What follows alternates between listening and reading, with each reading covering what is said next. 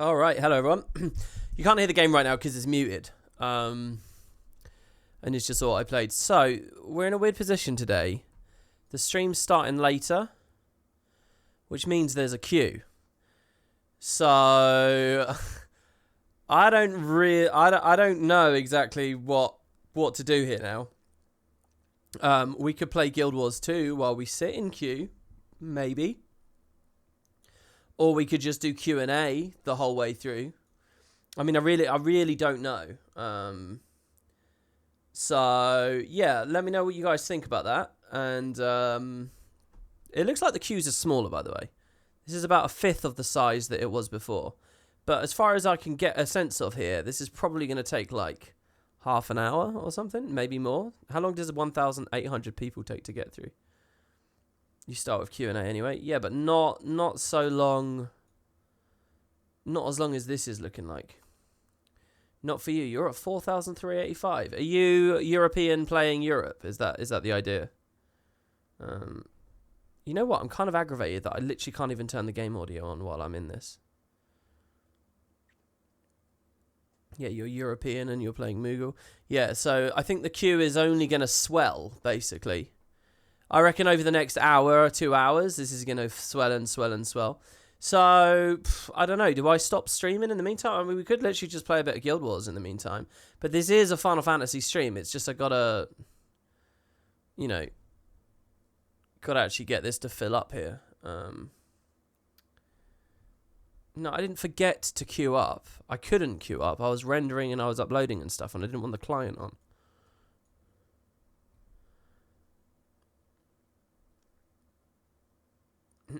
What's something related to FF14, a video stream?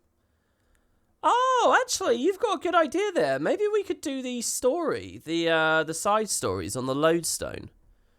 Maybe I could do that, actually. Hold on, where do I find those? FF14 lodestone.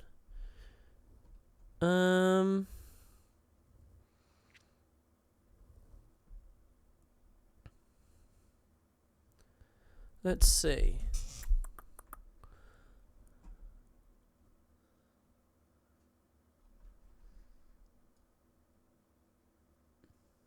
You could do a quiz as well. Yeah, quiz would be a good idea. I'd like a quiz as well. You logged in 15, 20 minutes ago and had no queue. Really?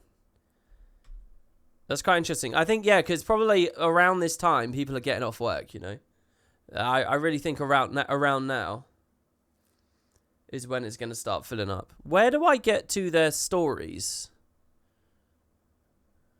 I'm on the Final Fantasy website.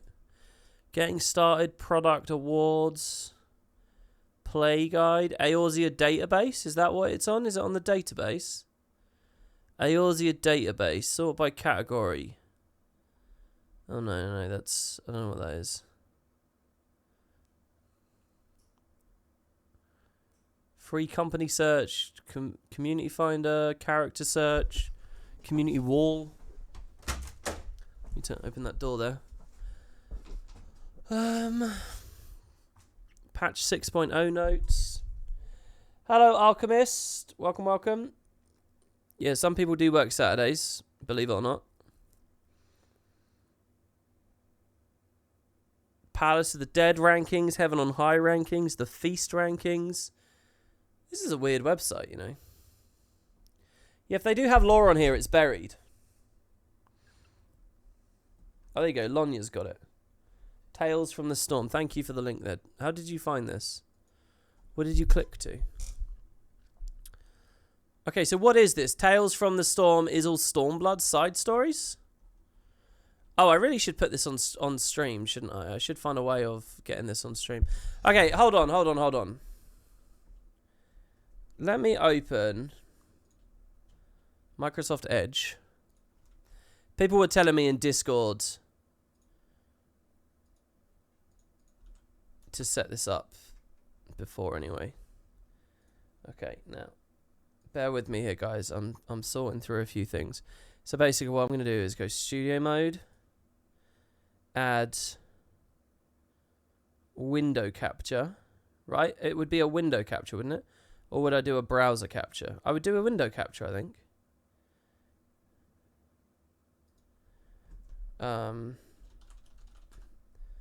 Internet browser. And then Microsoft Edge. And then what I would do is I would add the crop filter. People are asking me if I knew how to crop in OBS. And I guess it's weird. It's one of those things where people don't...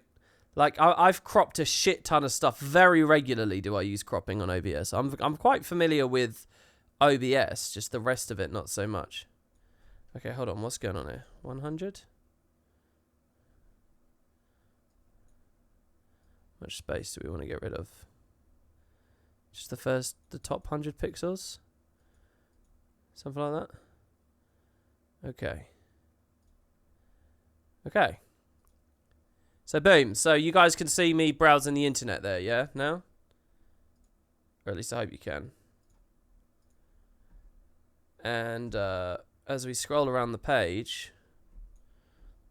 Yeah, there we go. Alright, so, we're on Tales from the Storm here. And what is it? There's 4... You can't see my cursor, apparently. Is there a way I can capture my cursor? It says it should be capturing my cursor. Can you see my cursor? Oh, you can see my cursor. It's just really small. Okay, so, yeah. What's the story here? There's... What order do these comes out in? I mean, this is just Stormblood. What about the other expansions? Am I going to find spoilers here? Yes, accept the cookies. Goodbye, cookies. The Lodestone side stories. Each X-Pack has their own page. 2015 short stories. Tales from the Dragon Song War we also have then. Oh, Edge sucks. How do I dock... How do I dock a tab onto the previous... What? Ugh. Whatever. So there. So this is the Heavensward page, right? So they do 8 stories per expansion. Is even that systematized? And then there's Tales from the Shadows as well. Okay, wow. Alright, Tales from the Shadows. Okay, so was there a Tales from Core? Did they do a Core page? 2015 short stories, is that it? No, that's Dragon Song War. Maybe skip the Shadowbring one. Yeah, you guys think there might be Shadowbringers spoilers here? All right. Well, hold on. So how many? So hold on. Let's have a quick look. We're 1,600 in queue still, so we've got a bit of time to kill here. So if these are the earliest ones, so through Fire and Blood, how long is it? Oh, it's not that long. Okay, let's read this because it's not very long. A gasp escaped from his lips when he saw them. Leathern wings, too numerous to count, beating rhythmically overhead. For a blessing, the dragons showed no interest in him. A lone shepherd boy tending to a flock, scarcely worth the name. No, their sights were set upon something more substantial, and they continued on their course towards... Oh no. Dread gripped him like a vice. He broke into a run, half bounding, half rolling down the hillside. Regaining the trail, he followed it east, where the dragons were headed. To the village. After what seemed like an eternity, the boy stumbled onto the muddy thoroughfare. All the way, he had told himself that the village might be spared, that the dragons had designs on some other place. But now the truth asserted itself. Devastation spread out before him. Piles of splintered wood and rubble lay where houses had stood, while haystacks, sodden from the recent rains, spewed forth plumes of white smoke. Though his chest was ripe to burst from his headlong dash, seeing the carnage imbued him with a desperate energy, and he broke into a run once more. Though the acrid fumes choked his lungs and stung his eyes, he did not slow his pace. Please, Helone, please let them be safe. I'm going to zoom in a bit because I'm misspeaking every now and then. The fury did not hear him. Rounding a corner, his heart caught in his throat as the remains of his home swung into view. The roof had fallen in on itself, bringing one of the walls down with it. Passing the splintered fence, he found his parents. His father's arm lay across his mother as if shielding her from the wind, but the scorched earth told a different story. Though a deathly numbness had begun to overtake him, his legs continued moving of their own accord, taking him inside the cottage. There he discovered his younger brother sprawled upon the floor, his body obscured by fallen masonry. His face was untouched by the violence, his expression serene. At a glance, it appeared as though he was simply asleep, and would open his eyes at any moment. He would have given anything for it to have been so. All hope extinguished, the boy's strength finally deserted him, and he fell to his knees. With a trembling hand, he reached out to stroke his sibling's snow-white hair, tears drawing pale lines upon his soot-blackened cheeks. But the sorrow soon gave way to rage. He cursed Nidhogg and his brood for taking from him all that he held dear, and he cursed fate for condemning him to live on. I'm guessing this is Estinian backstory? Oh, it is here. Wake up! You weren't among the fallen, as I recall. A commanding voice tore Estinian from his nightmare. He found himself propped against a rocky outcrop. Through blurry eyes, he made out a male silhouette. His head swimming, he mumbled the first name that came to his mind, that of his adoptive father and mentor. Alberic?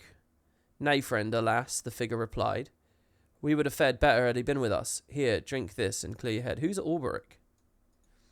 Estinian gratefully accepted the proffered skin and gulped greedily, the water soothing his parched throat and restoring his senses. Pausing after a long draught, he stole a glance at the dark-haired man crouching next to him. His armour identified him as a fellow temple knight. By his reckoning, they were of an age no more than a few years past 20. Estinian had seen him before, but he had no name to put to the face. Since joining the order, he had always been something of a lone wolf, spurning contact with his comrades in favour of honing his skills at arms. My thanks, Estinian began. Oh, Emmerich, and you're quite welcome. The dark-haired knight responded, a hint of amusement in his voice. Glancing over his shoulder, his tone became grim. I fear we are the sole survivors. Oh, I remember, they talked to me about this in the game. There was like a brief moment I vaguely remember in one of the post-Heavensward patches, they alluded to this, didn't they? So this is young Emmerich. Regaining his wits, Estinian scanned his surroundings and stifled a gasp. The scorched field was strewn with the bodies of a dozen knights, their armour blackened and their flesh fairly cooked. In an instant it all came back. He and his unit had been dispatched to the Everlakes in response to a dragon sighting. As they traversed hilly terrain, a massive red beast had descended upon them, half perished in its searing breath before they could even draw on their weapons. Leading the counterattack, Estinian had succeeded in wounding and repelling the dragon, only to succumb to the smoke. Though the air had now cleared, the stench of burning grass still lingered. Fuel for that accursed dream. The remembrance, together with the scene of carnage, stoked the fire in him that ever smouldered. Vengeance. Such pain as I have suffered, I shall visit upon them 1,000 times over. This basically sums up the whole Dragon Song War right here from both sides. If everyone takes an eye, you leave the world blind. What's that phrase? What's that saying? Estinian turned his attention to Emmerich once more. I have a knack for surviving, whether I will it or no. Oh, that's very emo. He clambered to his feet. A wave of dizziness swept over him, and he nearly found himself back on the ground. Shaking it off, he picked up a lance to replace the one that he'd lost. Satisfied with its point, he turned to leave. After a moment of puzzled silence, Emmerich called after him. The Holy See is the other way. You're free to head back, Estinian replied simply, but I mean to finish what we've started. You mean to go after the beast alone? That's tantamount to suicide. Besides, we have no way of tracking it. A knowing grin played upon Estinian's face. Ah, but we do. Behold, he said, gesturing to a trail of blood. From the blow I dealt to its underbelly, so it's leaking blood and they're going to follow it. With that, he spun on his heels and strode away before Emmerich could utter another word of protest. For hours on end, Estinian walked. The sanguine trail led him across hill and vale, forest and plain. At length it descended into a ravine, where it suddenly veered off and disappeared into a cave. Estinian took a deep breath and entered, his eyes gradually adjusting to the gloom. About 100 paces in, the cave opened into a chamber, and there, at the far end, he found his quarry, its scaly form curled up tight. I shall show you a nightmare such as you showed me. Estinian drew his lance, checking his grip once and again for good measure. Then he charged. The flurry of footfalls roused the dragon, which reared in fury and bellowed a deafening challenge.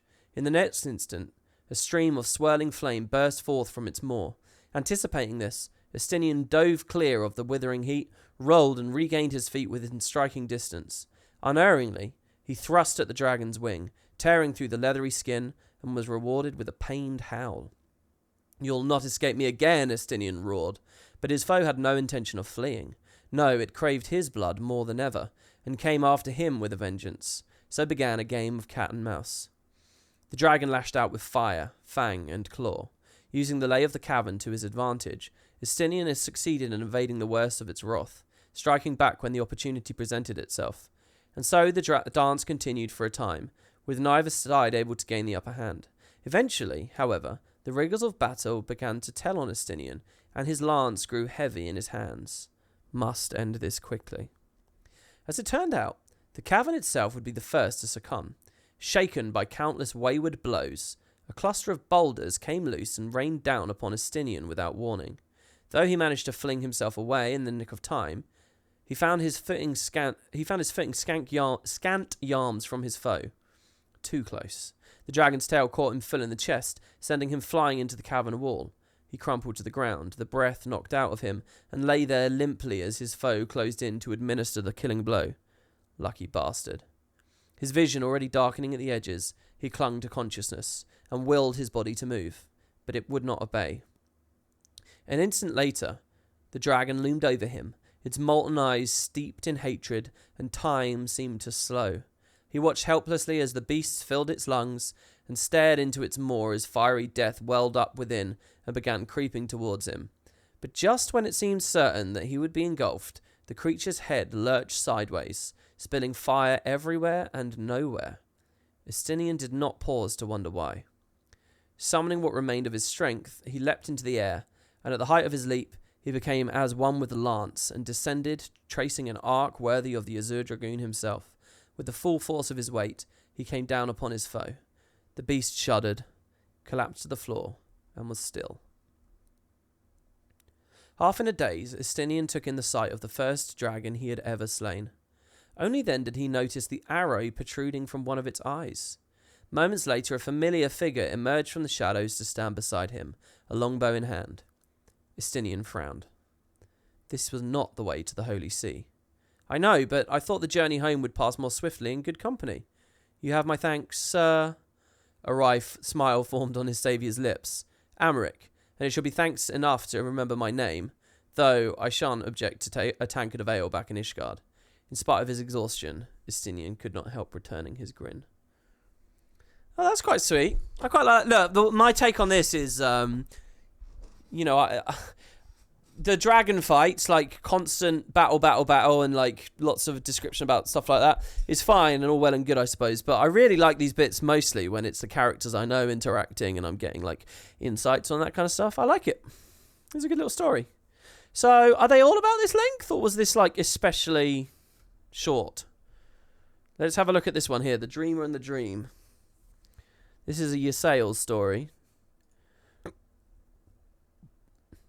It's about the same length. Slightly shorter, maybe.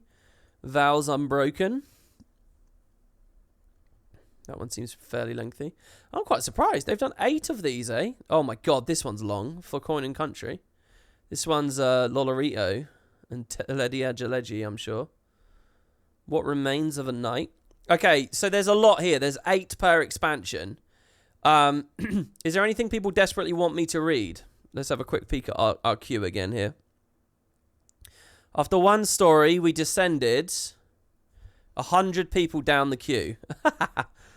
So, what do we think? ARR ones are called Tales from the Calamity. I can post a link.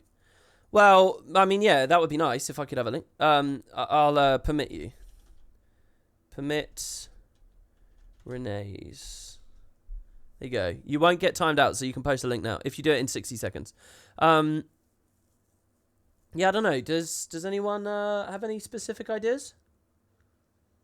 Yeah, the queue's not too long. Welcome, sir. I don't know how many people joined or used chat while I was reading that. Oh, here's a portal to them all. That's what I was looking for earlier, to be honest.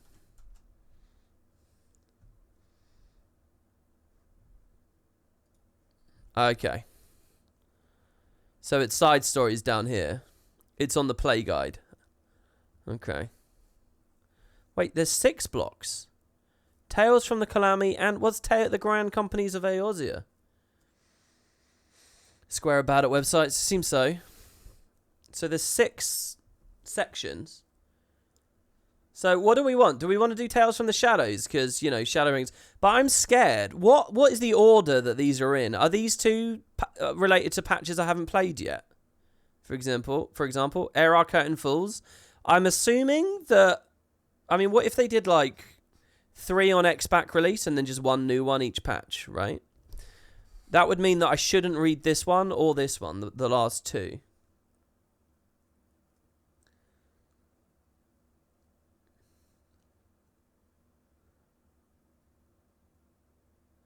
Air Our Curtain Falls is this one from Tales from the Shadows. 21 Salad says, WP, will you be making new build guides like the recent one for Tempest from All Professions? Did you watch the video? Yes, I will be. And I mentioned it probably about 4 times in the video. Since I'm done with 5.3, I'm safe. Alright, well, someone nominate one then. What do you want to nominate? Should we do them all? Sounds like we got some time here. So does anyone want to start with one? It doesn't have to be this expansion. It could be another Heavensward one or a Stormblood one. Do Air Our Curtains Falls. 'Tis good. Okay.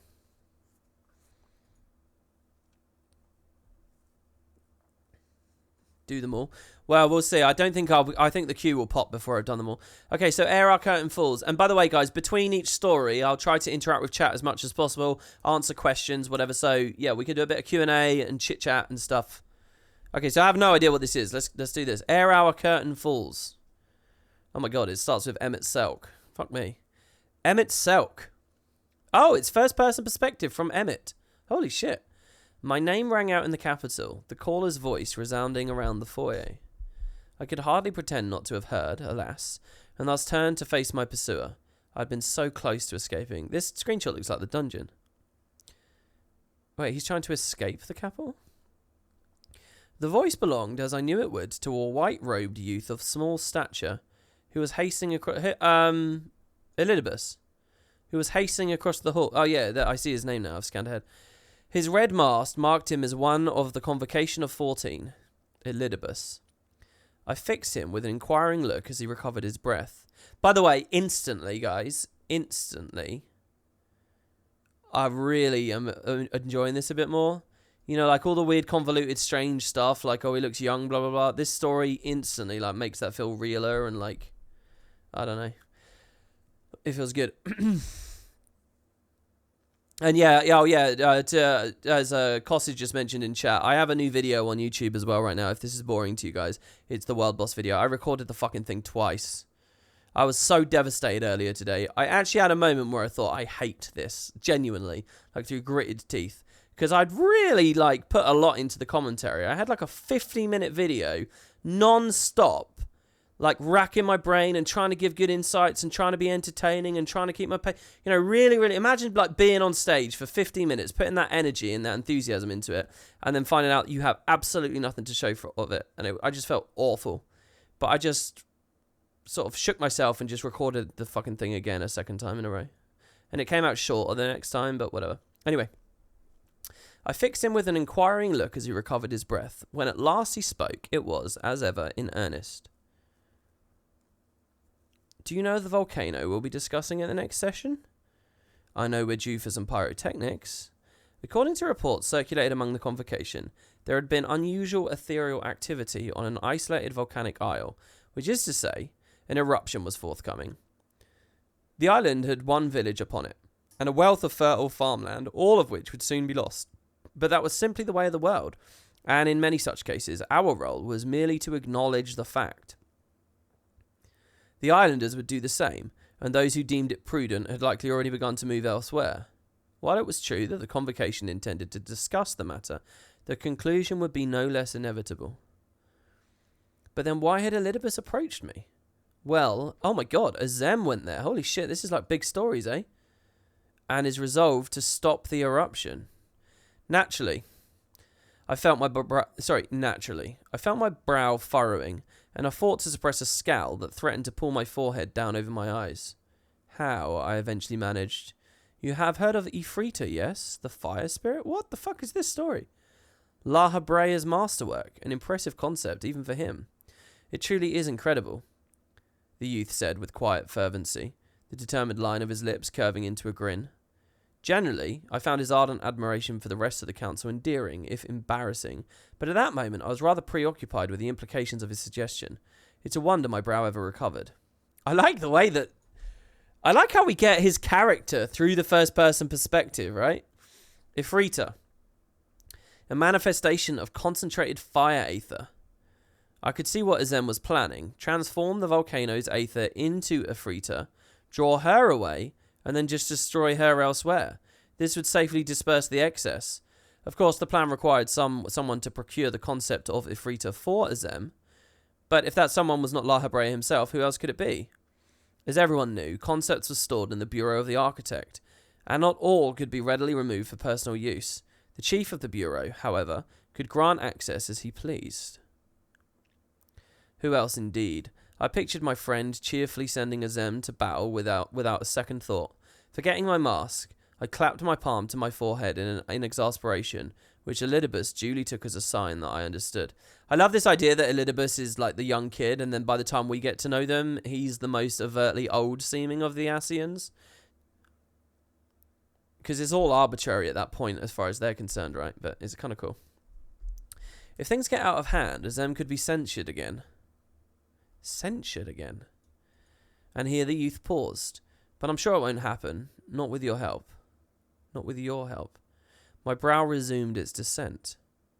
Very well, but are you certain it's wise for the emissary to ally himself with so divisive a figure? Oh, I'm not, he replied with practiced deafness. I'm simply giving Azem's opinion on the matter equal weight. The rest of the 14 will have yet to reach a verdict, after all. On this point I could not argue, though I wasn't particularly inclined to agree, and so I shrugged, musing inwardly that Azem was lucky the current emissary was such a kindly soul. Before we parted ways, however, I couldn't resist asking one more question. Did you happen to find out why Azem is so keen on preventing this eruption? The youth frowned, inevitably striving to recall his conversation with Azem as accurately as possible. It wouldn't do for the emissary to speak unadvisedly, after all. I waited politely. If I recall correctly, he began at length, with the air of one about to reveal a grave truth, the grapes grown on that isle are particularly delicious. Or so Azem said. They must be truly remarkable. So he's fobbed him off, not a real answer. Indeed. I couldn't bring myself to shatter his faith. I did, however, vow to treat my friends to a lecture on priorities.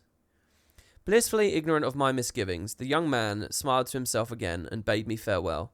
As he wandered away, I swore I heard him murmur something about Azem's ever-refreshing perspective. That's the sort of person Elidibus was, eager to fulfill his duty. He also respected and admired the convocation more than any other. To many of us, he was as a younger brother of sorts, and when it became clear that he was most suitable candidate for the Zodiac's heart, it matters not how strong our resolve. There was none among us who did not waver. I'm not sure I understand this. When it became clear he was the most suitable candidate for Zodiac's heart, it mattered not how strong our resolve. There was none among us who did not waver. He's just saying that the whole convocation was confident Elidibus should be it. Could there have been any greater shock then than our subsequent reunion? This was soon after Zodiac became the will of the star, and our final days were averted. The people were divided, unable to decide what to do with the future now stretched out before them. Many wished to trade the new life which had sprung forth to reclaim those lost in the sacrifice to Zodiac. No small number, however, insisted that the fate of our world should be entrusted to those self-same freshly minted souls. New souls are totally a thing. This is how they were going to pay. All were at our wits' end. At once we saw it, shimmering. It poured out of Zodiac's breast and resolved into the shape of a man. As he looked over us, mouths agape, no doubt, he gave what passed for an earnest smile. Fear not, you will make the right choice, and I will see it through. I'm very confused about the end of the story here. What am I missing about the end of the story here?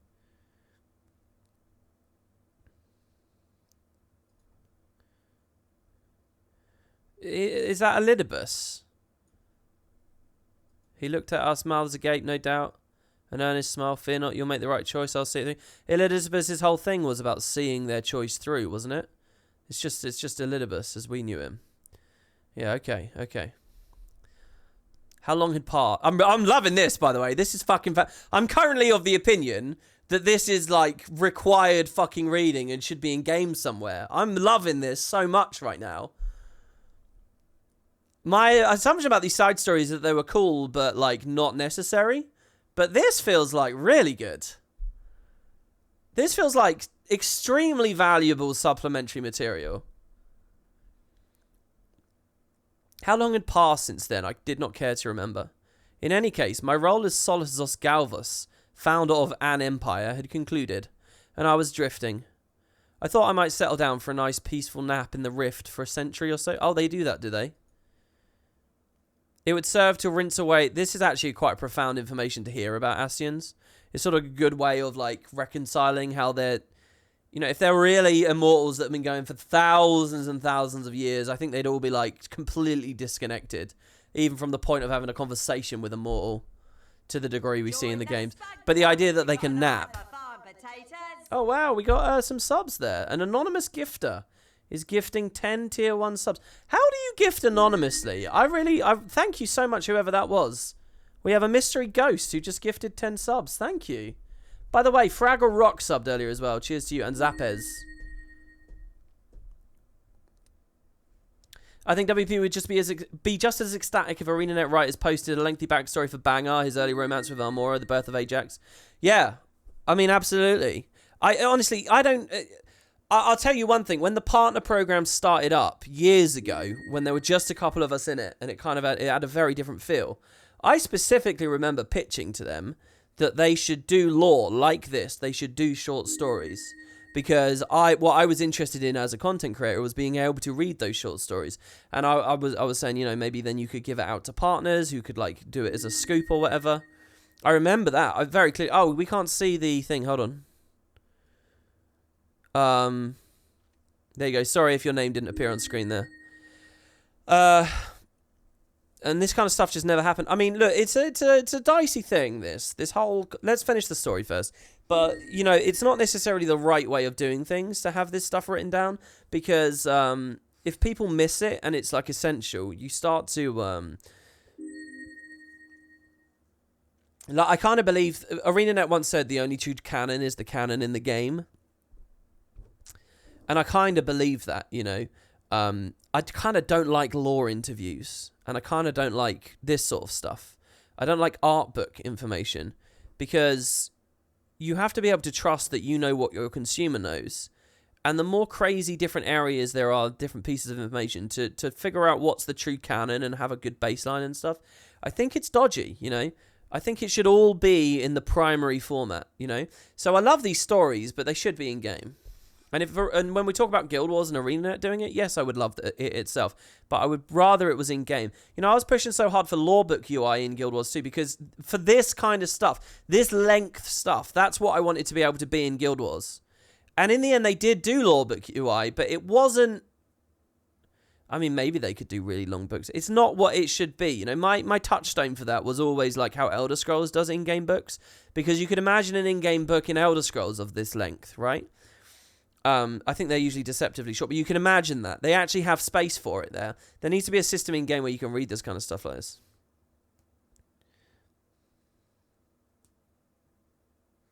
In Japan, it's very common to have lore across books and other media sources. That may well be true, and so for Japan and for Square Enix, maybe it's the right move, and maybe it's fine.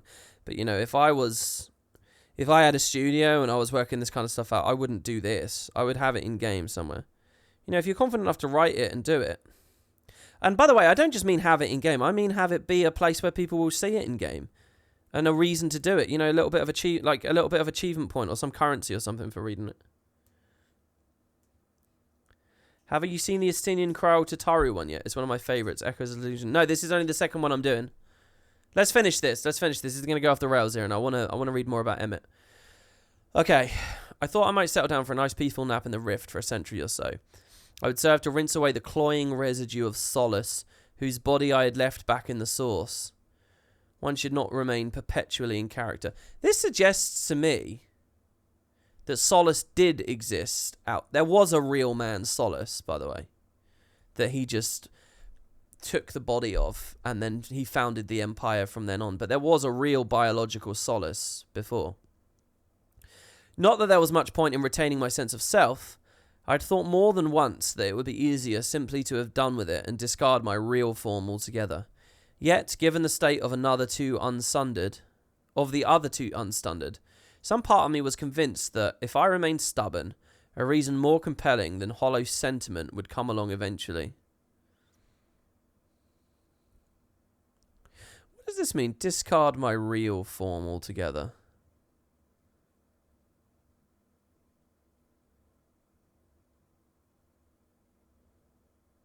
So he's gone back to his actual Amarottian body to sleep. Is that the idea?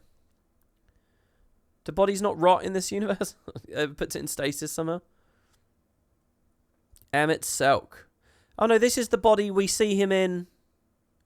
No. We see him in Solace's body. My name rang out in the darkness, tugging me back to consciousness. Again? I elected to ignore the disturbance, but the voice was persistent. Once more it called, closer now.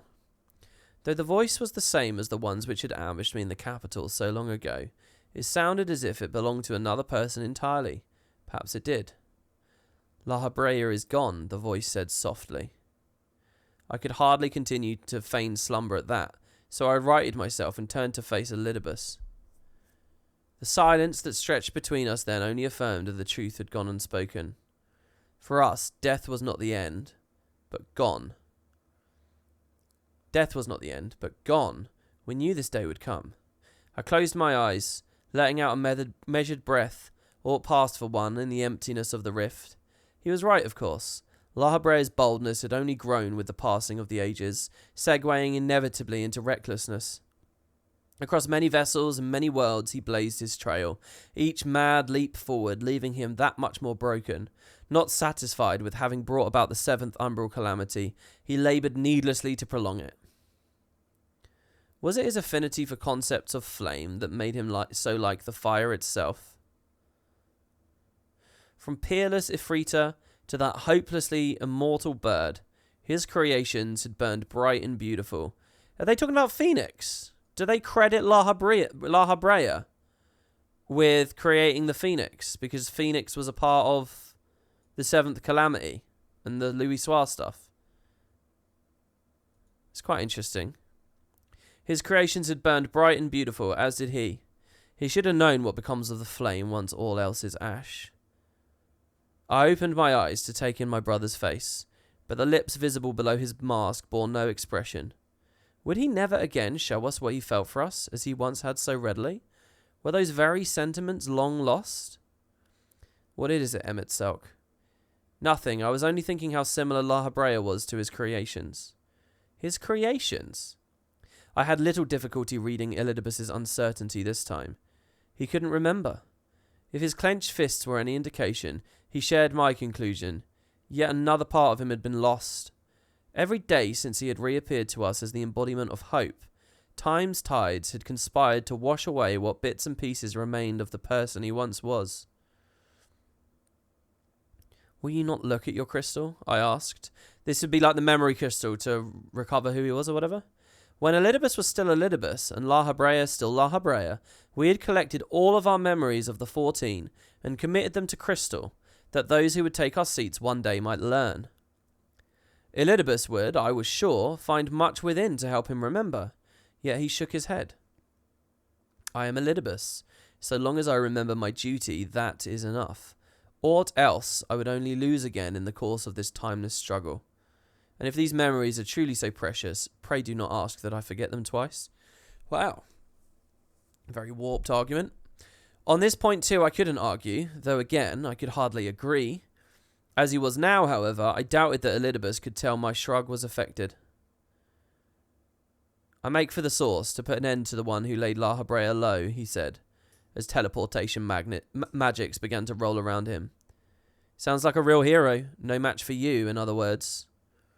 We must always prepare for the worst. If we are to succeed, you must resume your efforts as well. I was half inclined to tell him I preferred to sleep, But of course he was already gone, leaving me alone in the darkness. That was the last time I ever saw Elidibus. What's this screenshot? This is, what's this screenshot? Oh, wow, they got a song or a poem? And now my charms are all overthrown, and what strength I have is mine own, which is most faint as is my breath, that quavers here at the brink of death. 'Twas ere my fate to wager all, for that which wrought my brother's fall, and thus the Aether beckons me to depths of black eternity, to dream of things long lost and gone, and futures which might yet be won. Though not by me, lest you mistake, for others wait the stage to take. And while their worth is far from sure, I bid the falling curtain pause. In what accent does sure rhyme with pause? Let encore be my final word, their epilogue to death preferred. Word and preferred. So sort of like a half rhyme there, really.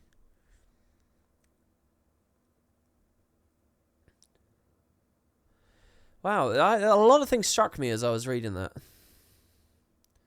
It is kind of like a side story. It is kind of like something we can just like not worry too much about, right? But it is quite revelatory, I think. It really helped. I love this description that he can see and experience the teleportation magic swelling and stuff. I tend to get the impression in game that so much of the like those flashy effects and stuff are just sort of like artistic gratuities and not to be thought about. But then as soon as you actually read a story like this, it kind of makes everything concrete, and I quite enjoy that. It's based off The Tempest by Shakespeare. I don't know much about The Tempest, for what it's worth. This is something I've wanted you to watch ever since they announced Endwalker. This showcase was done in the same period of the game you are in right now, so there's no spoilers. It's a nice little meta level thing about Endwalker and the expansions before. Might be interesting to watch and react to. It's a 5-second section of the announcement. Okay, give me 1 second here.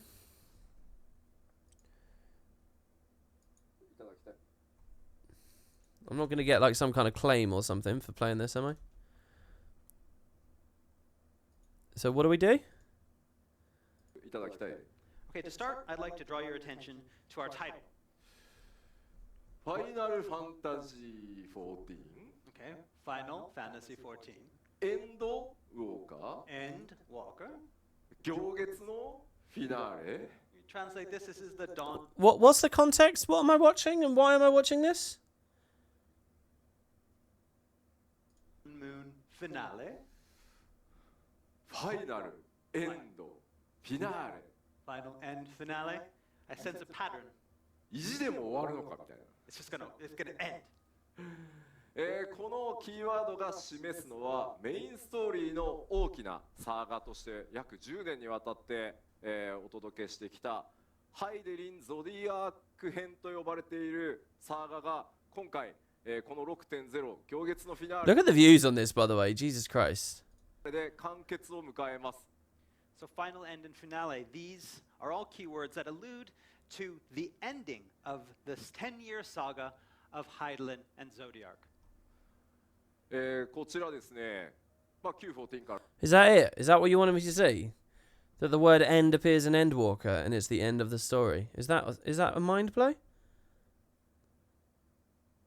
Or am I supposed to play this longer? 続けてきて、僕が担当になってですね、2013年にA Realm Reborn、リリースさせていただきました。 So if you look back at my history with Final Fantasy 14, it all began in 2013 with A Realm Reborn. こちら新生の Is this the Japanese name? Sunrise over a Realm Reborn? So you look at this as a new morning. そして拡張パッケージ第1弾ヘブンズワード蒼天のイシュガルドは蒼天の昼かなと。 And so then we move on to our first large expansion, Heaven's Word, which represented that clear blue sky that you... Was this the Japanese name? A cold blue sky for Heavensward? Really? Is that really the Japanese name? It wasn't called Heavensward there. It was called a cold blue sky.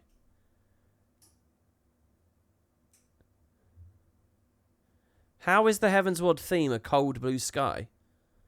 Because it's icy sometimes. I'm not buying this at the moment. You have it midday.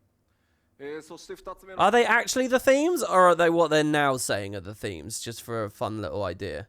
You know, there's a difference between it being the actual theme or like pasting a concept on retroactively. 拡張、東方にも光の戦士の皆さん冒険 No, they're not the names. They're just poetic names that they're writing now to serve this new idea they've got. Okay. 広がりました。 And then on our second expansion, the Warrior of Light headed east. ストーンブラッド、グレンの日暮れと。 And in Stormblood, we came upon a crimson twilight. Okay, so then there's the sunset, then there's nighttime. そして世界中で非常にご好評の声をいただいた、前回の拡張パッケージシャドーブリンガーズ、漆黒の夜となっております。 And then finally, our most recent expansion that was praised around the world by fans. We have Shadowbringers and the Black of Night. そして今回次なる拡張パッケージエンドウォーカーに A New Dawn. Yeah, I'm not buying it. I don't really care about this. No, A Realm Reborn didn't feel like a sunrise. I mean, yes, I can see a metaphor. You can wrench that in if you want. No, Heavensward didn't feel like a cold blue sky. No, Stormblood didn't feel like a sunset. The only one that actually really works is that obviously, yeah, nighttime and darkness was a big theme of Shadowbringers. But getting darkness and a theme of Shadowbringers and crowbarring all the rest just so that you can say a new dawn with Endwalker? No. Not into that. But it's interesting that they went for that. Alright, what's the next story we might like to do? Yeah, I know A Realm Reborn was a new start. There's a great many ways you can describe something as being a new start than simply a sunrise. You could call it a new day. And then Shadowbringers is the new night and another... Come on, that's crowbarring in BS. I'm not into that. You have to try a bit harder than that, I think, for me. I mean, no offense to anyone who enjoys that analogy. A Wild Forsaken might be of interest. Is that... Oh, it's not a Shadowbringers one. A Wild Forsaken and an Unpromised Tomorrow. Those two are good.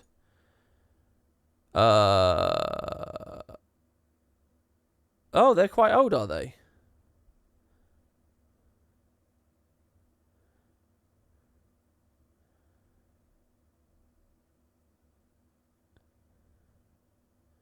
I can't see them. I'm really sorry.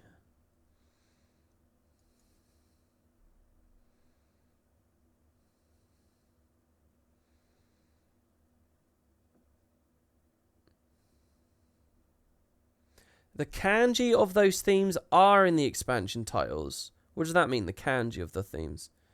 Which was there on the box art ever since they released. Go forward, you clicked back. What do you mean I clicked back?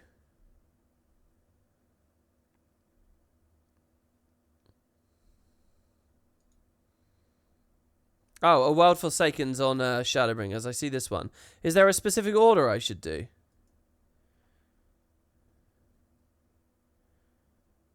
Okay, so A Wild Forsaken. Oh, Echoes of Delusion people want as well. That's slightly before. Okay, A Wild Forsaken first. Okay. Okay. Streamer doesn't share my opinion on subbed unfollowed. I mean, it's nice, I suppose, but I don't... I'm not saying it doesn't work. It does work, but I think that they have sort of bent over backwards to make it look like it worked, which isn't especially impressive to me. I think there's a million ways you can do that. That's all I'm getting at. I think if that genuinely worked, it would have been transparent to everyone that had worked from a long time before. Yeah, exactly. You could fit it to Guild Wars 2. You can crowbar any kind of fluffy bullshit like that onto anything you want. Okay. A World Forsaken. Objective. To record and analyze events surrounding the 8th Umbral Calamity. Oh, this is the one from the future then, is it?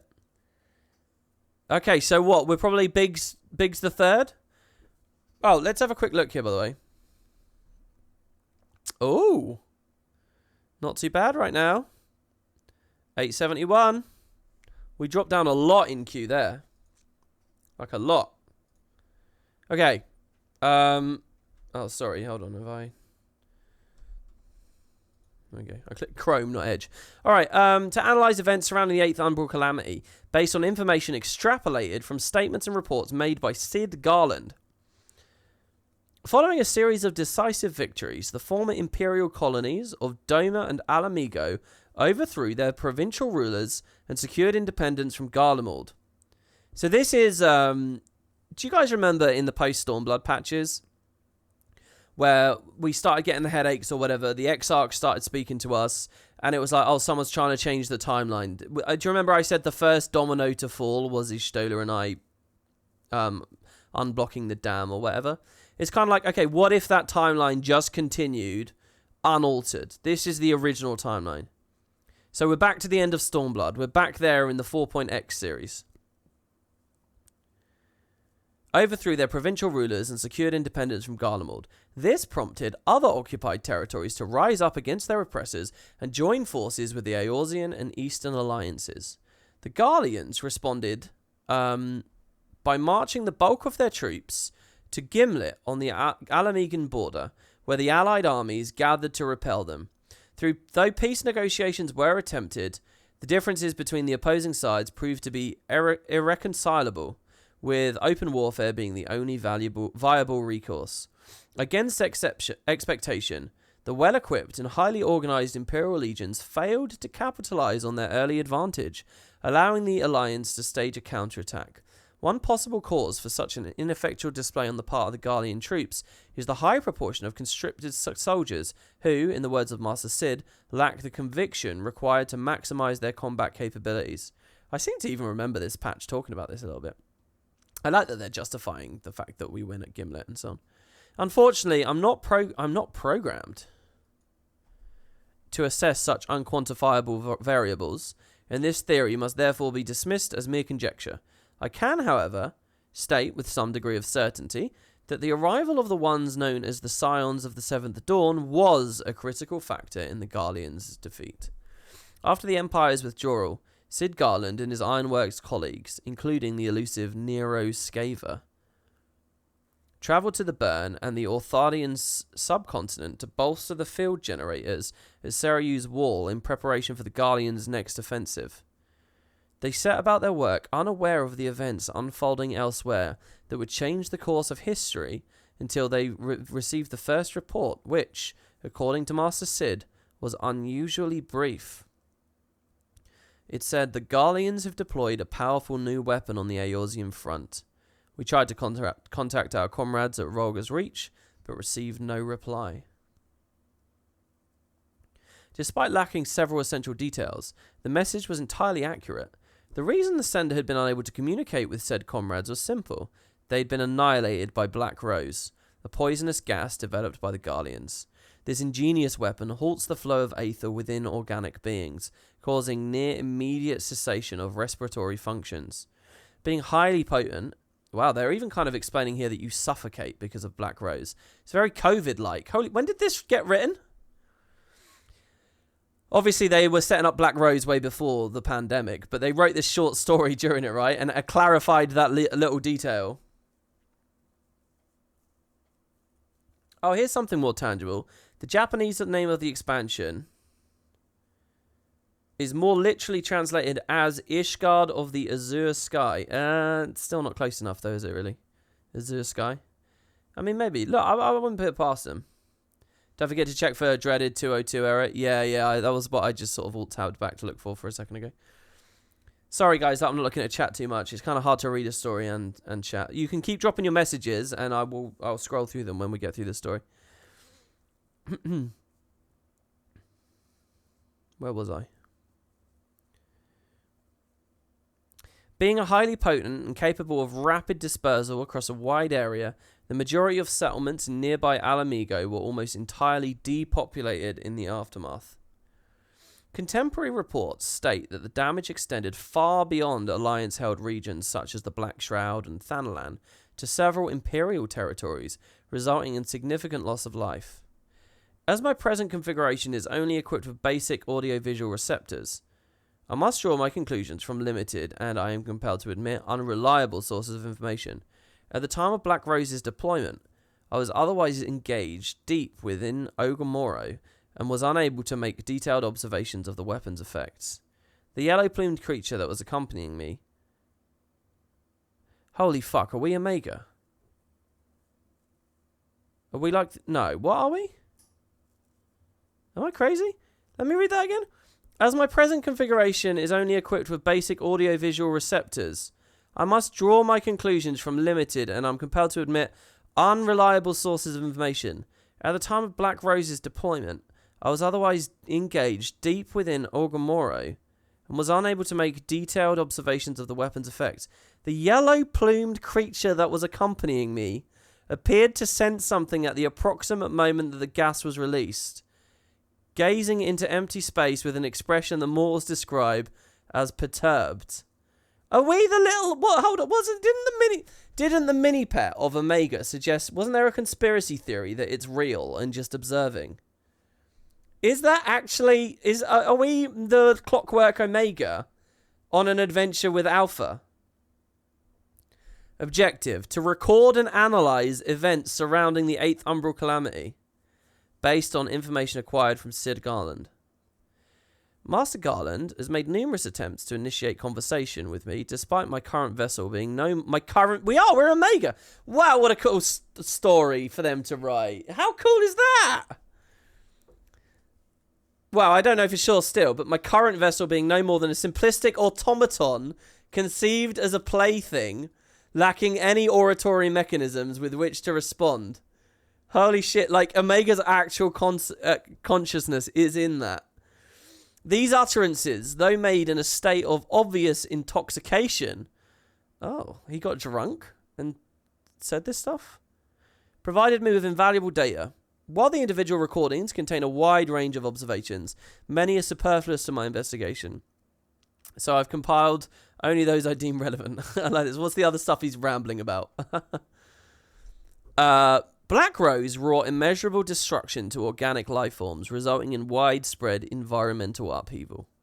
The ambient aether ceased to flow along its normal channels and stagnated, rendering the land barren and uninhabitable. It basically, think of it like a water table, and it didn't flow down because there was so much of that aether already there because of the first, right? Rendering the land barren and uninhabitable. Inevitably, the wild imbalance of natural energies affected neighbouring regions and, in some cases, led to sudden and unpredictable alterations in flora and fauna.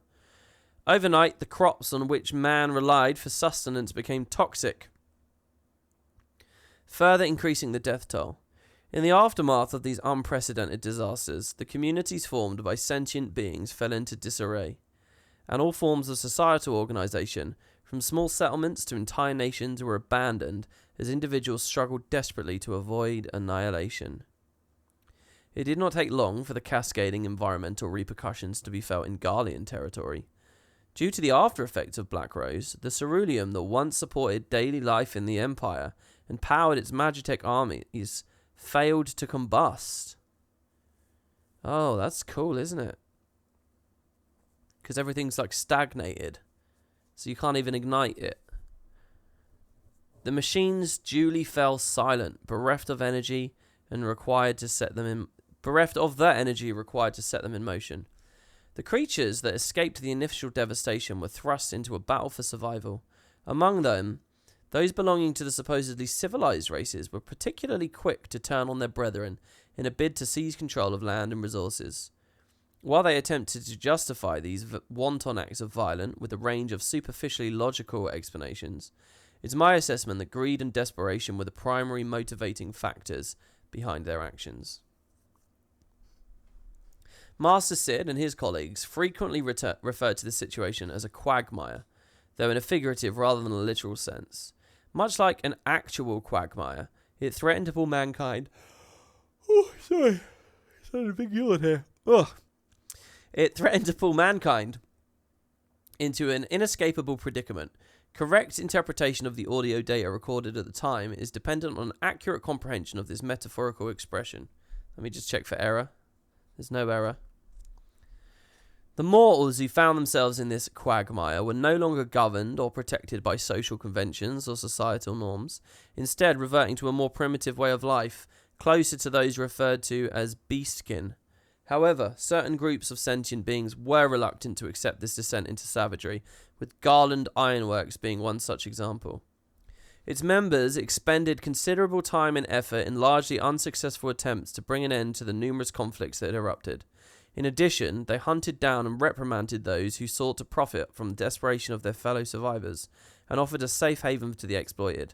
While their deeds earned them the support of many like-minded individuals, the number of comrades gained paled in comparison to those lost in the days which followed. I recorded one particular incident in which a Lalafelian engineer was carried back to headquarters after being mauled by a carnivorous beast while overseeing the digging of a well. Is this Wedge? Despite the treatments administered by trained chirurgeons, his wounds were beyond healing, and his vital signs began to fade. Because we never heard how Wedge died. We only heard how Biggs did, right? We only saw the fate of Biggs. Well, we didn't even. I mean, we saw Biggs' kid. Biggs' kid's kid. We didn't see how either of them died. Maybe this will tell the story. One of them lived long enough to have kids, at least, right? Is the point I'm trying to get to. As he lay dying, one Ironworks member in particular, a Rogadin, male, considered to be the stricken Lalafel's closest friend, refused to leave his bedside. Gripping the patient's limp hand and whispering words of encouragement appeared to revive him for a few brief moments. Drawing on his final reserves of stamina, the diminutive engineer demanded that his counterpart live on and produce offspring to continue his legacy. There you go. Offspring. To this, the larger man responded with a trembling voice, "It's high time you started a family yourself," though that was regrettably not a realistic prospect. Smiling, the Lalafell replied, "Sorry, but no one will ever compare to her." Those were his final words. Who's her, guys? Oh, is it Tataru? Am I forgetting this information that he likes Tataru? Okay. You just started FF14 today due to all my streams. Keep up the good work. Your insights are really good. Thank you very much. Have fun in the game. Yeah, so Tataru's dead at this point, yeah. The Lalafell's death prompted an emotional response from my feathered associate, who pressed his tear-stained cheek against the lifeless body. Who's the feathered associate? Sometime later, once Master Sid and his colleagues had finally exhausted their supply of tears, they gathered for a lengthy discussion. Oh, Alpha. Oh, Alpha's emotional response. Oh. Their expressions growing ever more despondent as the talks continued, they eventually arrived at the conclusion that they lacked the means to restore their shattered world, with their only viable option being to entrust future generations with the knowledge that they'd accumulated, in the hope that their successors may one day find a solution. This was met with some resistance, however, as many expressed disapproval at the idea of forsaking those in the present day in order to save a world they would never live to see. Unable to deny this, Master Sid simply nodded and said, "Even so, our sacrifice will not be for naught." With that, Garland Ironworks found what I believe to be its true purpose. Objective: to continue recording and analysing events surrounding the 8th Umbrella Calamity. The researchers of Garland Ironworks continue to investigate the process by which black rays, possessed of a destructive power far exceeding its creator's expectations, triggered the 8th Calamity. They believed that understanding the nature of this catastrophe would reveal a means by which it could be averted entirely. Their aim was to change the past to create an alternate reality in which the calamity never occurred. A feat rendered conceivable by their knowledge of the advanced technologies of fallen civilizations. However, many of those who would bear the burden of continued existence in a world ravaged by Black Rose failed to see this as a viable stratagem. Such responses were consistent with my projections, as it's generally the primary objective of all life forms to secure their own survival in the here and now. Many of Master Sid's followers either refused to cooperate or expressed a desire to leave the Ironworks altogether. Certain former employees went so far as to appropriate equipment and supplies by force before heading out into the wilderness to fend for themselves. Although the vast majority opposed Master Sid's radical proposition, a select few remained to lend their assistance. Research into the 8th Calamity continued, aided by experts in the fields of magic and ethereal science. During this period, one loyal scholar, noted that while preventing the disaster may not solve all the problems that had afflicted the world of the past, the one dubbed the Warrior of Light would still be alive.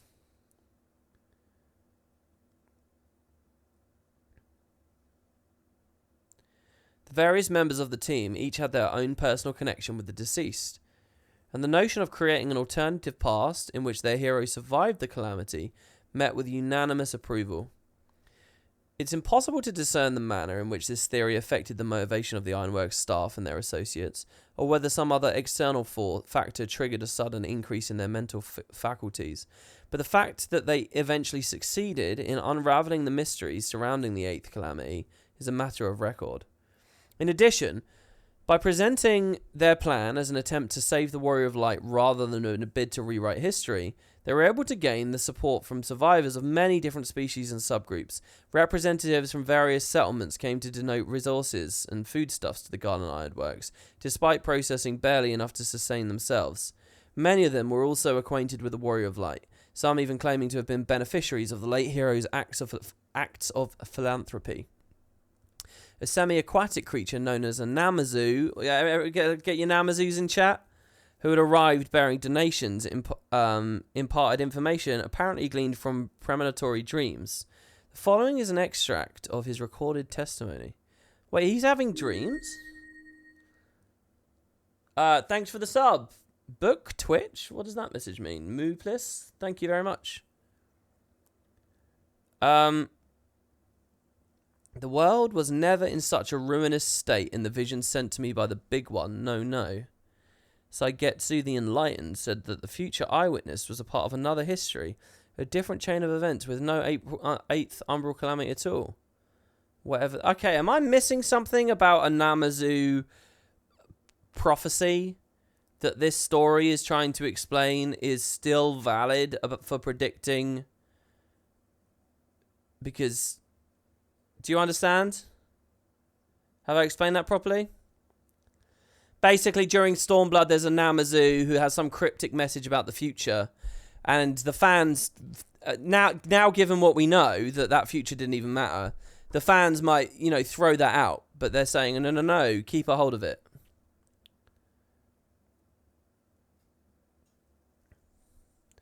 No, I'm not in-game. I'm on the website, yeah. The world was never in such a ruinous state in the vision sent to me by the Big One. No. The future eyewitness was part of another history, a different chain of events with no eighth calamity at all. Whatever that means. It remains to be seen whether this is anything more than the nonsensical ramblings of an anthropomorphic catfish. But I shall store it in my databanks for future analysis. That time is now. Over time, support for the Ironworks continued to grow, their cause finding allies in the most unexpected of quarters. Memorably, during a routine mission transporting research materials, one of their vessels was ambushed by bandits, only to be rescued by an immense airship, captained by a golden-haired female, claiming to be a sky pirate. She's reported this. So this is the Void Ark characters. You guys said they would never come back. They're in this story for a moment, sort of. I mean, it's an alternate reality. My mother was once snatched from the jaws of death by this champion of yours. As her successor, as Queen of the Skies, I mean to see that debt repaid in full. Instances of Ironworks representatives being extricated from perilous situations were abnormally frequent. Their apparent saviours including multiple non-humanoid entities. In one such example, an emissary who was attacked and thrown overboard while crossing the Ruby Sea reported waking upon the shore of a nearby island with a vague recollection of having been borne to safety by a large beast, possibly a Chilonian or serpentine in nature. I'm not quite sure what this is.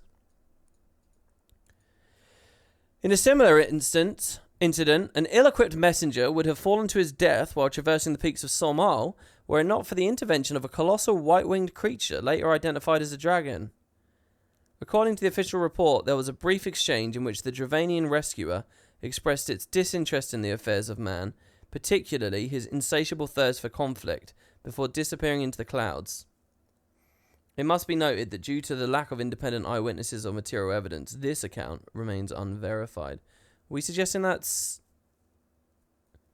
Is that Hraesvelga? A big turtle or snake saved someone in the Ruby Sea. Oh, do you like the idea of it being a turtle?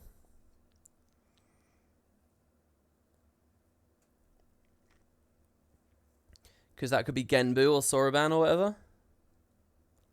Yeah, I was trying to think of Vidofna's colour, but I can't really remember. And I can't really remember any of their colours. I'm quite nervous to say. I almost was scared to speak there because I didn't know if I'd forgotten a fucking moment where Hraesvelgr died or something. But Hraesvelgr was alive, right, after everything? Okay, final chapter here now. It's not a very long bit either. It's Garbu. Garbu should be when we get in game here, guys, which is we're at 380 in queue at the moment. With admirable dedication for a mortal, Master Cid continued to labour until the end of his natural lifespan. The years of painstaking research clearly took their toll, however. One day, as he penned the final words of his grand theory, I observed his hand quiver, as if the weight of his quill had at last defeated him. Breathing a weary sigh, he turned to Master Nero, who made the same shrugging gesture that I've observed on many occasions. I like that it was Cid and Nero to the end of their days. Well, it certainly took you long enough. Previous analysis of Master Nero's behavioural patterns indicates that this was meant to be a compliment, though Master Cid's exasperated expression appeared to suggest it was not received as such. Be that as may, the brief smile which subsequently crossed his lips led me to believe that he understood his counterpart's intent. Slowly rising to his feet, he then shuffled towards a well-worn device referred to as a boil master and poured coffee into 2 metallic containers, passing one to Master Nero. They duly raised the receptacles and brought them together in a percussive toasting motion, a ritual I have seldom witnessed, there having been little cause for celebration. This is all very hammy, the way they've written all of this, to be honest. Very hammy, but fine. The pair sipped their drinks, and for once, Master Nero refrained from expressing his distaste for the brew, a noteworthy anomaly. Master Cid then turned his gaze to the stack of papers on the desk and initiated the following exchange. So, do you think this mad scheme of ours will ever come to fruition? Only time will tell, Garland, lest you forget, the road to ruin is lined with good intentions, which your young protégés have in abundance. We can but hope they do a better job of saving the world than we did now. Indeed, it's in their hands now. No further words were exchanged, and my senses yielded no indication as to the thoughts which occupied the pair's minds. So, as they stood in silence, I attempted to form my own answer to Cid's question. I could by this time emulate the cognitive processes of organic beings, as I had done on one particular occasion many years ago. What's he alluding to? In the moments immediately prior to the irreversible dissolution of my previous vessel. He's talking about the end of the Omega story. I don't quite remember what he's alluding to here, though. What did he do right before we killed him? He emulated the cognitive processes of organic beings. Is that what he did? With what might be termed wakeful eyes, I reviewed the reports made by Ironworks members following their investigations into the Crystal Tower. The mechanical primal known as Alexander, and the interdimensional rift, the findings of which were instrumental in formulating the plan to alter the past. Thus did I discover that each of these missions had one common element. They ended with a key figure entering a form of self-imposed exile, not unlike a deep sleep. At times such as these, when one is to be separated from one's companions, whether it be by sleep or death, there is a phrase which I have found to be particularly fitting. Good night. And after the night comes the morning, as the sun rises to greet the new day. While it may already be too late to mend this dying world, there are those who would strive to create a place where the sun will shine again, not for their own sake, but for those in a past that may yet be saved. I think this is what mortals call hope. It is beautiful. So Omega learns a little more. I wonder what the fate of this Omega was here. This is quite interesting that they draw this idea of...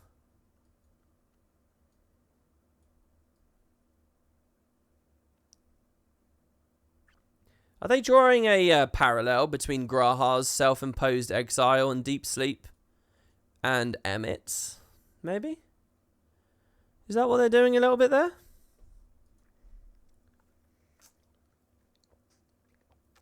Oh yeah, Midgårdsormr sort of did that as well. That's true. Oh, and didn't that sort of happen in Alexander too? Juntman, thanks for the sub. Graha, Alexander, Stormblood Omega, and Midgårdstormr. Yeah.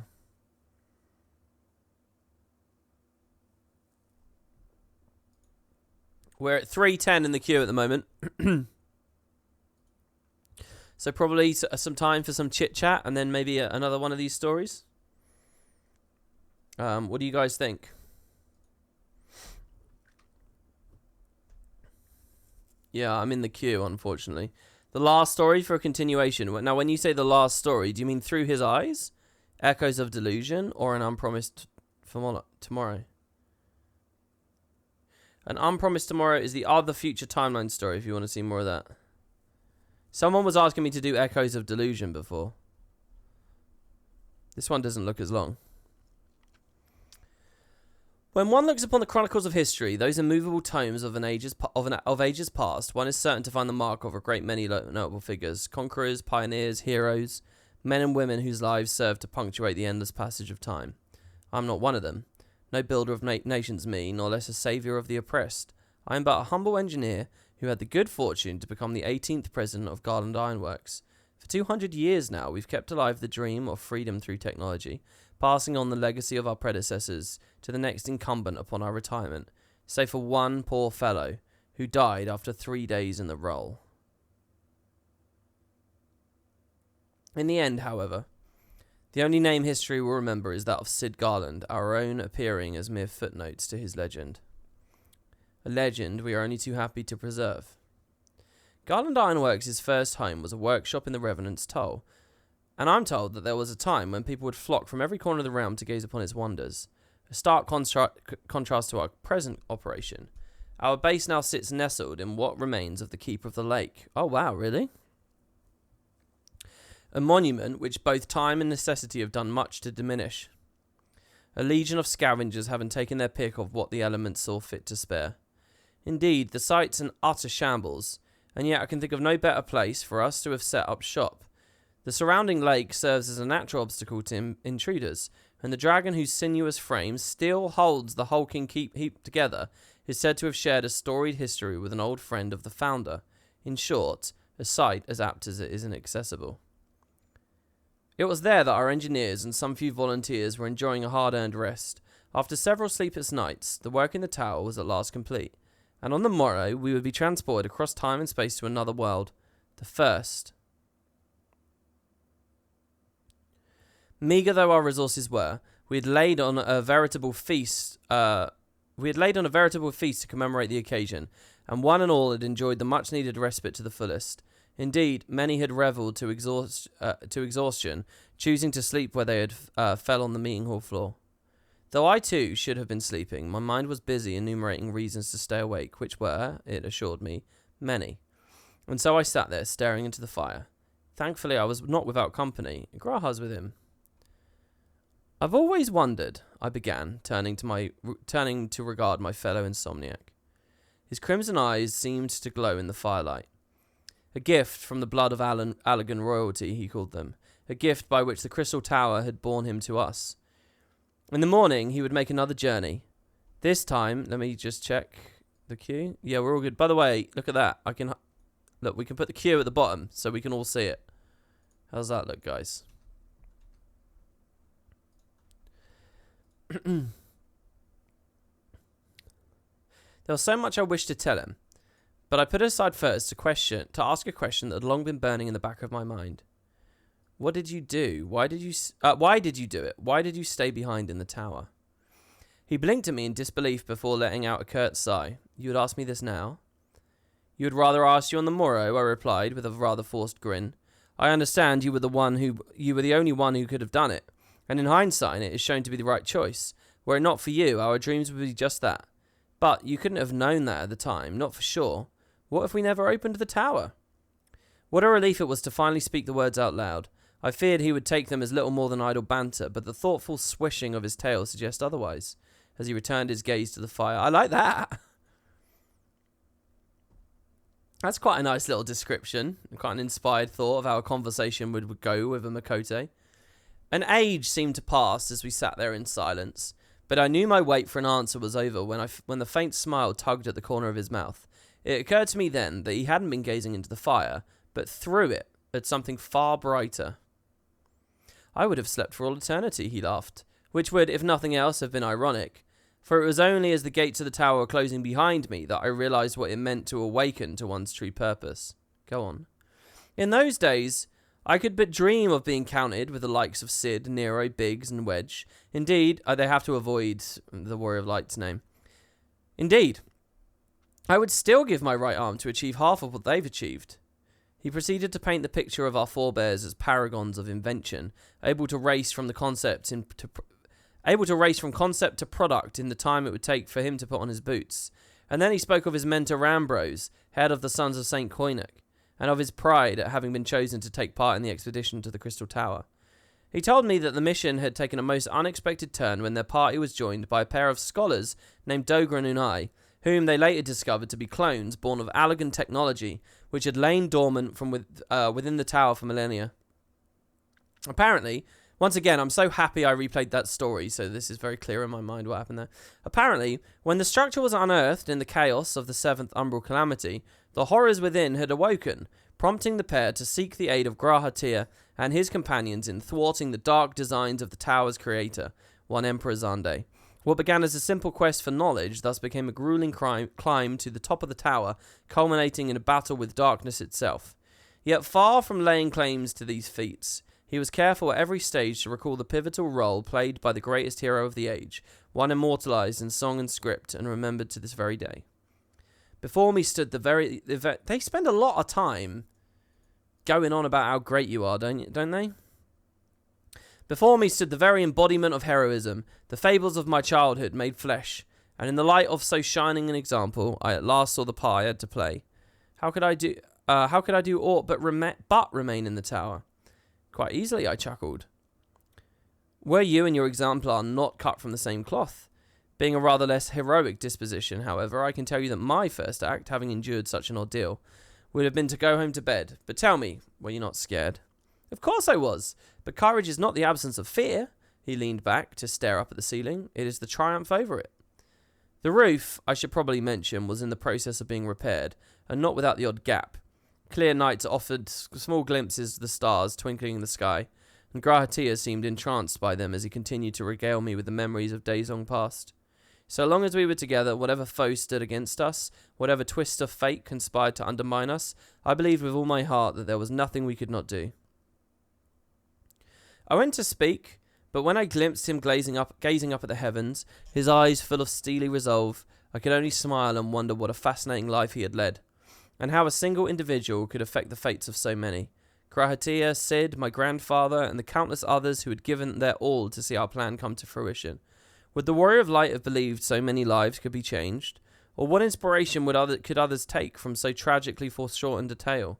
Whatever the answer, the hopes and dreams we had laboured so long to keep alive would soon be realised. Even to think about it made my heart skip a beat. I cleared my throat.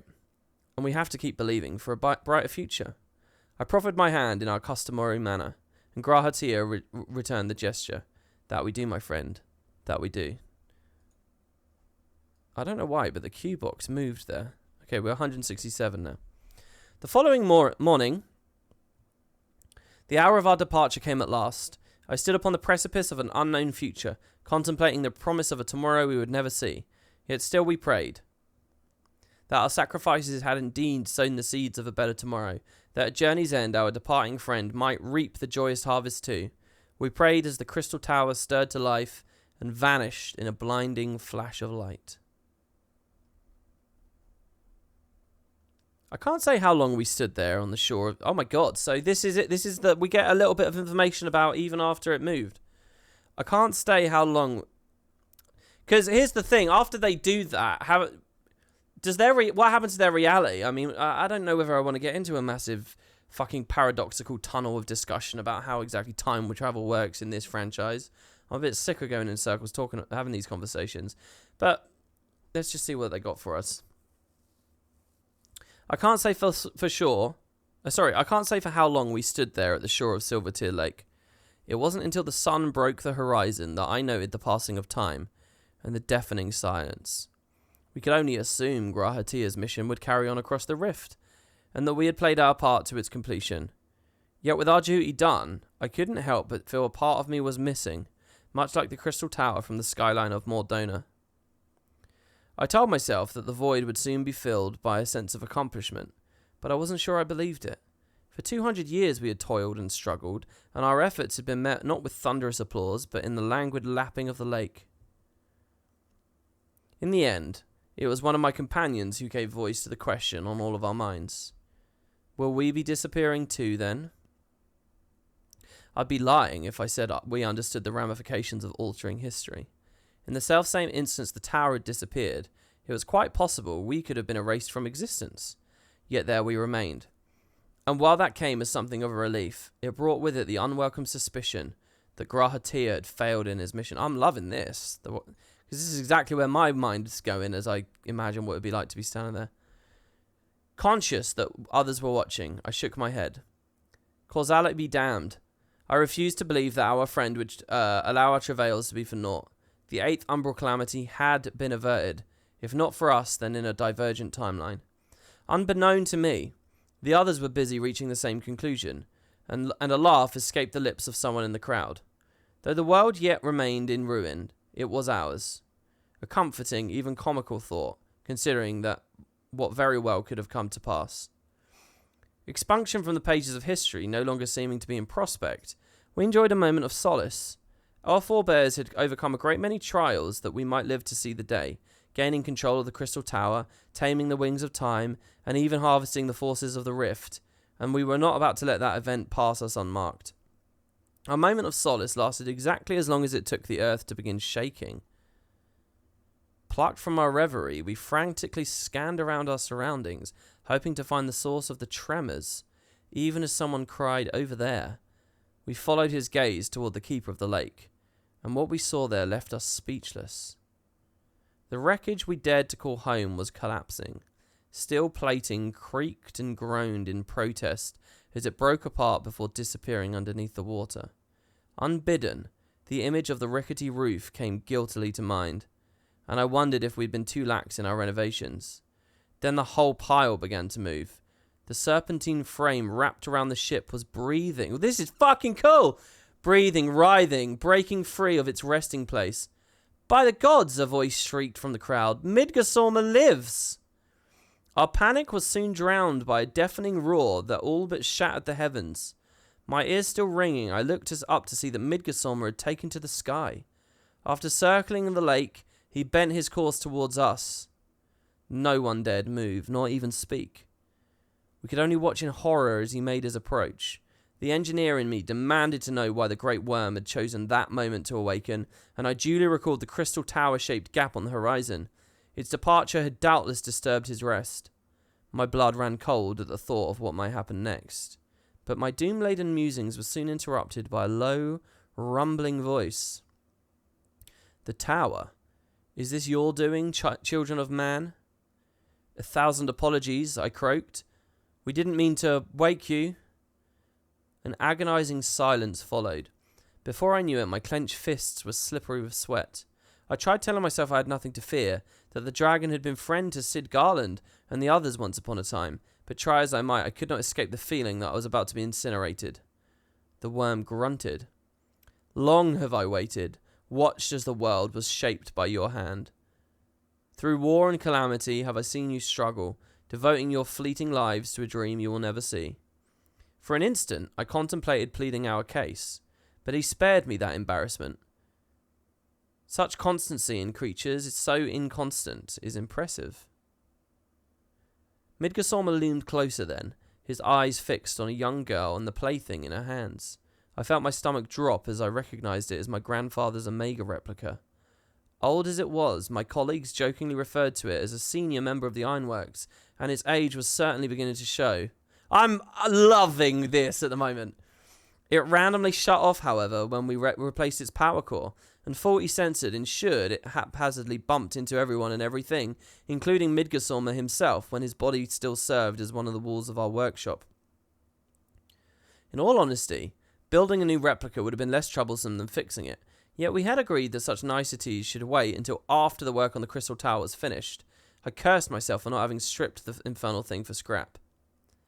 Tilting his head down further to regard the faltering automaton, Midgosoma made a most unusual sound. And though I knew nothing of dragons, I was almost certain it was a laugh. Recognizing the worm's amusement, the trepidation I had felt but moments before vanished in an instant. My blood was racing, and I could feel a familiar heat welling up within me. Suddenly, I remembered Grahatia's words from the previous night. Courage is not the absence of fear, it is to triumph over it. Gathering my wits, I began to realize that Midgosoma's presence was not frightening, but exciting. That his choice to appear before us at that of all moments was an omen of much-needed change. His eyes shifted to regard me, then, and I found the courage to return his unblinking gaze. Tell me, child of man, what dost thou see at dream's end? I see... In my mind's eye, I glimpsed a world where the 8th umbral calamity had never come to pass, where Eorzea's champion bestrode the realm unbroken. But just as suddenly, I saw this was Grahatia's future and not ours. Yet the skills we had honed to make that dream a reality were still ours to employ. Another image flashed before me. I see a world pulled back from the brink. This time, Midgosoma's booming laughter was unmistakable. Very well. Under my protection shall thou and thine rebuild, gaining newfound knowledge and the wisdom to wield it. Thus shall the children of man usher in a new astral era. And so our journey began anew. With the Grahatia see that all we could accomplish, though we shall forever remain on different pages of history and different books besides. I take comfort in knowing we shall strive for a future of that self-same brightness. That was a really good story. That was really good. And I can see why that's the final thing they do in Shadowbringers, because the ultimate revelation that the world where the 8th hit will actually be fine, kind of like mutes the jeopardy of the story to a certain degree. But that's really cool. I want to play the end of the Omega story again now, because I want to see what did Midgosoma leave? Alpha inspired him or some shit, and he was like, yeah, no, these people will be fine, basically, didn't he? When we finished the Omega story, and Omega didn't believe it, but Midgosoma said, yeah, they'll be fine. He's laughing at the toy. He's laughing, saying, I was right? This is Midgosoma's vindication following the end of the Stormblood Raid series, right? We are 56 people in queue now, so I'm going to stop reading those. I really like that story.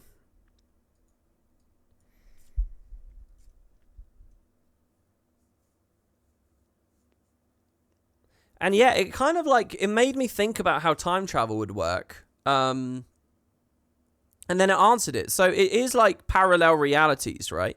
It is like, it's funny how we're already in a story about multiple worlds or multiple, you kind of, and now there's like another form of multiple worlds going on. That's kind of interesting. You never really bothered reading all of them in detail. Thanks for the audiobook stream. Well, no worries. I mean, I got loads of them left to read as well. Wish they had the author's credits attached. That's crazy, because that is basically that's very much needed information if you want to hear about that world. What does the community regard that world as? What's the name that they give that world? Do you guys know? Hold on to the time travel thoughts. Like, is there a do you know what I mean? Like, we have the first and the source and the 13th and so on. Shouldn't there be prime and alternate timeline, Do we have a way of regarding the timelines? I don't know whether Square Enix ever needs to actually utilize that timeline in story. Maybe they should, maybe they shouldn't. I don't know whether that's smart. Oh, look at that. We've logged in. Oh, 14 launchers updated apparently. All of your plugins were disabled automatically due to this update. This is normal. Okay.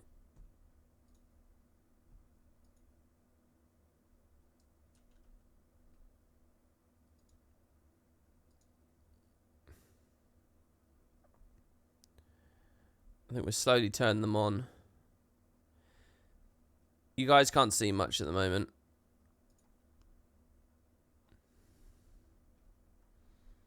It looks like I've still got quite a lot to figure out. Okay, hold on. Man, there was no audio for any of that. There you go, guys. Bit of audio now. What the hell am I doing at Ishgard? It's been a few days since I logged in.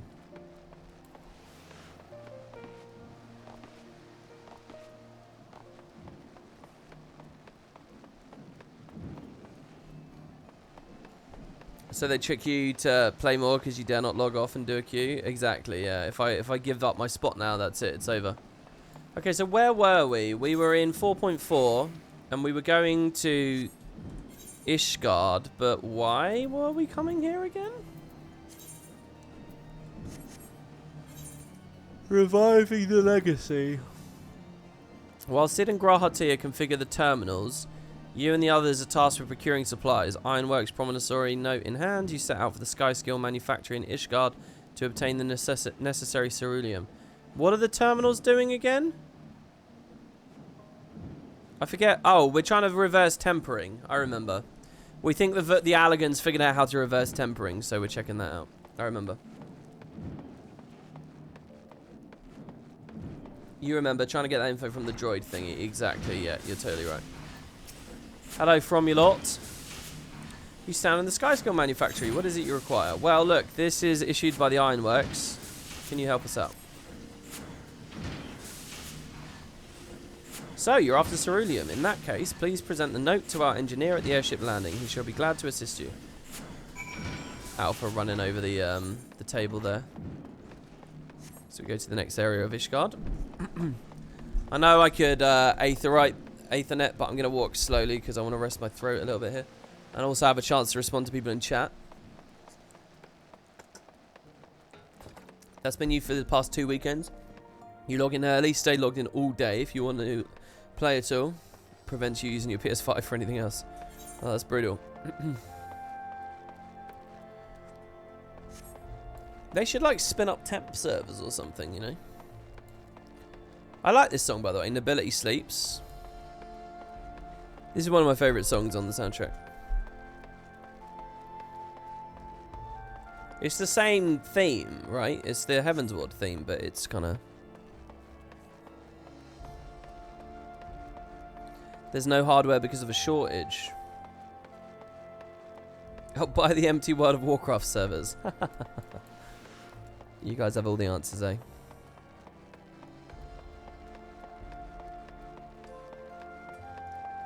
They plugged their dev servers to the productions ones? Really? To be honest though, guys, I'd rather have lag. I'd rather have a queue than lag once I'm in. I feel like the way Guild Wars works, the population core. I remember when Heartthorns came out and when POF came out, you get like a lot of skill delay and a lot of clunkiness and jankiness. I'd rather have a really good experience when I'm in and just queue for it. Ceruleum, you've come to the right man. Fair warning though, the price has shot up on account of the uncertainty with the Empire, so I hope you've got the coin. Well.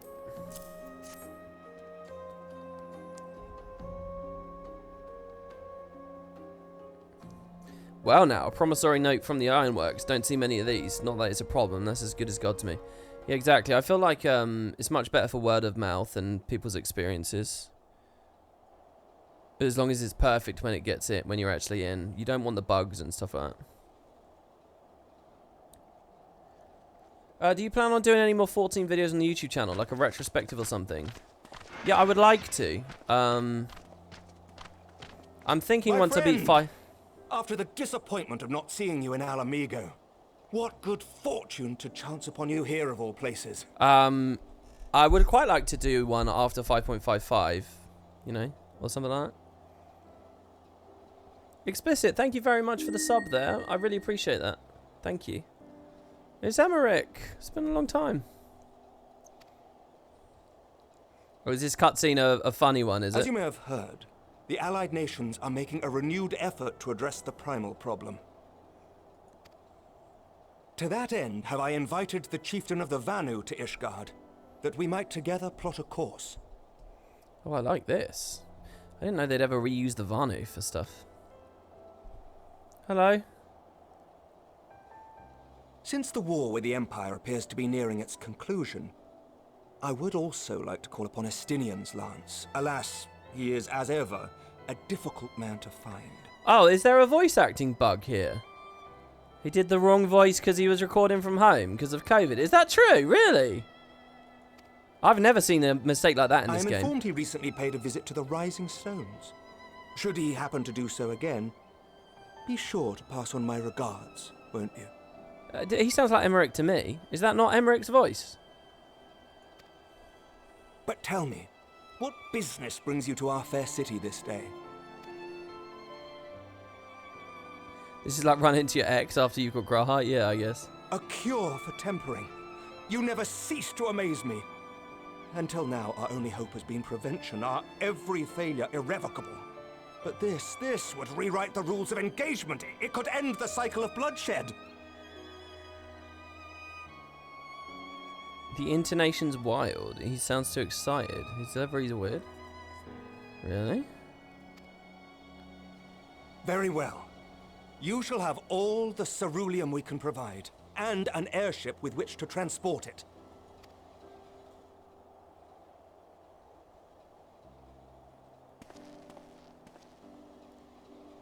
In this matter, you may count on Ishgard's full support. Oh, did he go publicly online and say he couldn't remember Amarick's voice? What, and he has no one to give him a bit of information about it? When they say he recorded at home, what does that mean? He's got a whole studio at home? How do they clean up the voice to make it sound good?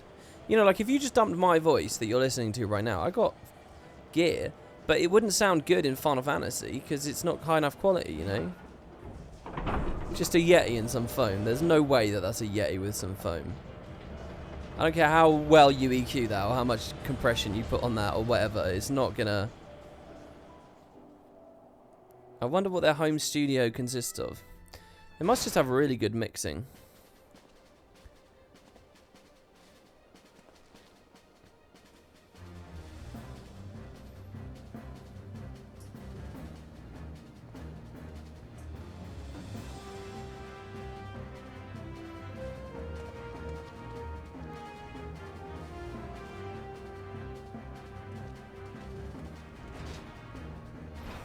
Oh, it's weird after reading all those short stories, seeing these guys, you know?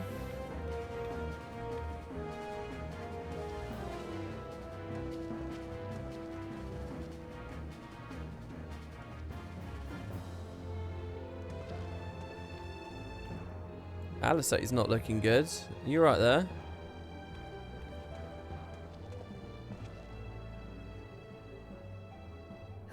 Who would have thought ceruleum weighed so much? Oh, okay. I thought she was super depressed about Gabu or something. Serves me right for being stubborn, I suppose. I should have just done what you did and accepted help. He just nods slowly at him. Good work, you two. This is all we asked for and more. Quite a lot more now that I look at it. Wow, Sid sounds different there, doesn't he? Or is that how Sid always sounded?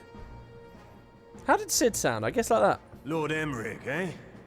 And entirely by chance. Ha! Some people have all the luck. We have also succeeded in configuring the terminals, thanks in no small part to our able assistant. A VA change? Yeah, it's weird actually. Since A Realm Reborn, how much has Sid been voice acted? He's been in it a lot, but how much voice acting?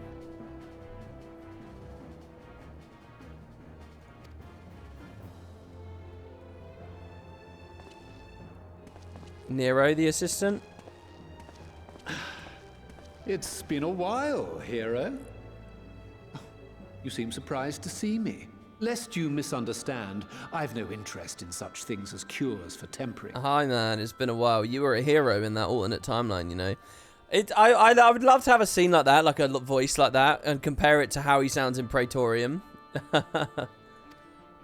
But if you mean to achieve that which eluded even the storied Allagans, it seemed plain that you would require my expertise. And so it proved. Is that not right, Garland? For all the effort it took to track you down after your latest disappearing act, you could find the cure for death, and it wouldn't be worth the trouble. Damn. He just went off on an adventure, man. That wasn't the only reason I agreed to cooperate.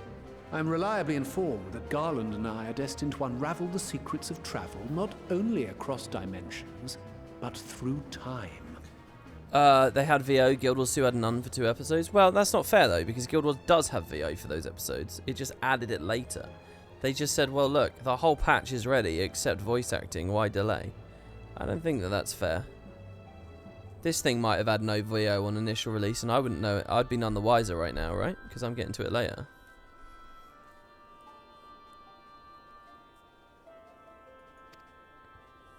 Doubtless the lion's share of the credit lies with me. 9 parts to Garland's 1. And this research will be a stepping stone to that illustrious achievement. Very well then. I'll do 1/10 of the work.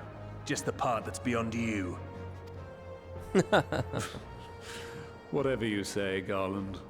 I like him bragging about these other stories. Right. If everyone's ready, let's begin.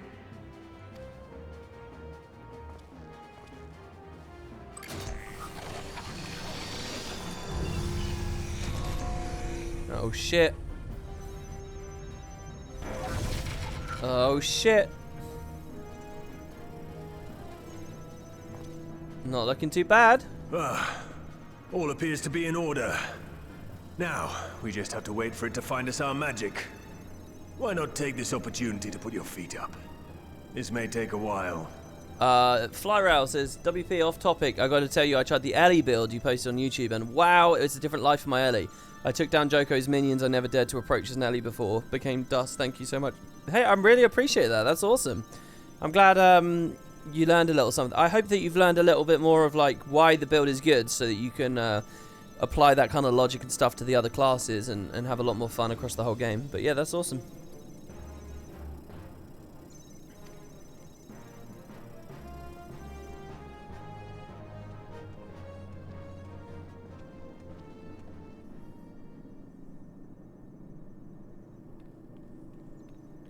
You didn't notice Sid's VA difference because last time you heard him was 3 years ago at the time of the patch? Yeah, I mean, I can't remember when I last heard him voice acted. I really can't. And they've done the whole cast swap halfway through in this game anyway, so the voice is changing is pretty much part of the course. Alice looks knackered. I like that. Damn it. It's overloading. She won't last much longer! We'll have to shut it down. Wait! We're close! So very close! Oh.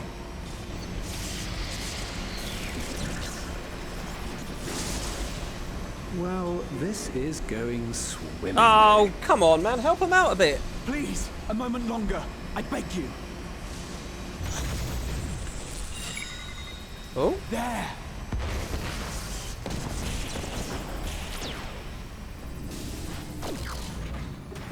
Did we get the info? Do you remember what you read? Zodja is pregnant. I like the Zodja pregnancy theory. I need to do a Guild Wars 2 Mysteries on that.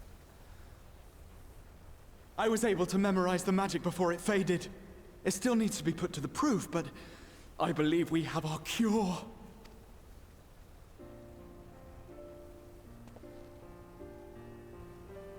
That's your old PC trying to handle Guild Wars. I actually optimized my Guild Wars a bit better today. It's just as well. She'll never run again. Basically, there's a bug with Shadowplay, right? For years, for all these years I've been making content, I've been using Shadowplay. Back when it was called Shadowplay, now it's called Nvidia Share. And but there's been a bug the past year-ish where it will randomly record the wrong screen, and you have no way of knowing that it's recording the wrong screen unless you stop and then you look at the files and you know, navigate to the directory and blah blah. It's just annoying fucking shit just to troubleshoot because of this annoying bug that sometimes happens. And I just decided, fuck it, I'm just going to use OBS to record footage from now on, which Vegas is pretty slow with, but that idea of going to Premiere kind of helps. So anyway, today I recorded like properly through OBS the tier list video that's up at the moment, But I had a track issue, which is why there was no audio, which is why I basically lost an hour earlier. The fault is mine. I'm sorry. Don't be. It may fall short of dimension hopping, but a cure for tempering is not to be sniffed at. Oh, but I never finished my story. The point is that now that I'm not using that, I've just completely disabled desktop capture and the NVIDIA overlay and all that. The less overlays you use, the better. So that overlay's not on now, and if I play Guild Wars 2 full screen and stuff, you get like the lowest latency and stuff. It's pretty nice. I felt a real difference earlier today. This, my friend, is a world-changing discovery. One we're proud to have had a hand in. A few Magitech terminals are a pittance to pay.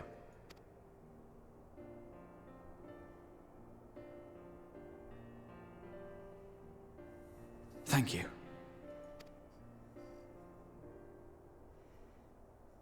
Well, we've done what we can. The rest is up to you.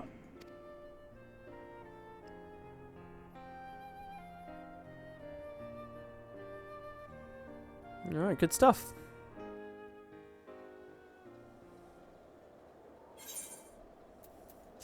Kind of didn't like this story beat. Like, the only thing preventing anybody from theoretically solving tempering was building a big enough computer. Felt like a cop-out. Yeah, no, you're right though. The Graha and Alisei contributions do factor in a lot. I don't know. I don't feel like it's a total no. It's no more of a cop out than any other solution we've managed to figure out, right? So I'm enjoying it. I'm into it at the moment. Alas, the Ironworks crew couldn't linger long. Far too much to do. Yet, brief though our time was together, it was a bloody good to see them. So, we finally have it. The cure for tempering. All that remains is to put it to use. I shall be praying for your success on the front lines. In the end, we didn't have to pay for the terminals, which is great for us, but I can't help but feel my counterpart in the Ironworks. Alisei has only one thing on her mind. At long last, we have our cure, she says. In theory, at any rate, we cannot be certain until such a time as we put it to the proof, but I'm quietly confident. Well, if we were to test it, then I suggest Garbu. His symptoms are relatively mild. It'll be fine, I'm sure of it. Hell yeah, it will. Yeah, as long as we exercise due caution, it will be fine. Without further ado then, let's make for Limsa. We've kept Garbu waiting long enough. Garbu's quite interesting in that he was introduced post Heavensward, right? And then he was touched on post Stormblood. And now we're back to him post Shadowbringers. He's a pure, like, living world NPC, let me put it that way. And his story has sprawled out over 3 expansions. So let's see what, oh, wait. Oh, never mind then.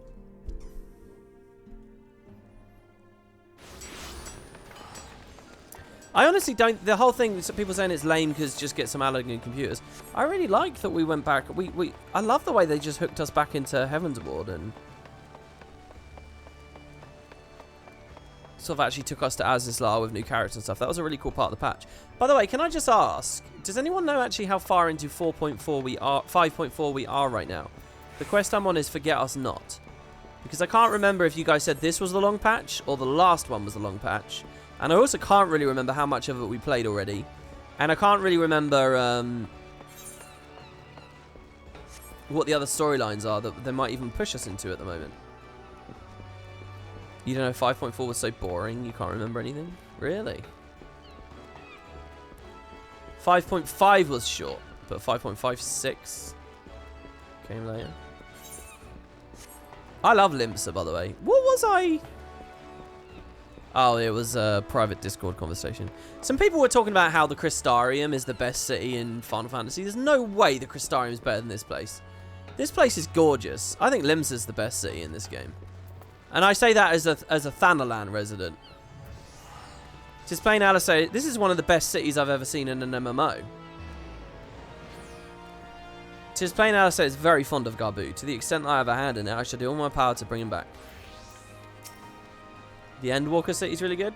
Okay, I'll take your word for it, everyone. Well, this is the moment of truth. I'll have our host bring Garbu to us at once.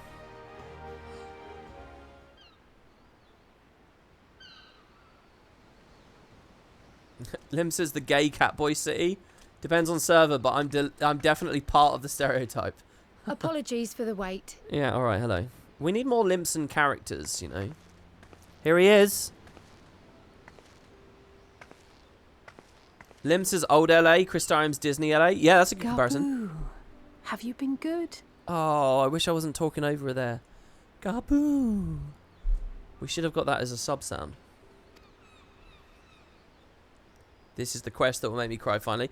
Kerry messaged me yesterday saying that the Endwalker made her cry twice.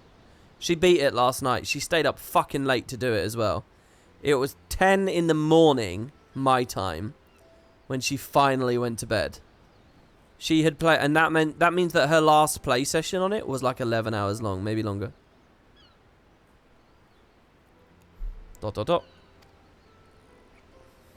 Still no change, I'm afraid. He just stands there in silence until we move him. Move him. Oh, see, these are my people. This is my accent. It's all right now. We're going to help you get better.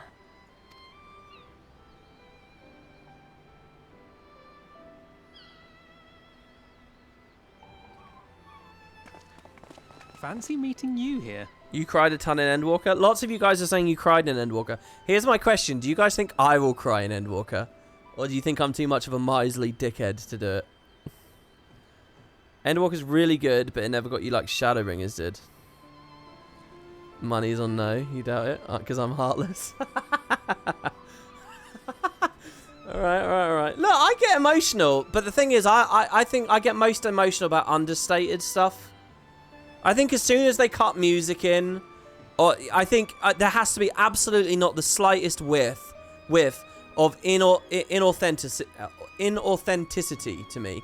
It has to be very naked and very bare and very just like dry.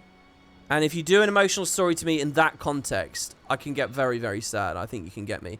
But that does not match at all with MMO story delivery, video game story delivery in generally, and specifically not the melodrama of Final Fantasy. So far, that's how I felt anyway.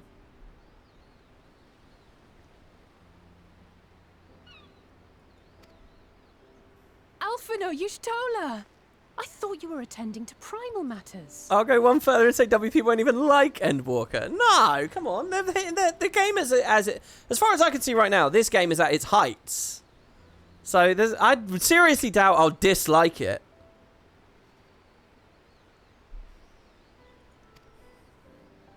We were, and came here for a meeting on the subject. Certain pirate factions did not deign to attend, however, and it was cancelled. Sad music actually works against you and getting sad. Yeah, it's like if I can't break my immersion in any way, you know. Like I talked about that movie. If you guys want to get a sense of like how dry something has to be to get me sad, I got sad at that movie, The Dig. Do you guys remember? Like a couple of months ago, I said I watched The Dig. The Dig, I found an absolutely emotional and like captivating piece. I get emotional at that kind of thing. That's a very, very different type of storytelling to what you'll find in these games. But, you know, that's just one emotion. I think I'm alright with anger, and I'm alright with, you know, humor, and I'm alright with basically anything else. You know, it's just like getting really cut up and tortured over game characters told in this style. I don't think you get close. I think the best way to make me cry in a game is like give me a dog or something and like hurt the dog. That'll probably get me really upset. But again, they have to be really hands-off about it. Alright? It can't be I'm watching the protagonist. If it was something that came out of game mechanics as well, specifically, I think that would get to me.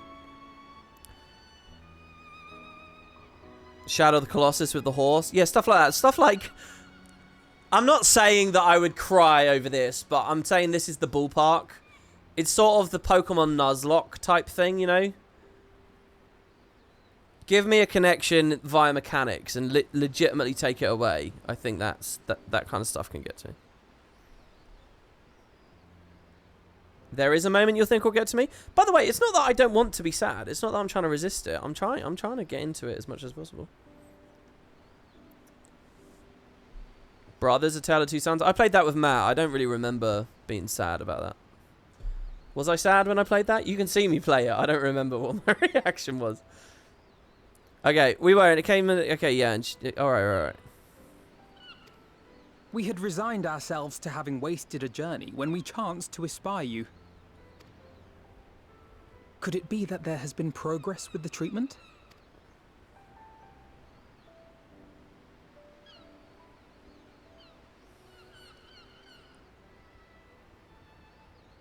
The Smolder scene affected me. Using Magitech terminals to formulate the solution. I would never have contemplated such an approach. It's because you're stupid, Alphino. Get back to the council. So this new magic, adapted from memory transference, would be used to purge the subject of their fanatical faith, while Angelo would be responsible for reanimating the ether of their soul. Yet I wonder at the practicalities. If one were to reanimate the soul first, it would only serve to exacerbate the tempering. Conversely, a stagnant soul would not respond to the effects of the magic. I don't really understand at the moment, Stella. What are you saying? If we get the soul going first, then the soul's just going to become more tempered, right? Right, okay. Would both need to be performed simultaneously? Is WP going to race change when he gets to Endwalker? Well, what do you guys think, chat? I don't know. What do I have to spend on that if I want to do that for you? A tenner? It's not too bad, is it really? Ah, nothing escapes Master Matoya's inquiring eye. As you say, both must be carried out simultaneously. And thus, I propose to imbue Angelo with the tempering treatment in much the same manner as I did the spirit vessels. Could I buy a Fantasia now? And then just hold on to it? I like how he calls her Master Matoya.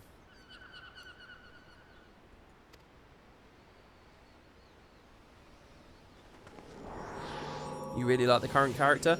I quite like the current character, but to be honest, I really want to see more expressions in cutscenes. I don't know. By doing so, we also spare Graha the trouble of casting spell after spell. It's really rather efficient. And what about going back to classic Macon? Huh? Be that as it may, certain difficulties are unavoidable. The imbuing process will still require no small amount of ether. And as I can no longer draw upon the Crystal Tower's stores of energy, I will be compelled to rely on those of others. Well, I, for one, would be glad to assist. As would I. Since the resumption of our duties, it has been naught but stuffy meetings, and I have ample ether to spare. I can't believe, I genuinely am amazed at how much I suddenly like her voice. I don't know what's happened to me. Excellent. With your permission then, let us begin. Let's just do it.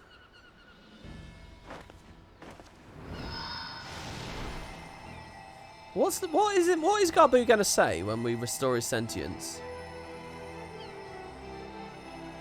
She sounds like she's got a cold at the moment. I don't think she does.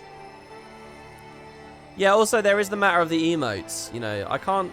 Yes, this will do.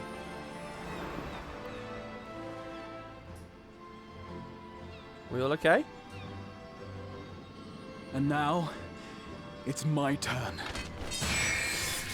Oh, what a fucking badass.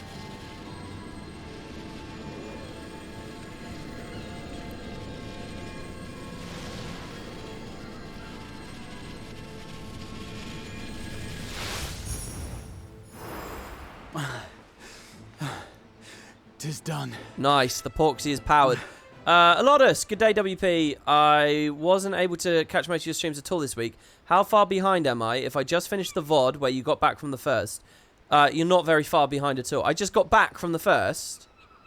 You're like, I've done maybe a third of a patch since then, am I right? Very, very little I've done. You've missed very little.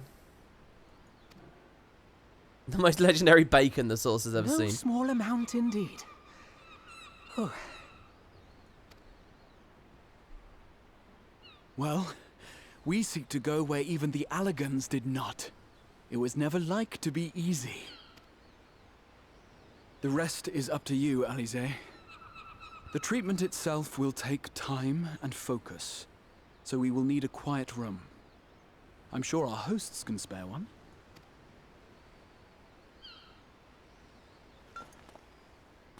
I will go with her. It may be a while before we return, so I would ask for your patience and your faith. I don't get Makote hair. I mean, what is this meant to be? Is it fur? What is it? Why do they get long fur? Also, just because their fur is one colour, does that mean that their hair has to be? We'll bring Gabu back. You see if we don't. Couldn't they, in theory, if it's hair, right, and not fur, that's a totally separate thing biologically, right? So you could have different colour.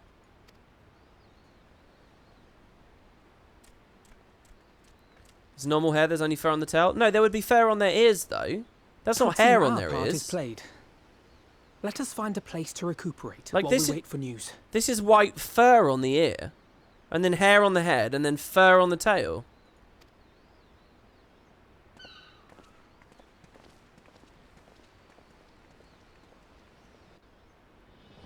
And wouldn't there be a similar thing? Do Viera have bunny tails?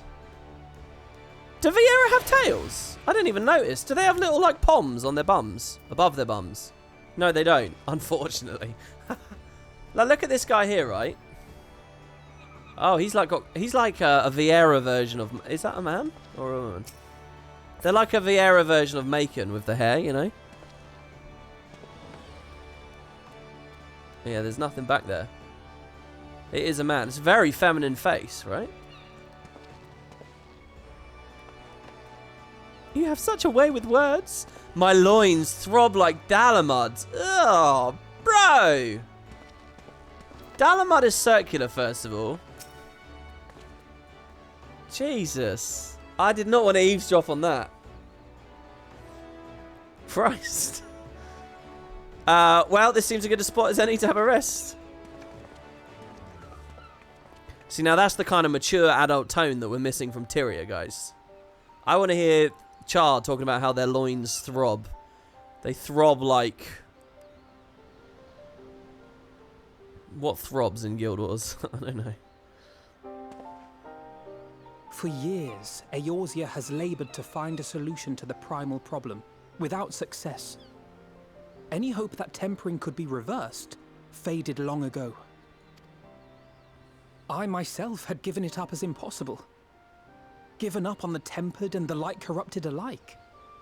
They were problems to be tolerated, or else eliminated, I believed. And to think otherwise was pure naivety. Childishness, even. But Alize refused to give up. She struggled and she struggled. And her efforts were rewarded with a way to bring back Halric. And now countless others may no longer be beyond salvation. It's pronounced Halric, Alphino. Halric. However much we bicker, I have the greatest respect for my sister.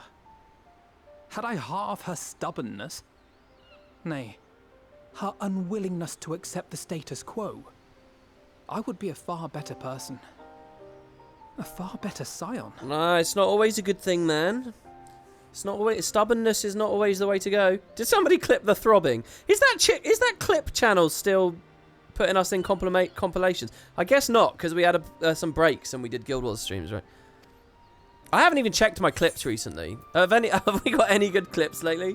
If you guys scroll down, do I still have top clip down there? I don't know what is there. What clip is on the top clip of the day at the moment? I kind of wish that the cure for tempering was more serious looking than a fat floating magic pig with wings for his. Well, I think it doesn't have to be a porksy, right? It could be whatever you want. She just made hers a porksy. Your familiar doesn't have to be that. That's just Alice's thing. And yeah, I think that line from Alphino is really important because, yeah, we killed a lot of tempered. So could we, like, go detemper those weird, dark, culty people that are following Bahamut? Yeah, don't tell me. Tell her. Tell her, bro. I should, I know. Yet, despite my good intent, I have the feeling that I would only succeed in incurring her ire. Would I prefer it if it were Porogo? Hell yeah, I would. Oh god, this isn't a good. Ah, wait. Is she alright? It's not a coincidence they just had her walking like a goddamn zombie. Alize, are you all right? The treatment. Did it work?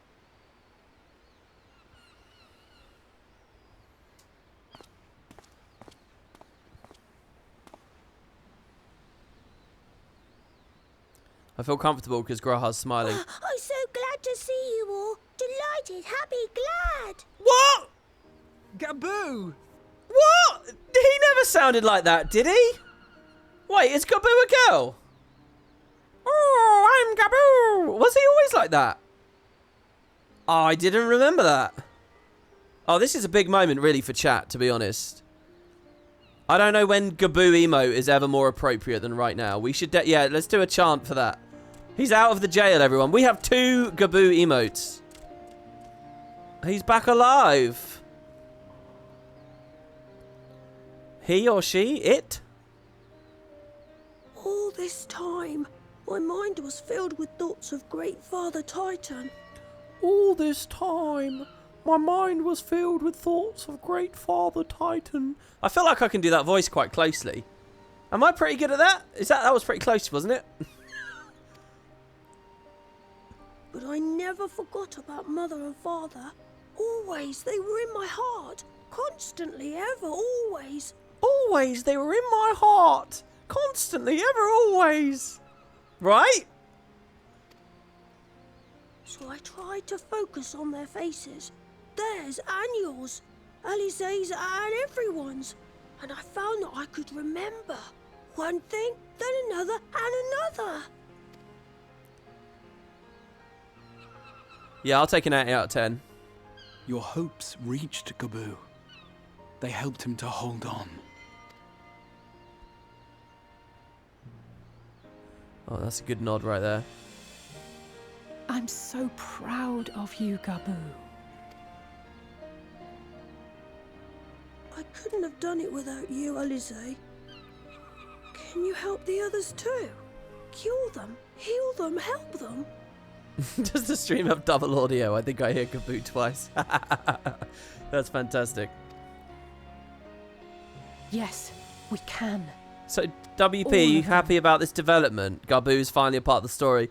I never cared that much about Gaboo. I just liked the idea of guessing when Gaboo was relevant. You know, Gaboo was one of those things that's like, okay, they've introduced this concept. When is it going to become relevant again? That's why I was constantly talking about Gaboo. It's not that I'm into Gaboo. I mean, I've spent like 2 minutes with Gaboo. Right? So, what, does he join the Scions of the Seventh Dawn now, does he? Gaboo's a sad sack. He's a dead dog story, isn't he? It's just sad because... Without wishing to dampen the mood, I feel compelled to add certain caveats regarding the viability of the treatment for general use. He will awaken Zodiac. WV finally cancelled for real. Yeah, good luck. As you know, reversing the effects of tempering demands a profuse amount of ether. And while Alize was able to heal Gaboo alone, I fear the same will not be true for those who exhibit more advanced symptoms. Okay. Moreover, the treatment's effects are limited to the soul. It offers no succor to those whose very flesh has been altered through prolonged exposure to a primal's influence. Okay. All of which is to say that we cannot save everyone. All right. Who can we save, though? What's a high priority target? Maybe we can't, or maybe we can. No one gave us a hope of saving Gaboo, and yet here we are. We must find a way to treat as many as possible. Okay, all right. You got to learn when to take the big V, Alice.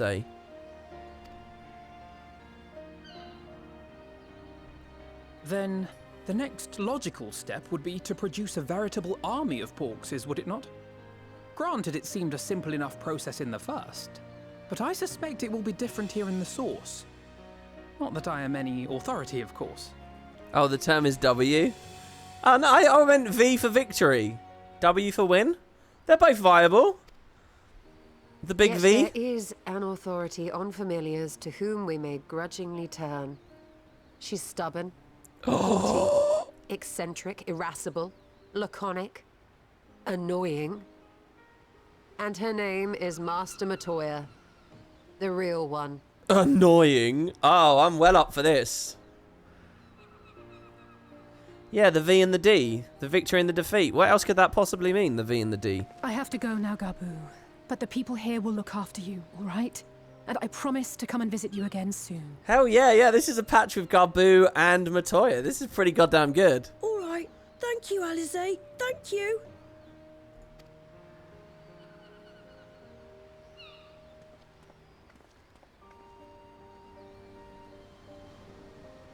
The veggie drink. Yeah, I suppose that also. Thank you. All right, so do we never see Garbu again now? Honey croissant. A flaky, decadent pastry sweetened with rich golden honey. We've already read all of these. I'm getting the silver piece. I'm not hungry. Is that my talking dog? No, when I say he's a dead dog story, I mean it's like, look. What's that phrase? Who's that from? There was some like writing analysis or screenwriting analysis where someone was at a panel or some shit and they said, look, there are some stories that, you know, you can't credit them as being brilliantly written. It's a story about dead dog. It's going to make people sad, you know. I'm not here to just write dead dog stories, though. That was the line. I can't remember who it was that was talking about that. You guys never heard of that? Alice will be exhausted from her efforts, but you wouldn't think so to look at her now. If she's ready to press on, then so am I. No, not Shaggy Dog. Dead Dog. You may recall that in order to procure the ingredients for Angelo, we had no choice but to surrender ourselves to the whims of the pixies. But I should have done so with far better grace had I known than where we would go on to achieve. Well done, Alice. We did it. We brought Garbu back. And if I have any say in the matter, he'll be the first of many. Where is he? Oh, what did he say? His heart burns like mega flare. And she is into it, eh? Oh, man. That's how you date on the Final Fantasy subreddit. The trace of a wry smile is visible on Ishtola's lips. As she will be at pains to remind me, I have not paid Master Matoya a visit since returning from the first. But this seems as good a time as any. Come, let us make for her cave. Oh, this guy's still standing here. Let's wave goodbye to him. Goodbye, my friend. Right, let's get out of here. Off to Dravania. By the way, do you guys know if the idea of a world map add-on exists yet, or what?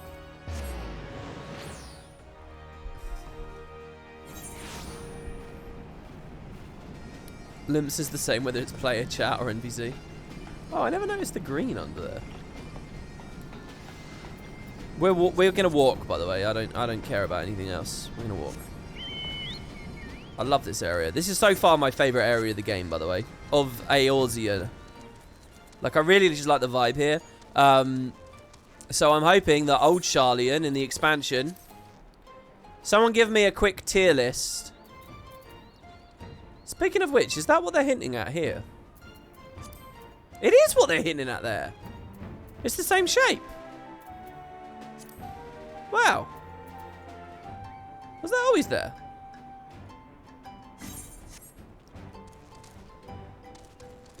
I don't miss these guys though. Click locks and so on.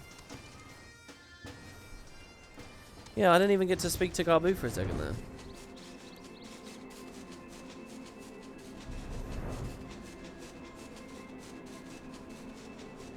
Sharlayan is greater than Rad's at hand, is greater than Limsa, is greater than Kugane, is greater than the rest of them.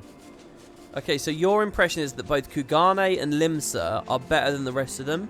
I actually agree. I agree. You sound quite similar to me. I agree. Actually, that is my tier list too. Kugane is better, but Limsa's better even further still. So you think that Rad's at hand, whatever the fuck that is better than Limsa, and Sharlayan's even better than that. Hey, that's not too bad, right? That fills me with quite a lot of excitement.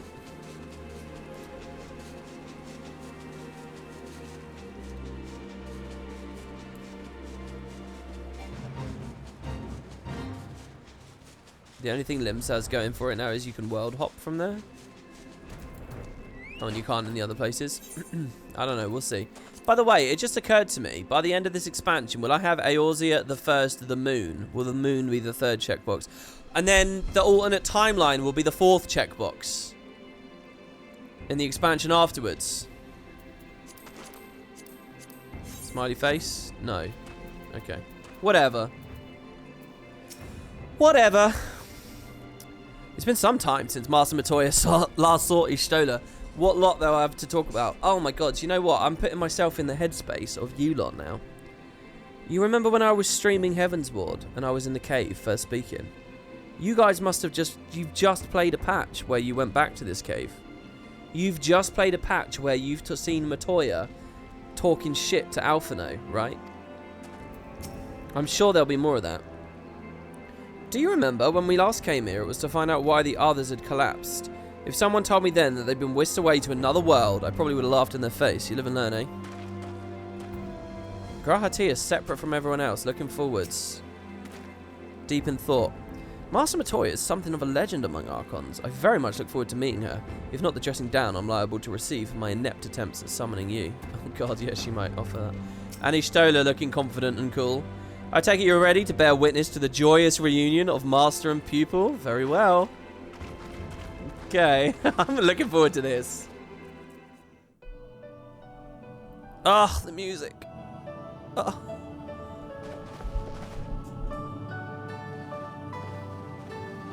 Great lighting. Nary a word from you all this time, then you bring every man and his pirogo with you. Did no one teach you any manners, girl? They were too busy teaching me etherology, Master. Jesting aside, I wanted to be the one to express our gratitude. I am told you spared no effort to sustain our bodies while we were away. And for that, we owe you our lives. Thank you. You were gone so long. I was starting to think you'd set your heart on staying. It wasn't easy to leave, as it happens. Poor Runar. Seldom does one have the opportunity to study other worlds, and I would not have minded extending my stay by a handful of years. Oh, and receives flowers from Runar. Ever the scholar. Y'shtola dedicated herself to studying ancient civilizations of the First, befriending a tribe known as the Knights Blessed in the process. There she took on the name of Matoya and won the respect of all the children of the forest. Shut up, boy.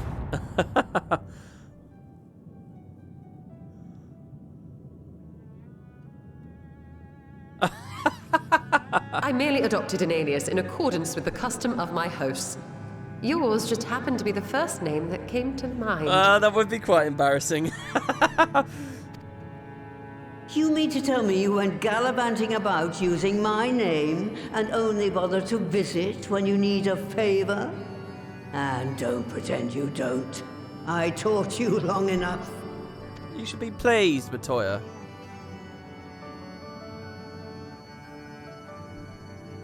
Indeed. And devoted pupil that I am, I could not fail to recall my master's sage advice. When the answer eludes you, look to the wisdom of your elders. Oh, nice. She knows how to butter her up. You there. Were you going to introduce yourself? Hi, I'm Grahatia. Or maybe he introduces himself without the Tia now. How remiss of me. Grahatia is my name, and I'm proud to call myself a scion. I too wish to offer my gratitude for your invaluable aid in sustaining the Archon's bodies, as well as my apologies. It was my inexpert summoning spell which endangered their lives in the first place. Did you guys tell WP that Matoya's VA died and this is a new one? I think the last time we were talking about voice actors dying was in post-Heavensward stuff, which in grand scheme of it was a while ago now.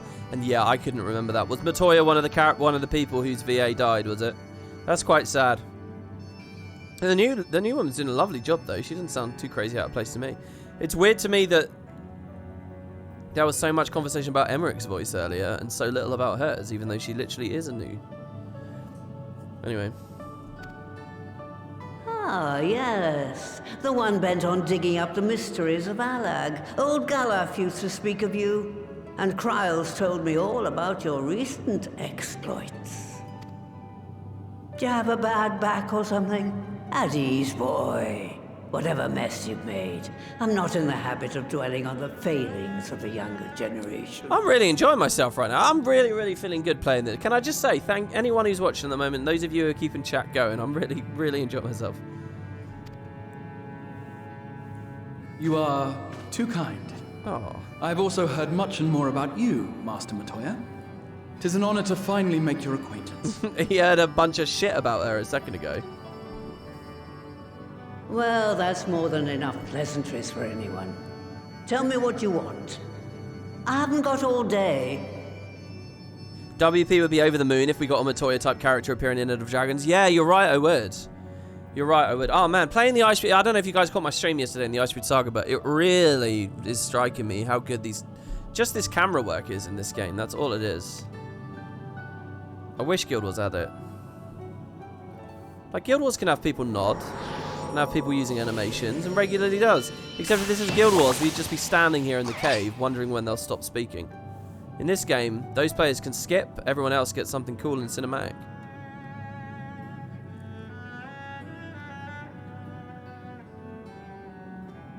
So that's the way of it. It should be a simple enough matter to make the familiar. The magic, on the other hand. Wait, what? WP, they reference Matoya's VA earlier in the expansion. Ishtola's line, stubborn, haughty, eccentric, irascible, laconic, annoying. That doesn't spell out Matoya. That spells out... Sheila. Oh, Sheila was the voice actress. Oh! Oh, right, yeah, I didn't even read that properly. Right, yeah, okay. Oh, that's awesome. Whoa, that's very buried. S-H-E-I-L-A. Yeah, Sheila.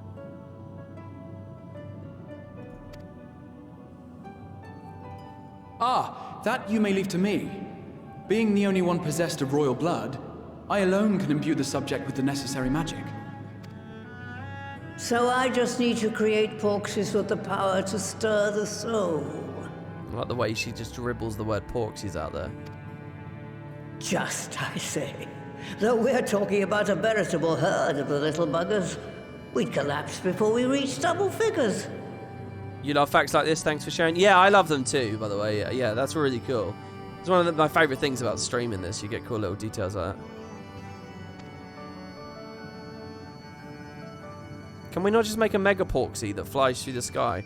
Like... But if I could get a familiar to create the familiars, a mother porksy, as it were. Oh my god, self-replicating minds to put in the wormhole and keep the Dominion out. Such a genius engineer. Can't we just overtake the world with porksies now then? That would be pretty bad, wouldn't it be? Seems I haven't seen the last of that moldy old hole after all. I would love to have a conversation with these brooms and hear what they've been doing with Matoya all this time. Because they must have such an intimate knowledge of what her life is like. A porksy that produces porksies. What an inspired idea. By the way, Macon, do you think I misspoke earlier? I assure you it was not my intention to harass anyone. No. You made that whole scene work so well. Yeah, I feel like that's a bit dodgy, isn't it? In any case, in case you've ever wondered, Alphino got his innocent streak from our mother, and it can be rather endearing, even useful in certain situations. But most of the time, it makes me want to shake him. Poor Ishtola. That's the first I've ever heard about the mother now. They've talked about the father and the mother, right? Also, the suggestion here, implicitly, is the dad is like Alisei, right? Excuse me. That's why I feel like they're driving at. Moldy old hole? She must really miss the place. What does she mean, you think? Some manner of hidden workshop, perhaps? I was thinking either that thing through the door there, or back up at the library or something? I don't know. Where is the moldy old hole? I want to do all these brooms quests. Can I play triple triad with a broom? Oh, that would have been so good, wouldn't it? If I could play triple triad with a broom. Sweep, sweep, sweep. Swish, swish, swish. Win game of triad for a fish. I don't know. Alright, off to Mild Workshop then. Everything required to make your familiar is there.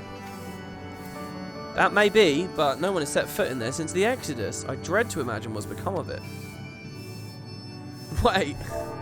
Oh no, that wasn't Shadowbringers. Oh, there's sure to be a handful of feral familiars and maybe a monster or two. But nothing to trouble the likes of you. You can consider cleaning up the place payment for help. Fine, we'll do it. Good girl. Now, if there's no other objections, I suggest you run along to the Maker's Quarter. I'll send you one of my pirogos ahead to let you into the workshop. You need to only tell them who you are. One can't be too careful after all. Off you go. Broom quest stream. I know. But you guys have to understand. I hope you're excited about the concept. If this was Endwalker right now, I would be doing these broom quests. I really want... I can't stress that to you enough. So if I'm playing Endwalker, like, properly, then yeah, I'm doing these quests. I feel like I need to get, like, another character to level cap. Because I only have 2 right now. I feel like if both my Machinist and Black Mage were there for Endwalker as well, I wouldn't waste XP or whatever. I don't know. I feel like you need a couple to pick. Oh, we got a dungeon now. It's been a while, hasn't it? Doo-doo-doo-doo-doo. I love this song so much. Goodbye, Matoya, for now. The Silent Regard of Stars. That's a lovely name of the song, isn't it? Unlock Reaper. Level up Scholar. Wow, I was going to do Scholar for the role quest, yeah. I don't need to level it for the role quest, though, do I? I only need to... I'm talking about the Shadowbringers role quest right now. Did I try New Monk? Very briefly. I don't understand anything about it. Yeah, what's going on with my XP bar, by the way? I saw some people were talking about that in chat earlier. Why is it like a weird colour or whatever? If you level Scholar... Oh, sorry, I meant Sage. My plan, guys, was to unlock Sage, because it would instantly be of a high enough level to do the Shadowbringers role quest.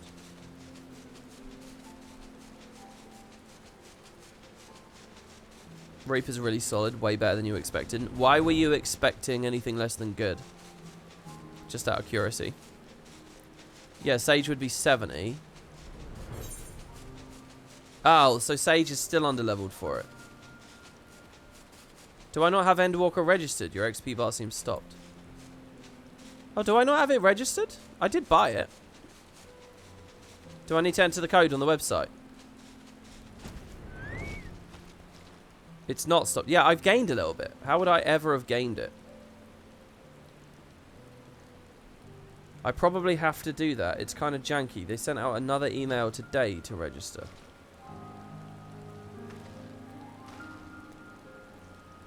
You probably only used the pre-order code, not the game code. If you entered it in the early access code, this is separate from the actual code. There's no chance that I got early access but not the full thing, right? There's no chance that I fucked up and I'm sitting on a 40 quid payment. It's yet to make. Okay. Endwalker unregistered itself this morning. Yeah, okay, I gotcha. How many days ago was full release, by the way? Just out of curiosity. The grass could certainly do with a trim. Judging by the unruly state of the flora without, I think it's safe to assume there will be no shortage of unruly fauna within. Add to that the undisturbed secrets of the workshop, and we have the makings of an adventure. The workshop was an unforgiving place even before the Exodus, and I doubt the years of neglect have improved it. As I may have mentioned, Alice and I were still very young when we departed with the Exodus. I envy Ishtola for remembering the city as it once was.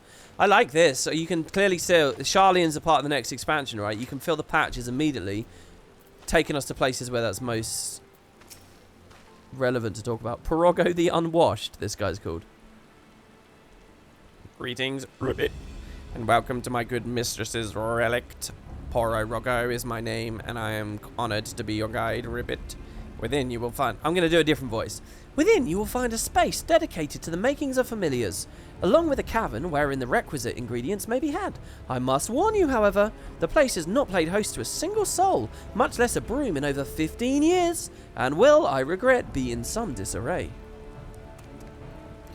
Give me your best Kermit. Ha-ha, I'm Kermit! Kermit the... How does Kermit sound? I don't know. I don't know how to do a Kermit. I wasn't much of a Sesame Street guy. But rest assured, my brothers and I see to it you do not lose your way. Now then, Ribbit, only say the word and we'll show you in. Kermit's not a pirate. I did, that wasn't a pirate, guys. It was genius voice work I just did there. Well, shit.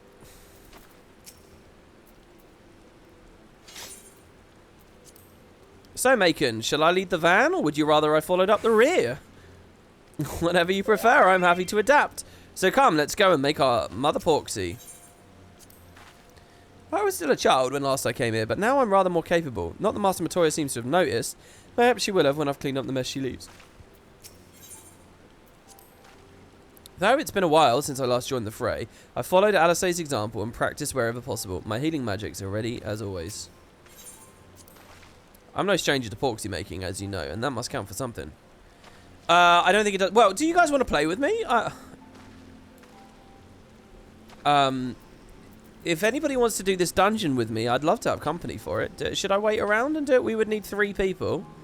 Is that going to be difficult to get together? Or, I mean, just send me a message if you want to play. There you go. There's one. Just throw me a message. Or if you don't have me added, or if you're not in the link shell or anything like that, just come find me in game. I'm on Cactar, Aether. And anyone who wants to come along. Oh, there you go, there you go, there you go. Awesome stuff, guys. The Maker's Quarter was once home to some of the finest crafters Eorzea had ever seen, but it has lain in forgotten ruins since the Sharlayan Exodus. It is there, hidden amidst the overgrown foliage, that the entrance to the former workshop of the Archon Matoya can be found. Seeking to create a familiar that creates familiars, you throw open the doors and step into the mouldy old hole, the first souls to do so in decades. I am so into this at the moment, by the way. Just the theme and the vibe of like an ancient magical workshop or library type location thrills the shit out of me. How many people we got? We got 3 people, but only because I'm fucking things up.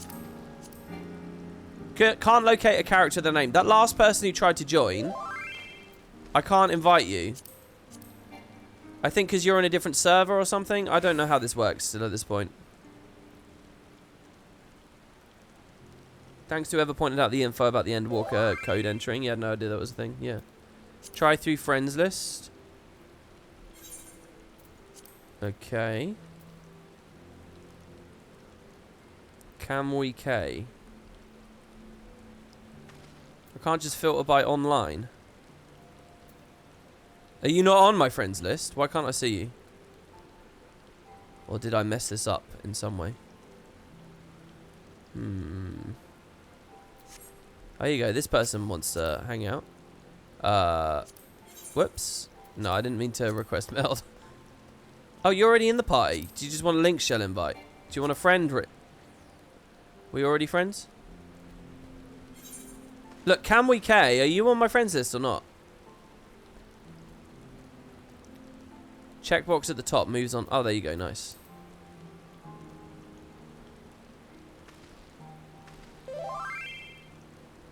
I am on your friends list.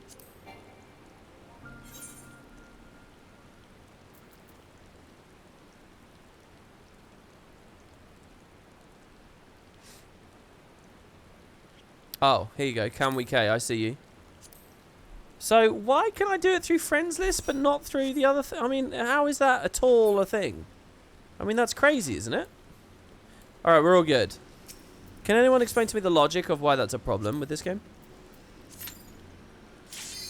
Alright. I haven't played for a while, so please bear with me.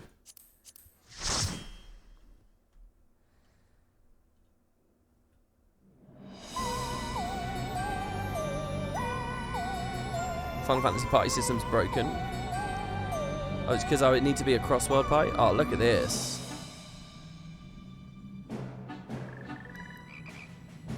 Oh, I like the little frog sounds. Oh, there's different colours. Right. To begin with, I need you to gather a few ingredients. Oh, cool. Full voice cutscene at the start of a dungeon. Listen well to what the Porogos say, or you'll wish you had.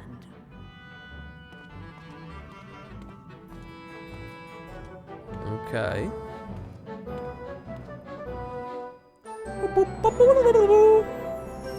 Okay, so I need to listen to what they say.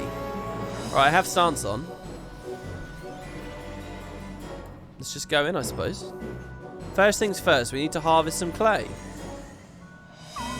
The clay can be had at the clay cauldron ribbit through this portal, if you would.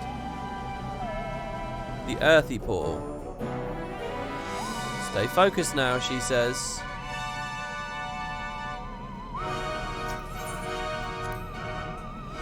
Proceed to the what? The Grimmer Grit? Is that a word written backwards? That looks very odd. Oh no, Grimmer Grots. No, it's not. Okay. Hello. Please follow me, Rivet, and put down any pests that bar the way. Okay.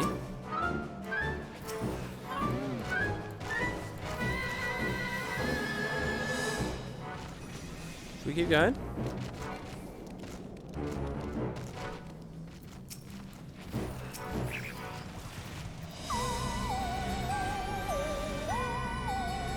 Okay, it looks like we can't move any further, so I'll stand still here.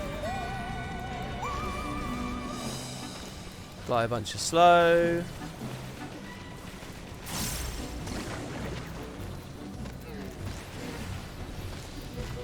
Summon Frey. There's a big delay before Frey. Oh shit, what the fuck? Why am I losing aggro on these guys? I'm sorry. I don't know. Did I just not tag them? Did they newly spawn? I wonder if that's what that was. It might also just be that I suck at the moment because I'm more like in Guild Wars mode than anything else at the moment, it feels like. Okay.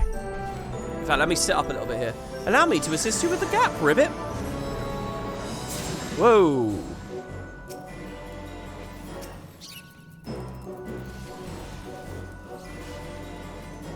I did not imagine the place be so infested, Ribbit.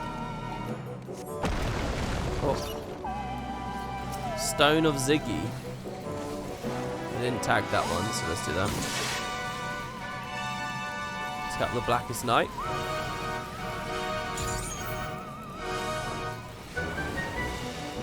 Oh wow, we're doing a lot of damage here, by the way. These things are dying fast. Is this supposed to just be really easy right now? Because I'll tell you what, you guys are fucking these things up. I wasn't sure whether the squish would make stuff like this a lot slower or what. Son of Ziggy is a reference to previous boss. Oh, was Ziggy a boss, was it? The clay is just across the right way, but you'll need to deal with a mudman first, Ribbit. From the anti-tower. What was the anti-tower again? Oh god, this guy looks creepy.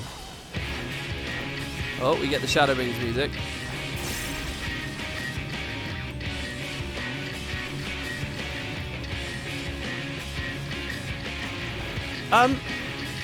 I thought Endwalker was removing magic and physical damage, wasn't it? Or am I wrong about that? Okay, so we got... Oh, are we doing predictions? Oh, it's been a long time. There is a prediction. Something about drugs.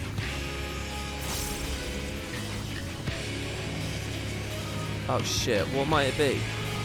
Okay, I've got to go into my thing.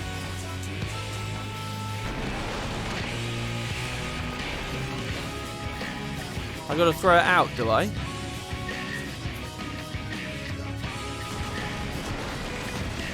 How do I get rid of it? Do we need to slam them into each other? Maybe we need to slam them into each other. Both balls into each other?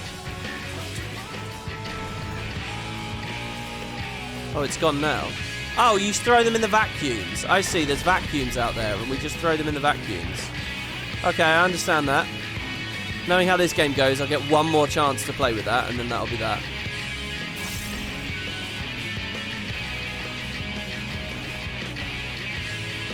Yeah, I don't know what the prediction was. I just caught a glimpse of the word drug. Okay, Petrified Pete is coming back. As a tank, surely I need to like... Oh god, there's a baddie in one of them. Oh, there's a bad guy. Oh, there's a bad guy in that one as well. I think I need to... Alright, that's good. What if we fed the baddies? What might have happened there? shit. Maybe I shouldn't have done this. Oh, I like that telegraph. That's quite sneaky, isn't it? They basically tricked me.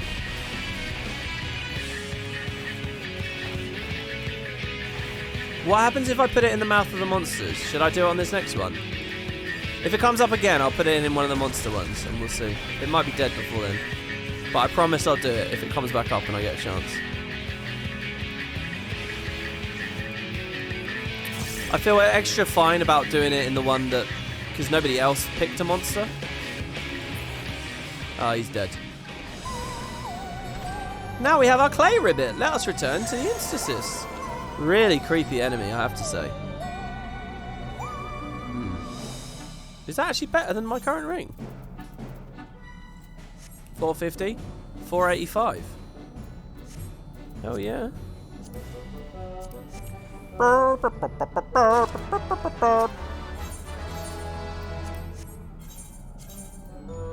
It is better. Alright, what was it? Can WP figure out the dung roll mechanic? Oh, dung roll. Alright, so just so that you guys know, I just want to be clear, just for anyone lurking in chat.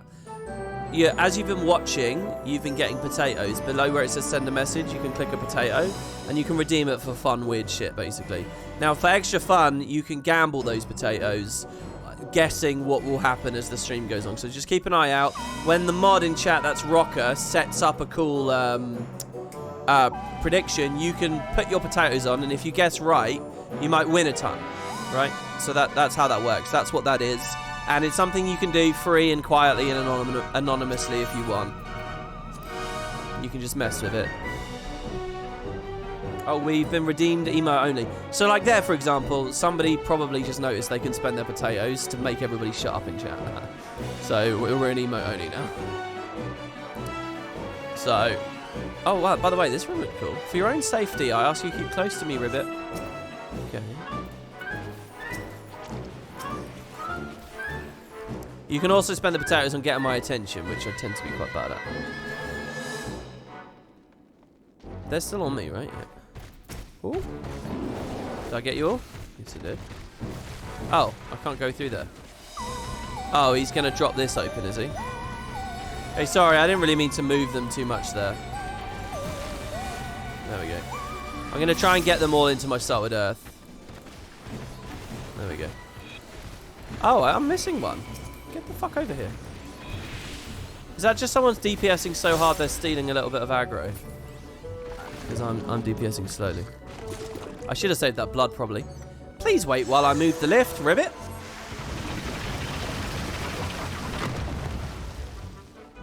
I don't know what it is about Final Fantasy Dungeons, but I just cannot get enough of their, like, environments and shit. Thank you for the sub! Speaking of potatoes, you do get more potatoes if you're a sub, by the way. They come in faster for anyone sub. So if you have Prime, you can do that for free. It helps me, it's fun for you, it's good all round. That's the idea anyway. Okay, look. See, I lost aggro on that guy. And on that guy. I'm going to stay here because I feel like doing the damage as soon as possible is the best thing.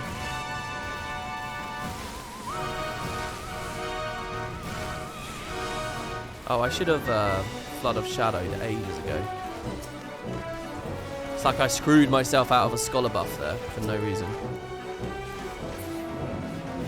The little spring yonder ought to put a spring in your step, Ribbit.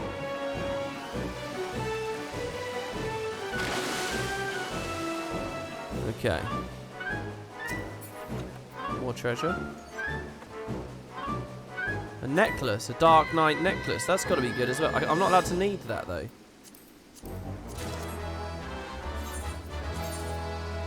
Oh, I guess because I can't equip it. Emote only is only 2 minutes, right?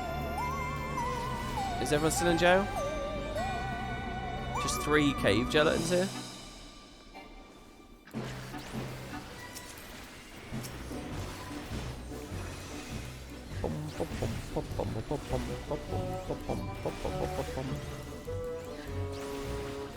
There you go, you are free, everybody.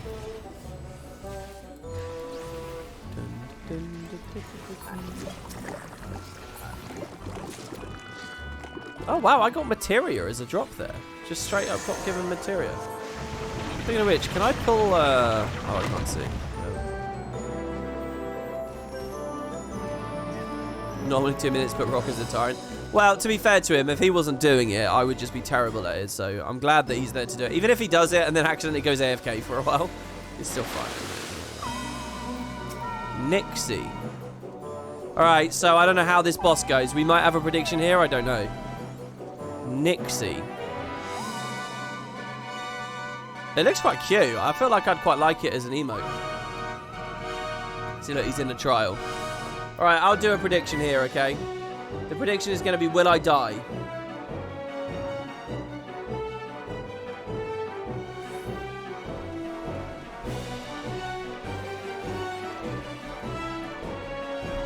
So there you go, guys. Will I die? Yes or no? Very few people participated in that last prediction. Holy shit.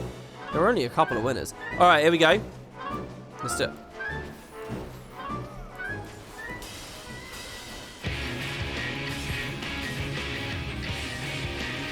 Oh, I shouldn't have flooded. Crash smash. Oh shit, I don't know what that is. Crack? Holy shit. That looked quite scary. Shower power. What's he singing? Water, water, something? Oh god, everyone's going into the middle. I feel like I should too. Oh. I got a vulnerability stack. I definitely didn't do that right. I think I'm meant to look at the pipes and see if water's coming out of them. Such fun! More water! We need more water! Oh god. Oh, do we have to stand on all of these? Oh my lord! Singing in the rain? Do I need to be up here?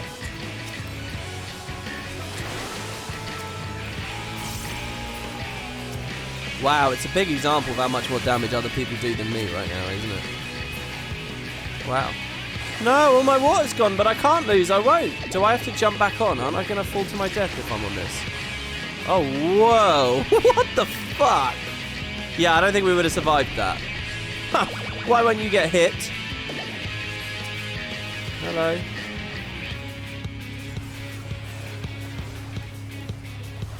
Okay, there's one tether this time? Oh, I see, they lit up. Look, look, look, look, look. We fall.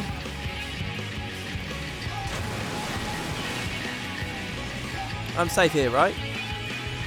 Kinda don't like having my back to the thing, so I'm going to arm's length this animation. Just in case it's a knock. Okay, tethers again? I'll just put 2 mitigations up. I mean, what am I supposed to do about that? Blackest Night.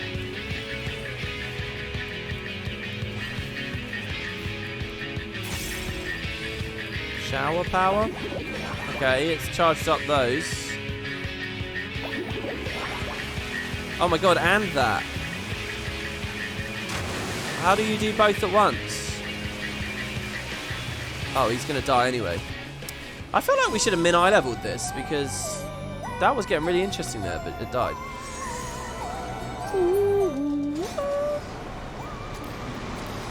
Okay. The water is flowing again. So we're basically just running around turning the workshop on, yeah?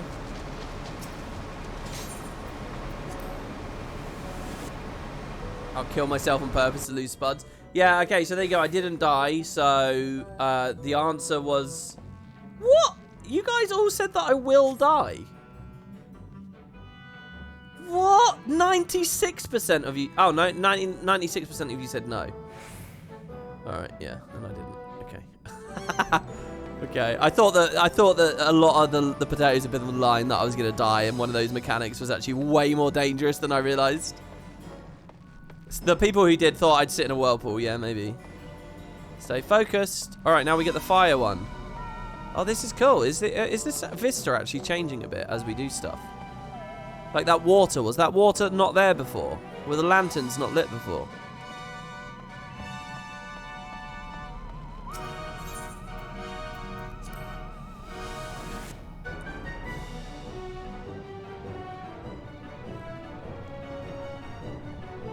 If you get launched near the edge, it's an instant kill. Well. Holy shit, this looks crazy. Oh my lord. Okay. Off we go. Please try not to fall behind. I'll try. I feel like I need to hit these guys just that extra... Oh my god. What the rivet?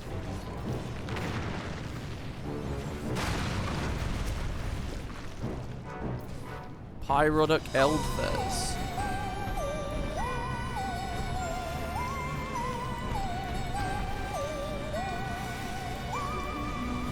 Blackest Night here.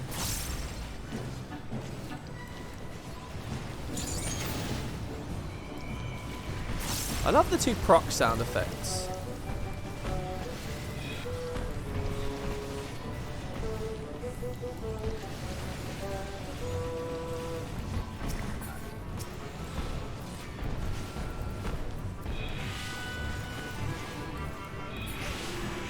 Nice.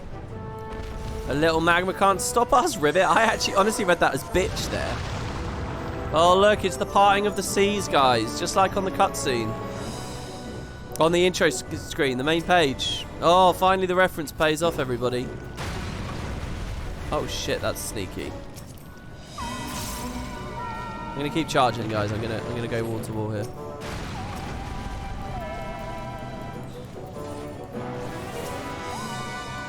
Right.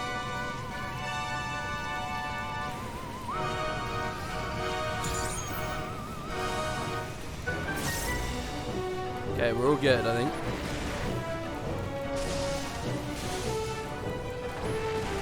Oh, I do like these balls.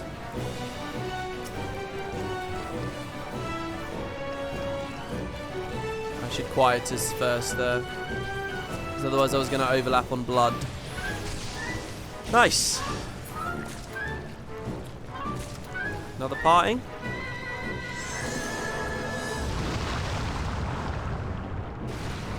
You didn't think I'd die, but you were betting on the odds in case I did. Yeah, I think that's perfectly valid, by the way.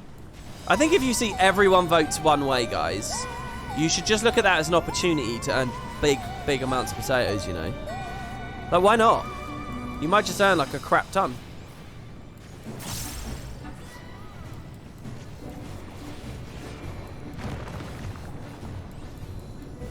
I think it's a good strategy. Think of it this way, right? Whatever, let's say you bet an hour's worth of watching of potatoes, whatever that is. If you win, like, an 18-to-1 odds, that's like 18 hours of watching the stream that you've just won because you gambled 1 hour. It's not bad, you know. If those odds are that high, this looks so gorgeous. Kiln Fire Cauldron. That takes care of the kiln. Wait, there's no boss. Oh, of course not, because there's only 3 total. Oh, well, there you go.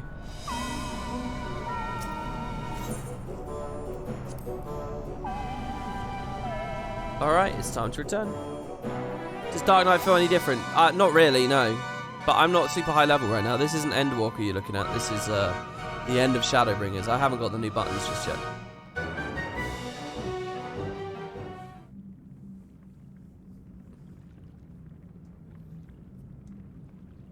Yeah, vibrant and well combined. Let's get this over with.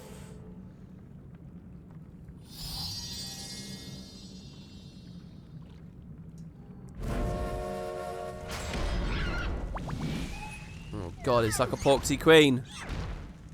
Did we fight a Porksy King before? Newborns are wont to be difficult. Sure, who's in charge? Okay, it's going to be a queen because she's like the Porksy mother, right? She's the Porksy breeder. Oh.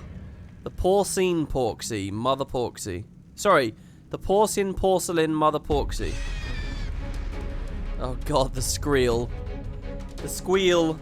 Alright, final boss. I'll do another prediction. Why not? Will I die? Go. Good luck, guys. I like this with the pirogos. We're allowed in now.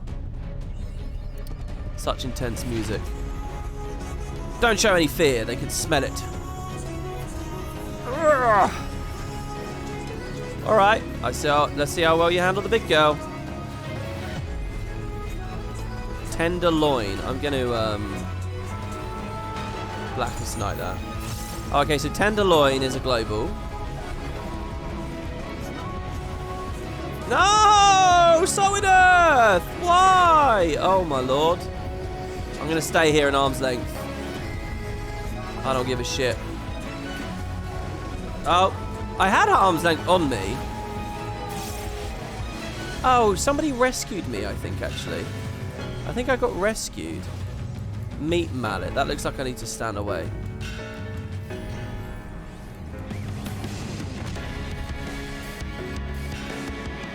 Oh, I was expecting to plunge in. Oh! Sucked in?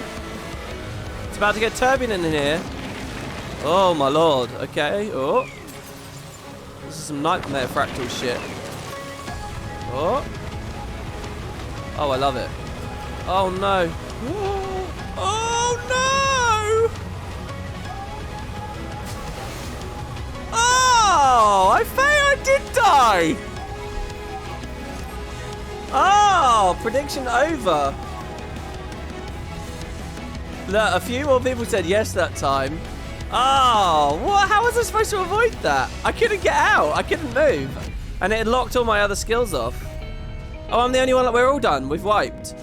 She's hidden herself. Find her quickly or you'll be in for a world of pain.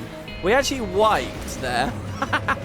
I like it. Okay, alright, well, I've just got to die. If I auto-attack chain, I'll regen, so I'll do this. We'll do that again. Another prediction then. Next time, guys. Will I die? Yes or no? You got 30 seconds to guess. Come on, can you die? No, this doesn't count, alright? Alright. Let's reset. How did I don't know. I felt locked in. I couldn't go the other way. And the more you run left and right, the more it sucks you in, right? Maybe I should have just eaten the telegraph. Maybe I should have just eaten the orange, you know. All right, there you go, guys. Get your votes in. Everyone ready? 1, 2. Someone's Kamui is quite far away. Appears to be AFK. Oh no, moving along.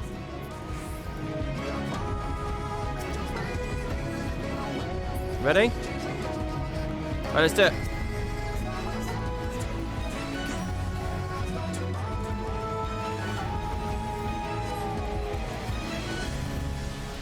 Okay, Tenderloin. So I reprise all that because that's a global. So that helps everyone.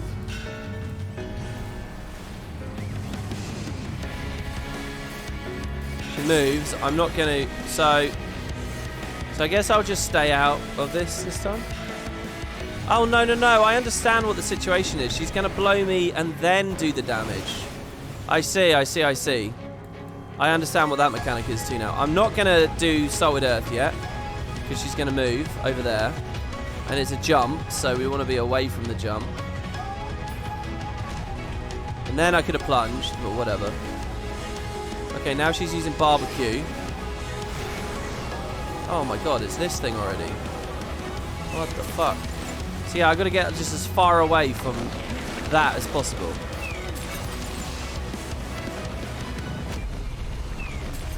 Oh, I see. Now that I understand, like, how little you have to move.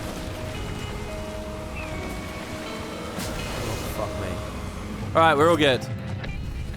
Alright, I'm gonna start with Earth straight away here. Isn't she gonna go and hide? It's fine, we should be alright. Yeah, that's kind of funny that I died there. But look, if you don't know the mechanic, you don't know how simple it is. Oh, I'm dead again! Why am I dead this time? Because the healer died. Oh, that makes me mad. Oh, I did die again. It wasn't my fault, though. It's rigged. Yeah. I don't know. Red mage is lagging out. Oh, shit. Sorry, they're trying to res me. Oh, I shouldn't have released though, should I? Because it's just me and a red mage.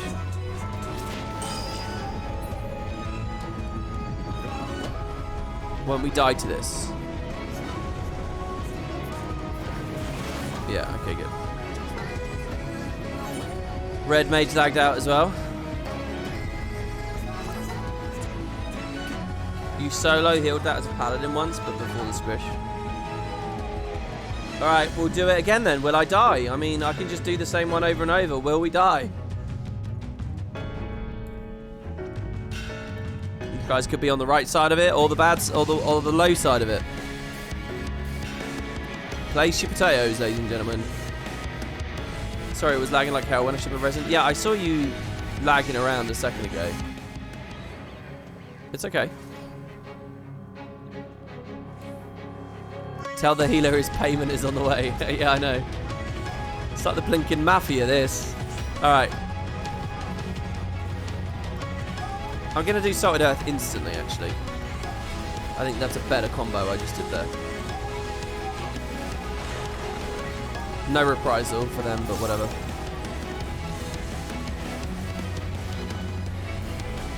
See, she is walking out of it. But hopefully not for too long. So this is the right place to stand. Because she's going to push you into the ring, right? And then just plunge back over. Oh, look at that. Such proness. And now we get away because it's meat mallet. I don't know how... And then she can't be hit anyway, so... My incentive should just be to run as far as possible. Alright, so now it's this thing.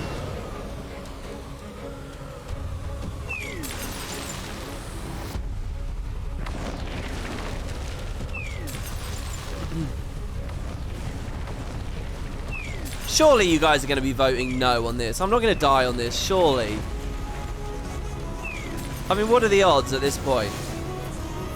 Right. Look at how easy that mechanic is when you know what it is and how it's coming.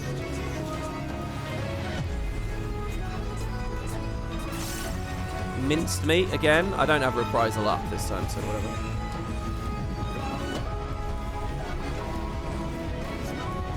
Okay. I'm going to put more mitigation on now. She hidden herself. Find her quickly or you'll be in for a world of pain. So we kill the cave sprite?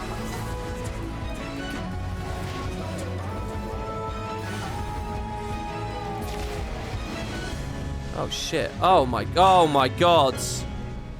Oh! Oh, she's doing the thing again though. We go up here, right? Oh, that's cool. That's showing us what direction she's gonna blow, because we wouldn't know what direction she's gonna blow otherwise, right? Surely I could just sit there in arm's length and not do that mechanic though. That's really cool. I think that's very clever. That's really fun.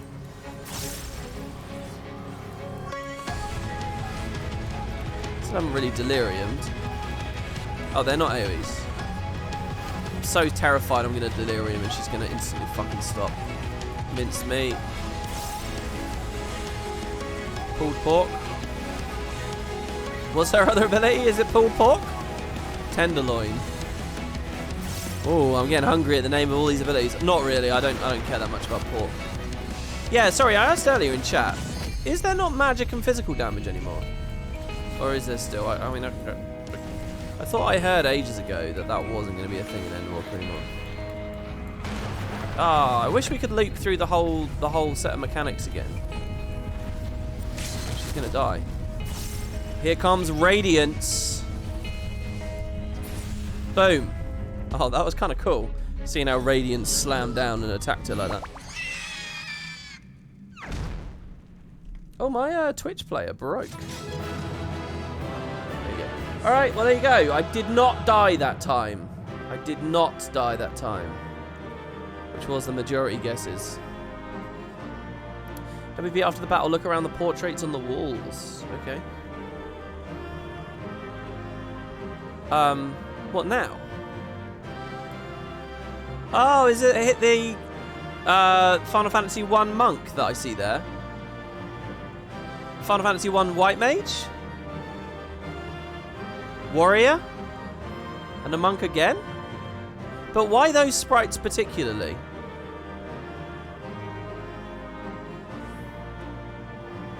Is that just someone's preferred party makeup? You'd think they'd put a black mage on there since it's Matoya's place, right?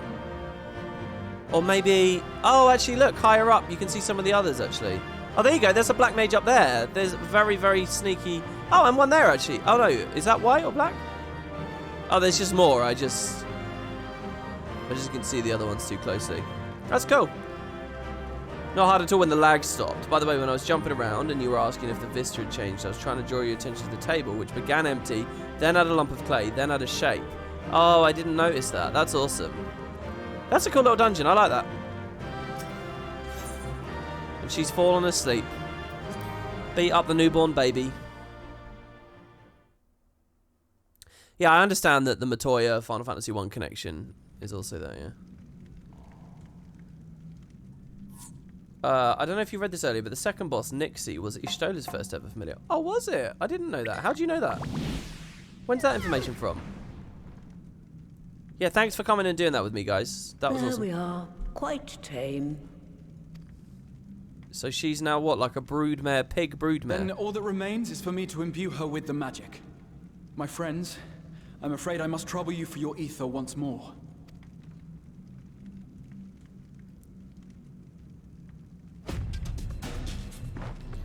She mentions it if you run with her in the trust party. Oh, nice. Oh, you guys have got to keep me in the loop about trust info that I'd otherwise miss out on. WPP newborns, Tato Notes. Tato Notes has to be like one of the most popular emotes at this point, right? That's the only big one I regularly see, like constantly. I mean, if I mention Gabu, I'll see Gabus.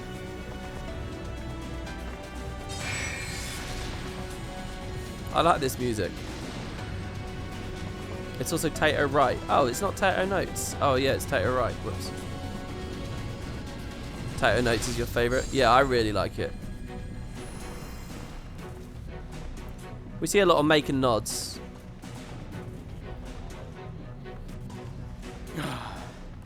That should suffice. You forgot to use Yotsuya instead of Total Biscuit? Yeah. Good. Let's set her to work then, shall we? I want to see some porkses. Assuming that is, someone can spare the requisite energy.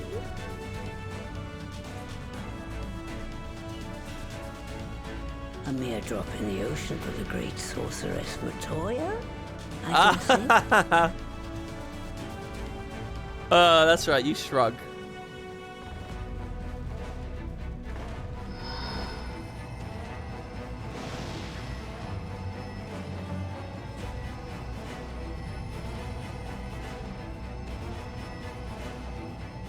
Dun dun dun dun dun dun dun.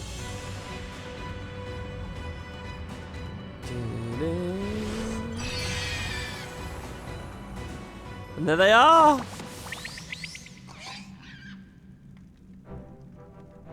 Excellent. Our very own litter of Angelos. And we can make as many more as we want, simply by providing the mother Porksy with additional ether. I will require a moment before I try again. Alright, it's okay, relax. It's still hard work, but a damn sight more efficient than making them one by one. Thank you, Master Matoya. Everyone. We're a step closer to our goals. So now we can just get a bunch of Aether from somewhere, right? And we've kind of got our own anti-primals. Well, no, not really. Did we just see how the sausage is made? I think we did. Distributed amongst the allied nations, they should do much to facilitate closer dialogue with the beast tribes. And given their present travails, I believe our friends in Limsa Laminsa should be the first beneficiaries. Agreed. Though I must leave this errand to you. I doubt my legs will carry me out of the cave, much less to Vilbrand. I'll carry you. Thank you for taking the lead in gathering the ingredients. I expect you would benefit from a rest too. Look at how big and strong I am. I'll be alright. You can have a piggyback ride. Or sit on my shoulders. Or we can do what Runar did. Didn't Runar fucking swaddle her? In addition to the Porkses, I trust you've gained an inkling of how much effort goes into the creation of familiars. Or mayhap you attribute your struggles to old Oh, age. shit. If I said yes, would it persuade you to treat me like an adult? Not with that pertness, it wouldn't. Anyway, assuming you have no other favors to ask, I shall be leaving.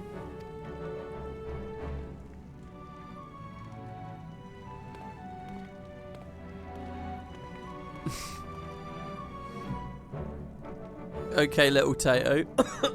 Little Tato. I'll go have a drink with Magni, man. Is that what... Can this patch take me to Magni to go have a beer? Forgive me if this is a silly question, but all creatures... What is going on here? Hey?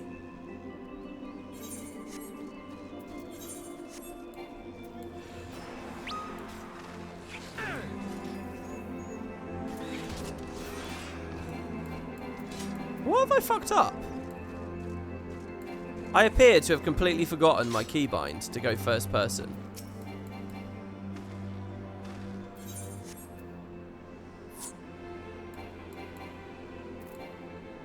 How have I done that? How have I messed up my keybind to go first person?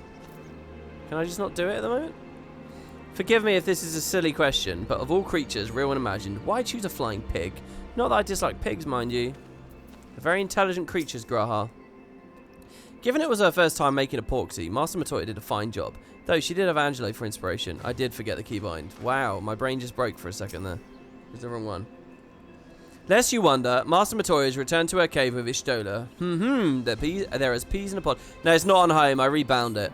It's a modifier key plus one of my MMO mouse keys. You may now enter Matoya's relict with a party of NPC. Oh, yeah. How many times am I getting that message before I finally realise that what it is preemptively? Alphano is eager to deliver the good tidings to Limsa Lominsa.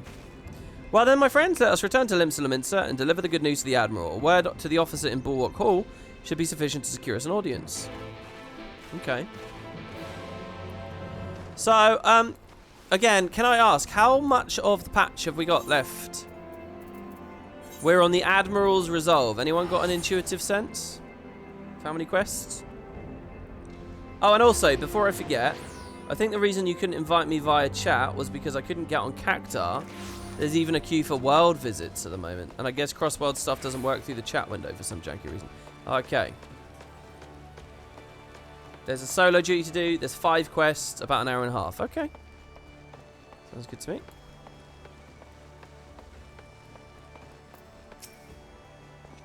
Right, Macon, ever a welcome sight. Times for the Admiral, you say. She's presently receiving guests, but for the Scions, I know she'll make an exception. Follow me. Jesus. These guys are really freaking me out, you know.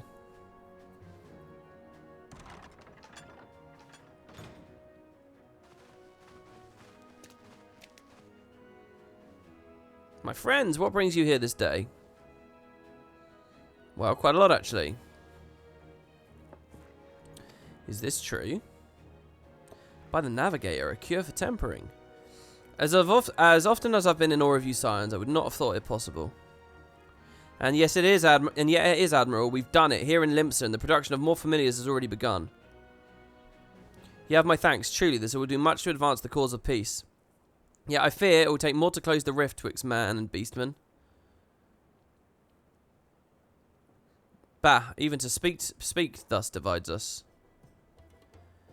Welcome as it is, a cure will not guarantee the reconciliation between our peoples, for though summoning and the tempered may serve to fuel the conflict, they are but symptoms of it. If we're to resolve the primal problem once and for all, we must address the cause. We must strive for mutual understanding and find a way to leave our bloody past behind. It's good to see Merwib in a scene, by the way. It was I who moved that the Alliance renewed its push for peace. Since our ancestors came to these shores some 7 centuries past, we Lominsans have been at odds with those who share our island home. It's really weird because I so often associate Merwib with like early 2.0 stuff, just around Reborn stuff, and it feels like a completely different game back then. Save for one brief moment of cooperation with the kobolds, our history has been one of nigh constant territorial squabbling. Meanwhile, our struggle with the Sahagin for control over the seas has only grown fiercer. A matter made worse by the thrice-damned Calamity, driving them to seek new spawning grounds. I think the Sahagin are one of the most exotic, weird-looking races this game has. And that's saying something. With survival at stake, each had no choice but to fight, and so I dismissed peace as impossible. Impossible is a word coined by the weak, I proclaimed all who would listen, and then gave up. You and yours put me to shame. Since you led us to victory against the Black Wolf, you've achieved the impossible again and again and again. And I thought it high time that I followed suit, hence my proposal to the Alliance Council. But no sooner did I reach out to our neighbours in Vilbrand than my own people sought to thwart me. Her own people? You speak of the pirates who failed to attend the meeting. Aye, acting through a friendly faction among the kobolds, we'd intended to seek an audience with a prominent patriarch. But the bloody executioners were not here of it, and their absence sent a message to the rest. Though they are but one of 3 pirate powers, they are the greatest, and any attempt at peace would founder without them. I'm given to understand their leader, Captain Hilfear, has been bedridden for some time with an ailment of the lungs. That sounds like Black Rose almost, doesn't it? Correct, in his absence, his right hand leads a man named Sicard, but recently risen to prominence among their ranks. Save for his disdain for authority, little is known about him. We've invited him to speak with us more than once, but he will not come. I've tasked the Yellow Jackets and the Rogues with uncovering his motives, but they have learned naught of any value. Okay, leave it to us. Sounds an awful like an upcoming errand quest. Maybe, we have a nose for the truth. Whatever this Sicard wants, we'll find out. Truly, I'd be much obliged. I shall look forward to hearing what you learn then. Good luck. The only thing that Merweb does is show her cleavage. Yeah, her shirt is quite low, I'll say that. Alright. The Admiral's right, the cause of the conflict needs to be addressed. We'll do what we can to ease the way, but ultimately it falls to the Laminsons to make peace with their neighbours. I know naught of this city, save what I've read or heard in passing. So in this matter, I'll follow your lead. Yeah, it's like Graha's got no history here, right? By way of first step, I suggest we split up and make inquiries around the town. Okay. Let's do it. Actually, good Merweb stuff coming up? Okay, I'm glad. I'm glad to hear it. That still means, though, that Carney Senna, right up until the start of Endwalker, I don't know what Endwalker itself's got, but has not had anything particularly great. A weird little moment in Heaven's Ward. And generally, whenever she appears, it's just because it's all the members of the Alliance appearing.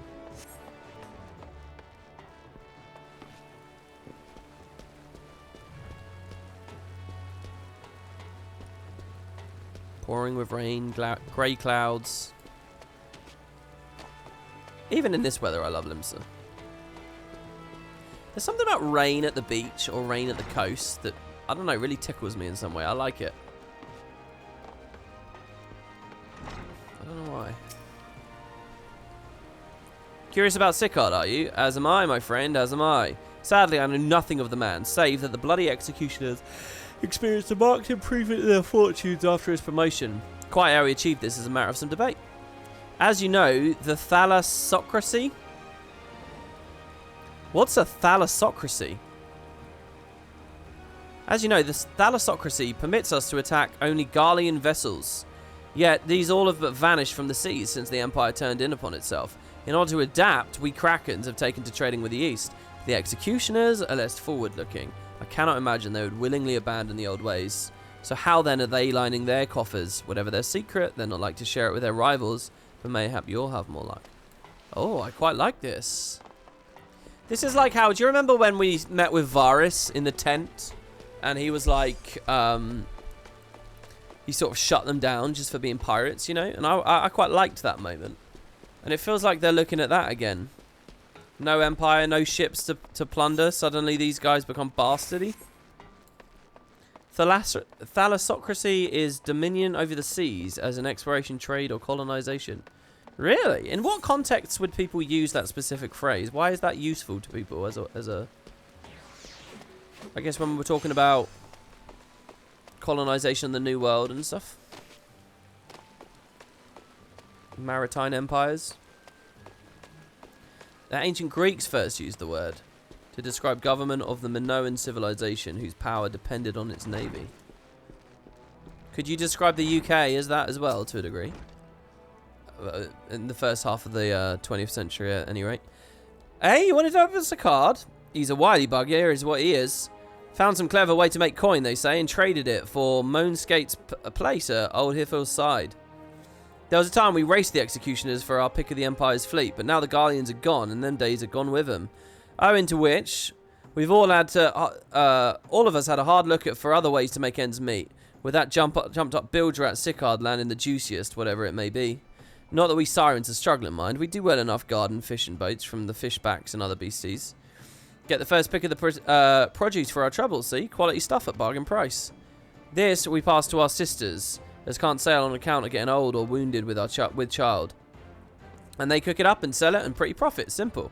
Oh, I miss the old ways, don't get me wrong. But when I see the girls with their little ones, I think to myself, a life of peace and quiet ain't all bad.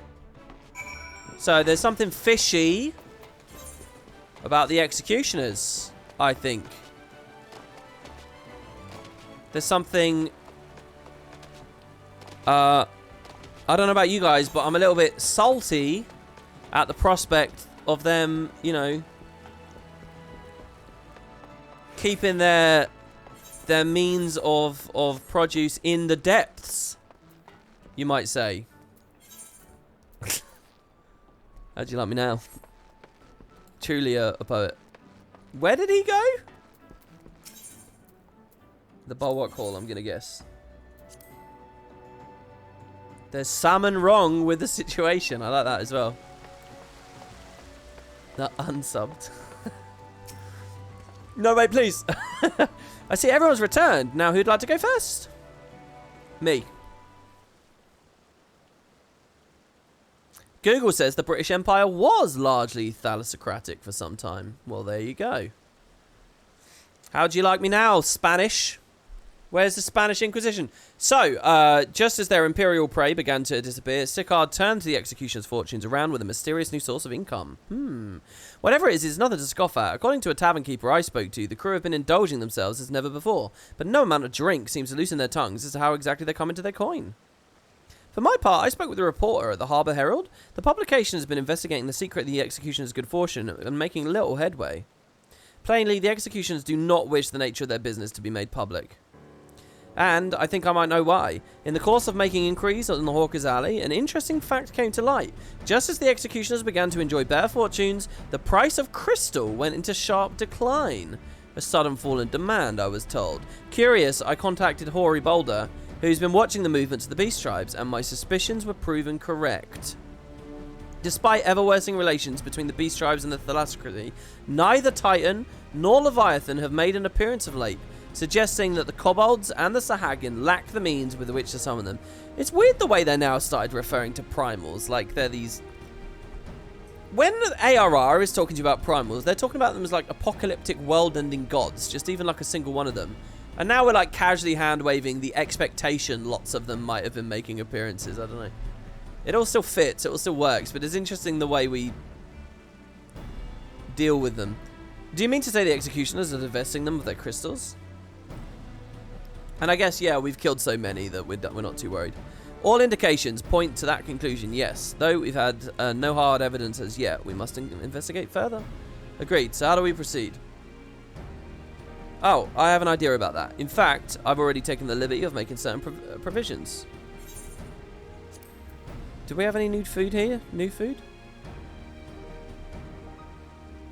No, we've read all these foods before. You know, the fact that I've stopped to read and think about each of those foods actually means I've got a general grasp of what the consumables are. If Alphino's theory proves well-founded, it would go some way to explain the executioner's vehement opposition to peace. Wait, I don't understand. What's the theory? Do you remember how Alphino pretended to be some manner of merchant to infiltrate Yulmore? Well, I bet you 10 gil he's about to reprise that role. That's Ruby Doomsday. Fuck. Oh, I'll read the thing later.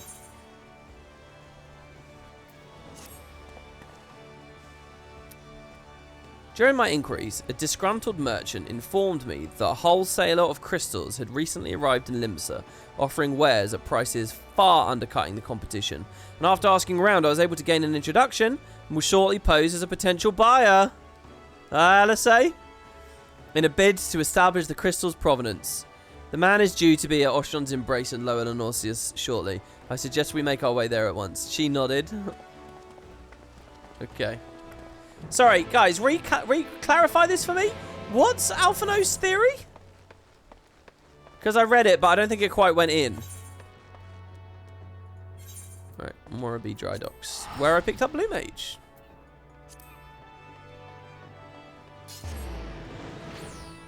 Yeah, 10 gil, that's a lot of gil, you know. We're just super rich in the game. I think WP win already in Endwalker. What do you mean I'll win already in Endwalker? How do you mean so? Oh, yeah, no, that's fine. You just DC'd, now there's a 2,500 queue. Kill me. Oh, that sucks, man. It's okay, I'll keep you company during the queue. As for Dern, Cossage, yeah, I kind of feel the same way. I'm always thinking about it. Dern is one of those beautiful things that the game can still deal with. You know, when I did that Mysteries tier list the other day, I think it was really refreshing and good because it kind of reminds you of all these things that Guild Wars can do that outside of the main function of the game or whatever.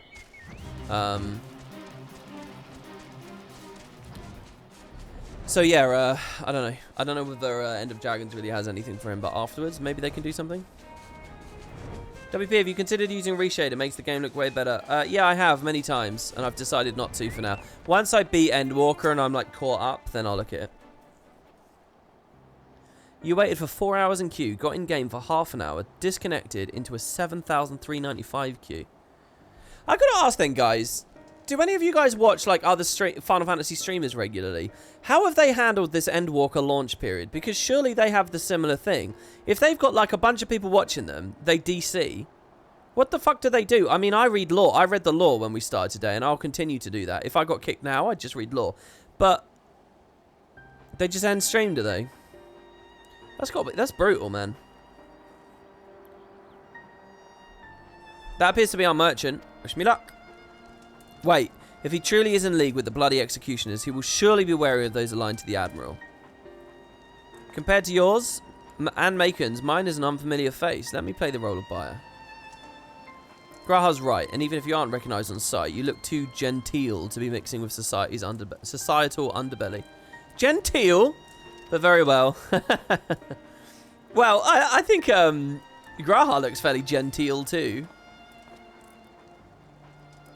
Liquor and law talk from the other one you watched. Liquor? Got business with me, cat boy? You're the crystal wholesaler? That I am, but you're no merchant. So, what do you want the crystals for? Sorry, that was,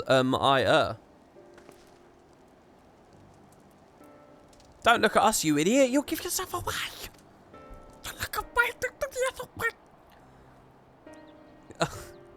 He slightly squints one eye. These are some good faces, man. Oh, I see. You're a weaponsmith, am I right? And you need crystals to make staffs like that fine specimen you got there. That's right. I'm indeed a weaponsmith, and I use naught but the finest materials. I bid you show me your wares. Well, we don't invite just anybody into our storehouses. It takes time to establish trust, you understand. Look, I have a large and urgent commission. If the quality's satisfactory, I will not quibble over the price. Alright. It's plain no ordinary crystal adorning your staff, so I'll make an exception. Come with me. I like how that all kind of filters into the story, though. Yeah, a nice, like, thumbs up. Good job, dude. And we all ease up. I like this checkerboard pattern on my clothes. It seems to be working. Let's follow them. Luckily, you never had DC issues after logging in. Yeah, I haven't really either. I'm going to say that now and get disconnected. The only day I got a lot of Error 2002s, by the way, as well, was like the first day this thing came out. Even then, I mean, I feel like I talk about this a few times, but it's like it's not astounding enough. But the fact that the queue was so small, right when Endwalker actually came out, like I got in pretty fucking easy. But I guess it's because I'm EU living NA or whatever. But literally the moment the expansion came out, the queue wasn't that bad. It was much worse in the later days.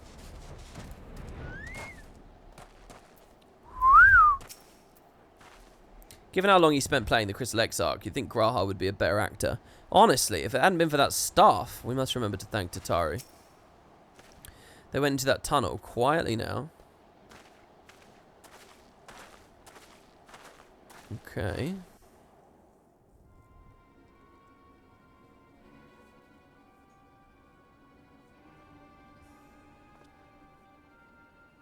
How long do you guys anticipate the crazy queues to be? Just out of curiosity. Like, based on your Shadowbringers, your Stormblood, your Heavensward experiences. You won't find any finer, especially not for the price. Another week or two. Oh, another 2 weeks. I mean, you've got something quite interesting that in 2 weeks it's Christmas. Right? So, people will be off. Maybe the queues are going to be really inflated for 3 weeks. Do you think that's crazy? But I mean, if people want to log in and play this on the holidays, and if kids are getting bought it, or not even kids, teenagers, young adults, anyone. If anyone's buying it around or getting it as a gift for the holidays, you might find December is just clogged in general. And then it all cleans up when the most depressing moment of the year hits, January. January is totally the most depressing part of the year, right? Does anyone want to argue otherwise? January is fucking awful. The only thing worse than January is February, but at least February's short. Indeed, I'd expect to pay more than double for such quality. How could they possibly be so cheap? There's nothing unlawful about them, if that's your worry. They're from Olgamoro, if you take my meaning. Stuff as pure as it gets. You won't be disappointed. So how much do you want?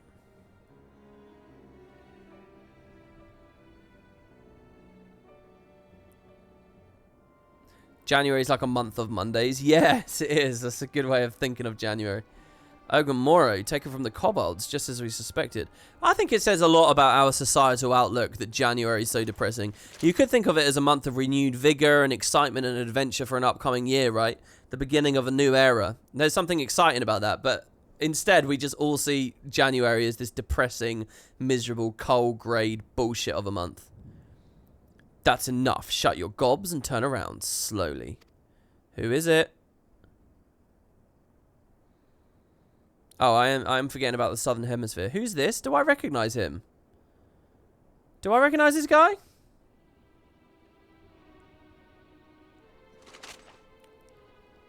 I'm Sicard, acting captain of the Bloody Executioners. No need to introduce ourselves. We know who you are. Scions. And we also know you've been chatting to the Admiral. Got eyes and ears everywhere, see? Comes with being the only true pirate crew left in Limsa. So, we've established you ain't here to buy crystals. The question is, what are you here for?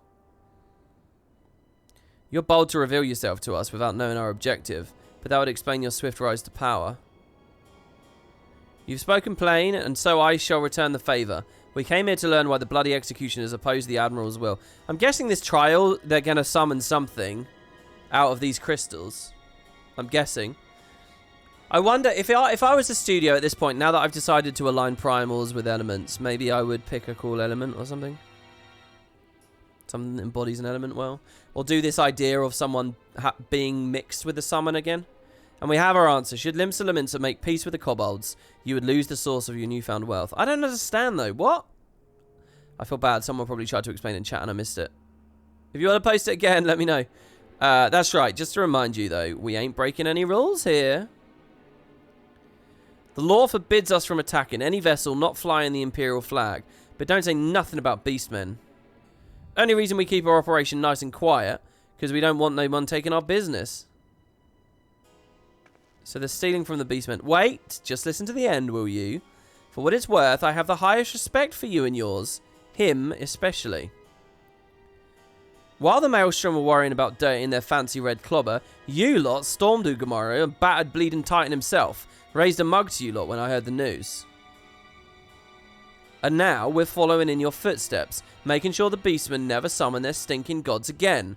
Practically your successors, we are. I understand now where they're getting the money.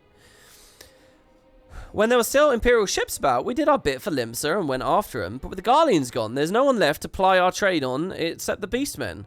So let us have that, eh? It's only fair. Contentious though some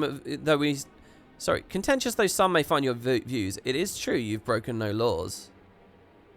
That being so, I see no reason why you should not state your case directly to the Admiral's face, unless the acting captain of the only true pirate crew left in Limsa Lominsa has some other cause to hide in a cave. Well said. Well said indeed. Alright, I'll meet with the Admiral. I'll even provide the venue. The Astilica. Astilicia? I trust you won't turn down the invitation? Oh my god, they're not going to assassinate Merwib, are they? We're not going to end up on a boat with a ton of crystals and Merwib in danger.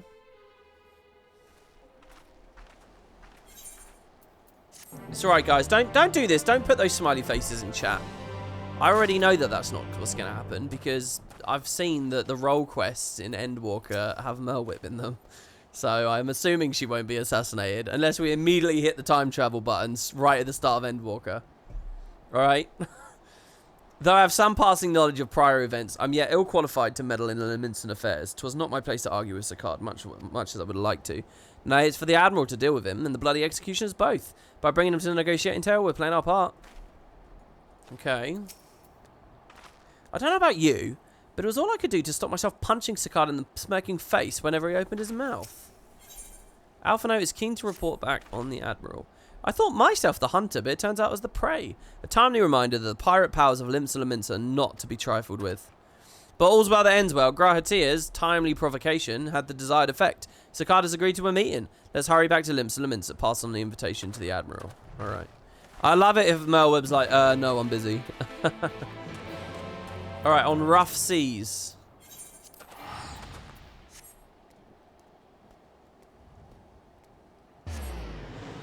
I have no idea where they're going with this right now, by the way. This is a very chill, very relaxed, very easy breezy patch, isn't it? It's like we just had a whole to be honest, all of the post-Storm Blood stuff was pretty high octane and pretty adrenaline infused. All of it. This is now, and obviously the whole way through Shadowbringers up till now has felt like that. But now it's like we've kind of chilled a little bit. Yeah, it's a vibe patch. That's a good way of expressing it, yeah. Oh, I like the dark window out there. While I have no assurance, it makes this place feel very cozy and warm and light. While we have no assurances Saccard will be amenable to reason, there can be no compromise without discussion. Saccard does not want for confidence, that much is plain, but I have faith in the Admiral. She's dealt with far worse. The ship is the very last place for such a meeting. The Admiral will be marching right into the Curl's den. I hope we don't end up regretting this. Welcome back, my friends. What news? You know how I didn't speak to this guy on the left here? I love the idea that Square Enix sort of knows that I won't because he's not a main character. So at some point in one of these random scenes, at some point throughout the vast length of this game, they hide just some random bullshit dialogue out there, you know, that no one would catch. I think I talked about something similar on one of my earliest Final Fantasy streams when we were in Ishgard at like House Fortom. But I sometimes get that impression. I'm like, oh man, they could just easily hide something. So, they've been stealing crystals from the kobolds. My thanks for solving the mystery and securing a meeting besides. Suffice to say, I accept the invitation, and I would have you join me as my guests. The future of Limsa hangs upon the outcome of this meeting, and I would have the Scions present to bear witness. So, there's a trial coming up. So, this is not going to go well, because there's a trial. I wonder what it's going to be. Hello, everyone. Are we just going to be docked, or are we actually going to go out to sea a little bit? 5.4 story is important. I wouldn't call it filler. Yeah, I don't think it's filler. Filler, I think, is one of those words that gets thrown around a lot. I don't think people use it very intelligently. Come crawling. Traitor! Oh. You can shove your piece up your ass! And I finished the line for her. Welcome aboard, Admiral. I'll wager you don't remember me. Saccard, acting captain of the bloody executioners, at your service. 'Twas kind of you to invite us. Now, if Captain Hillfear has a message for me, I bid you speak it. I like her voice. We have just the one demand. That you forget this bilge about making peace with the beastmen. Ours is a nation of pirates. Always has been, always will be. Deny us our right to plunder, and you deny who we are. Too bloody right! Say 7 hells in the Merwib voice, WP. 7 hells! What we take! Ah, Merwib. Oh, wait, I'm Merwib. I don't know how to do it. I don't know how to do a... Piracy has no place in our future. No place in our future. Something like that. What'd she say? Pirates have no place. Yeah, what the fuck? Our nation has prospered through piracy, 'tis true. Yet it is but one part of our long and storied history. Centuries ago, our ancestors led a failed rebellion and were driven from their homes with little more than the shirts on their backs. In fear of their lives, they sailed south until they came to these shores. Finding the land occupied by kobolds, however, they were forced to turn to piracy in order to survive. And survive they did. But not so long ago, when the Empire threatened to crush everything we'd built, we set aside piracy and joined hands with our neighbors. This too was in order to survive. Yeah, they're gentrifying the pirates, like the Chara becoming mellow. It's exactly everything she's talking about. I'm thinking in my head about how I feel about all that narratively and stuff and different ways you can do things. Yeah, I see that. And survive we did. Time after time we fought the Empire, and time after time we won. And through trade with our newfound allies, we prospered more than we ever did through pillaging and plundering. The Empire teeters on the brink of collapse. Ere long, provinces like Wurlit and Bosnia and many others will regain their freedom. Wait. I'm supposed to say Bosnia. What the fuck, chat? You usually jump at me when I pronounce things wrong. Bosnia. It's funny because she pronounced the Y. You guys say Bosja. Bosnia, everybody. It's Bosnia.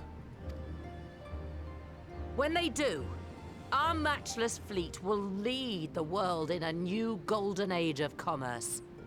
The tides favor us, and the ocean beckons with her vast bounty.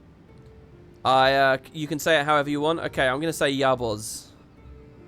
I'm going to do the Yaboz story soon. But if we cling to the old ways, this great ship we call Limsa will trade the boundless seas for a lagoon.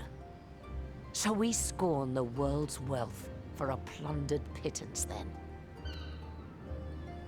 Or shall we embrace change and thrive like our ancestors before us? The choice is yours. But if we are to prosper in the coming age, the whole of Vilbrand must become our ship, and a kobold and Sahagin our crewmates. What's the difference between Vilbrand and Aldenold? Vilbrand is the island, is it? Might even be some truth in them. But pirating's all we've ever known. And we ain't about to give it up just because you say so. Yeah, so take your time. You don't have to fight. You just learn a new trade. You all in it together. Feel like going back to school. We're all the Mincins here and no one wants a war. So where does that leave us? Long before you became Admiral, I heard you was captain of the League of Lost Bastards. That true? The League of Lost Bastards? I've never heard of this. If so, you'd know how we pirates settle our differences. With a game of, what's he suggesting? A game of, what's that game that they play in Pirates of the Caribbean 2? A duel. A duel? Oh, it's the trial. I'm playing as Merlwib, fighting this random guy. I guess I'll be playing as Merlwib. No, not Twister. Liar's Dice. Thank you, Flareheart. Flareheart, if I could just give you some potatoes there, I would. Liar's Dice. Fucking Scrabble. Twister. Yu-Gi-Oh! Very well. As Admiral of Limsa Laminsa, I accept your challenge. Duel Masters. What's the difference between Yu-Gi-Oh! And Duel Masters? What is the difference? Oh, there aren't any trials here. Oh. Oh, someone said there was a trial earlier. Liar's Dice is fun. I don't even know how to play Liar's Dice. It just looks cool in that, Can I play Liar's Dice with you guys in chat? Is there a way I can do that virtually? The scene just looks cool in the movie. Guys, what's the difference between Duel Masters and Yu-Gi-Oh? Duel Masters is a different game. What game is Duel Masters? Duel Masters cards had only one stat, not two. Is Duel Master the game they play in the show Yu-Gi-Oh? Or what? Am I getting confused? What's the difference between Pokemon and Digimon? No, I am serious. I am serious. Yu-Gi-Oh is no game. It's just the name of the series. Duel Masters is... Oh, it's a different franchise. Oh, no, there's cool shit happening on screen here, and you guys are talking about nerd stuff. Completely unprompted by me. Oh, she got kneecapped. Oh, it's Duel Monsters. This ain't over. Not till one of us is dead. Finish the job, or I will. Oh, shit! Look at that clean white shirt. He's been using Persil.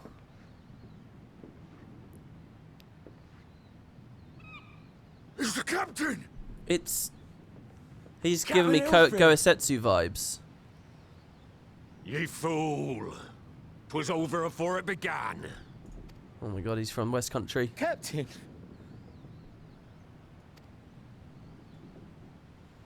Seems the whelps have been yapping while their master was abed. Cap'n Kapow. Listen well. Oh, don't you play this music with this random guy. Since the signing of the Galadian Accord, we all of us have been part of the same crew.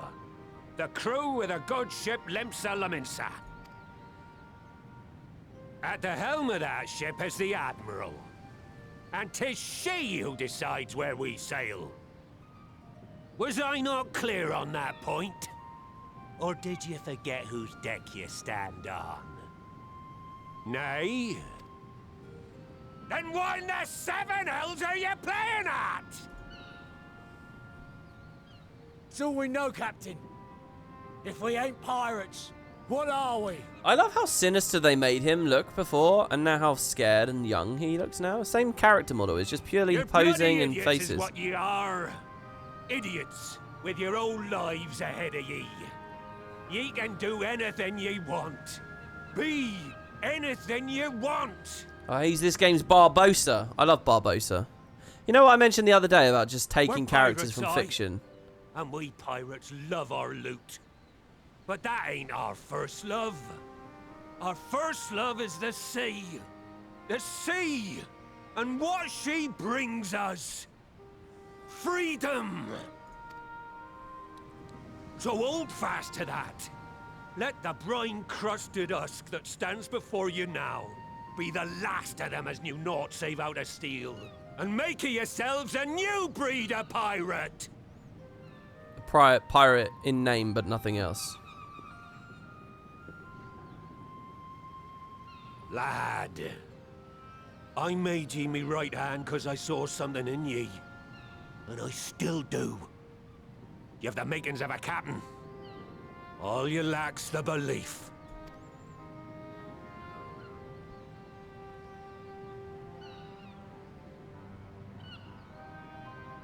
Well now, it seems we're of one mind after all. Apologies for the misunderstanding, Admiral. We're with ye, wherever ye be headed.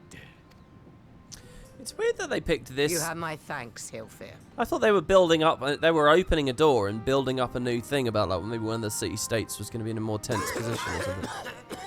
Oh, he's the guy with the lung issue, right? Yeah. Oh, it's nice to see them interacting here. Your choice of dueling pistol did not escape my notice. Good old Annihilator. Ender of many a proud pirate's voyage. Mistbeard's vanished into legend, and it won't be long before I take my rest in the depths. Yet be that as it may, the old ways can only truly die when we've dealt the Empire the telling blow. There'll be stormy seas ahead, no doubt. But I'm trusting ye to steer us through to the other side. This patch and this Limster stuff has some Season 3 vibes from Guild Wars 2. This feels like a Season 3 patch where it's like, okay, we're just going to deal with some Crichton shit for this episode or whatever. We're just going to go deal with some Limster stuff. I thought they were like building to a bigger thing. I don't, maybe to a certain degree they are, but why pick Limster over Gridania? Is next patch a Gridania patch perhaps? Is this the last quest or what, by the way? How will I know when it is?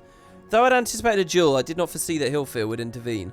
But full glad am I that he did. 'Twould have been a shame to kill the boy. Instead, the whelp has learned a valuable lesson, and we've made peace amongst ourselves. All that remains to do, likewise with our neighbours. So yeah, you know I said determination. Like on the previous stream, I just basically steal a character from another thing. Barbossa is one of those like ultimate characters. Like the way that the plot works through him, the idea of an antagonist that goes away for a bit and then becomes a frenemy later. You know, the end of the Pirates of the Caribbean movie, POC 2, where they go and he returns dramatically at the last moment, I think is so cool, and I just fucking love Barbossa for that stuff. And then all the fun stuff of him fighting over Jack over the commandership of the Pearl later is excellent. But yeah, I don't know what end this all was. There are some times when one must stand one's ground, even if the cost of failure is beyond reckoning. The Admiral did just that, and I have nothing but respect for her. As she continues to steer her nation through this period of transition, I pray the Navigator will fill her sails, did you say? When the discussion gave way to duel, I feared what might unfold. Yeah, only a fool would underestimate the Admiral, as Sicard soon discovered. While I don't condone what Sicard was doing, I know how difficult it can be to change course. It took me long enough to join the Scions, didn't it? From your lone wolf days. For the first time in a long time, Merweb's course is clear. The great ship Vilbrand? And yeah, the resurrection was a bit iffy, I agree. Now, I need hardly tell you, but any attempt to negotiate with the tribes is doomed to fail unless their minds can first be wrested from the grip of their gods. And so, in the meeting we seek to arrange with the kobolds, I would have you free their leader of Titan's influence. Leave it to us. We'll open his ears to reason. You have my thanks. Ere we proceed, there is something you should know.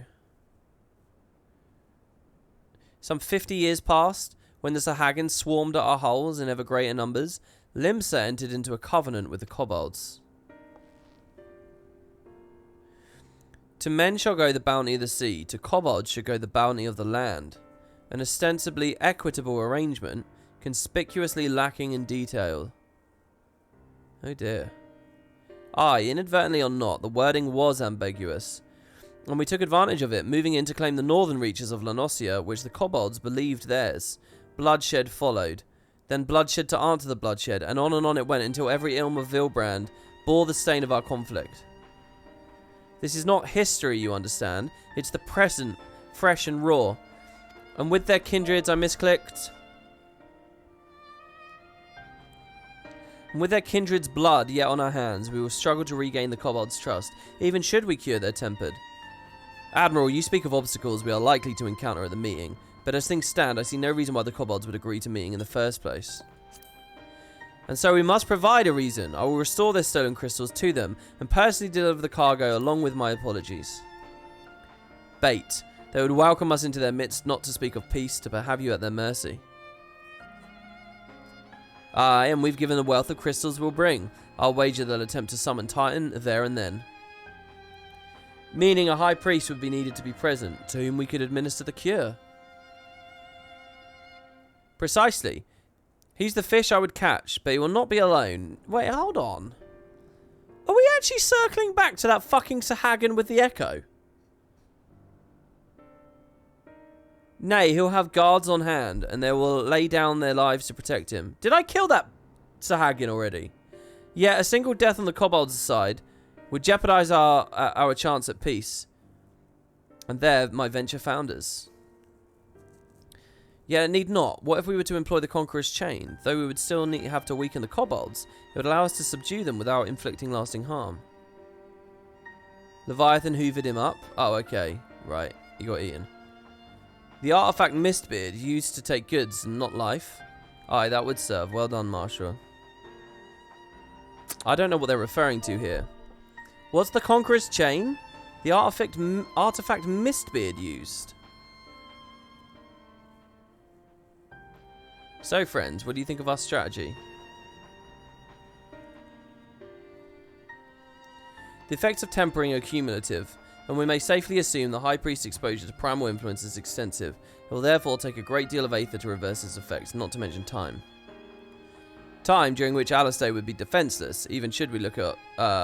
even if we should all look to her protection, I'm not convinced we could keep an entire army of kobolds at bay.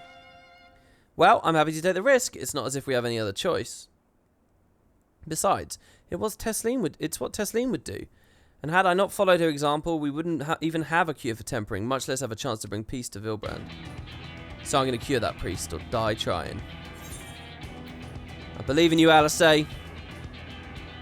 Mistbeard's another side quest character. There are optional dungeons related to him. Hullbreaker Island, I think it's called. Pretty sure you did those. Yeah, I did do them. I don't remember his story, though. And I believe in you too, you and everyone. I know you'll keep me safe. It's settled then. See to your preparations. That was a bit weird how they cut the music in towards the end there. Larbrea looks like the type who would love Archon life. You know, guys, there's something I want to point out about Shadowbringers, by the way, that I was expecting and never happened in the end. I think I need to go to the Revenant's Toll real quick first. See, I thought I'd been spoiled about Shadowbringers. And it occurs to me, as of the 5.3 stream, I wasn't spoiled.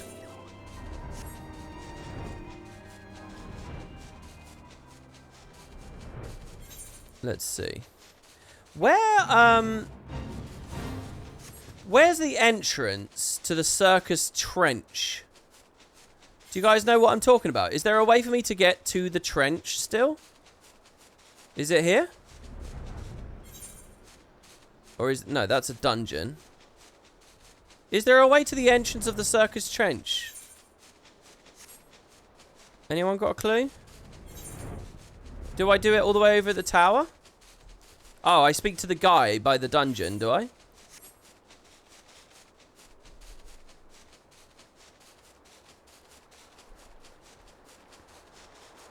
You speak to the boat guy.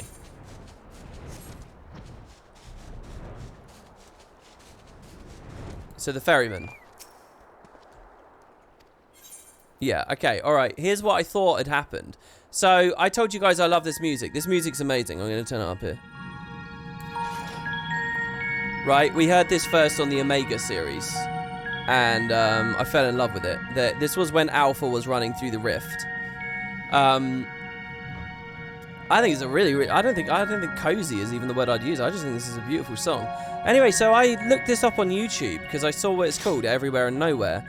And in the YouTube comments, someone said... I know, this is when I thought I'd been spoiled. Someone said, oh, they were like pretending, they were role-playing as Square Enix. And they were like talking as though they were Square Enix.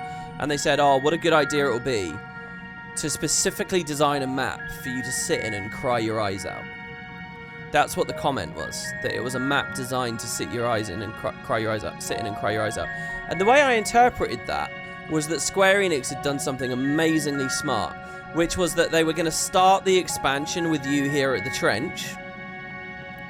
And then they were going to end the expansion with you back out here at the trench, standing alone, with the revelation that all the people you had to leave behind. Like, I thought I was going to leave Graha behind. I thought maybe even some of the Scions I was going to leave behind. I thought I was going to be really connected to Reen, and like, I thought that basically they were going to build to a big dramatic moment where it's a big goodbye and we just kind of wake up here. And it's exactly the same, and here's the way that's beautiful, because it's exactly the same as when we started. We heard this music already, except now it hits completely differently. You're in the same place, listening to the same thing, and you're just fucking devastated, and you're listening to this, and it's quiet, and it's cold, and you're sad. And that's the impression I got from the YouTube comment, and I thought that will be a masterstroke. That will be really cool. Maybe that's why there's this brilliant sad moment at the end of Shadowbringers, because I'm going to be standing here listening to this, fucking with my lip quivering, right? That's what I thought they were going to do. They didn't do any of that. I mean, you do come back here briefly, right? I think at the end of 5.0. They didn't even do it. Unless it's 5.5, but I somehow doubt that. I feel like we've moved on from it now. No, it wouldn't. It's not about me crying. It's about that just would have been a really masterful, awesome thing. And that's honest. I honest to God thought that's what they were going to do. And they were going to use that map and that music in that way. Because, you know, if they had done that, what that would have said is that would have been another, like, you know, flex about forward planning, wouldn't it? It would have been another little moment where the writers essentially say, yeah, we knew what we were doing the whole time. That's why we put this music here. That's why we have this vibe in this map. Because we're going to start you here, and we know that when we end you here, it's going to feel gutting. Be under no misapprehension, the extent of a High Priest tempering is like to far exceed that of Gaboo. But then his was a relatively mild case, milder indeed than the majority of those we wish to save. The coming mission will be a truer test of our treatment. I have no doubt Alisay will succeed with the cure, if we can but afford her the time. So yeah, I thought that there was going to be a big moment, but no. I didn't tear up at Seto. Seto wasn't in the story enough. I don't know how anyone can cry at Seto. That feels cheap and fake to me. If you're crying at Seto, I don't know. Seto was hardly in it. Seto hits hard for when they're in it, but they're hardly in it. Alphino wasn't like... Maybe it's because I didn't do the role quests, to be fair. Right? If you do the role quests, it's a bigger thing, isn't it? So I'm counting on you to give me all the time I need. Our sole purpose is to keep you out of harm's way, so leave that to us and focus on your own task. Indeed. And should you want for Aether, you need only say the word. Gaboo, did you follow us here? There's something important that I want to say to the High Priest. Express state, say. Please let me come with you, please. Oh God, if Gaboo gets squished here, I'm going to be quite sad. I'm sorry, but it's too dangerous. I need you to promise me you'll stay here where it's safe, alright?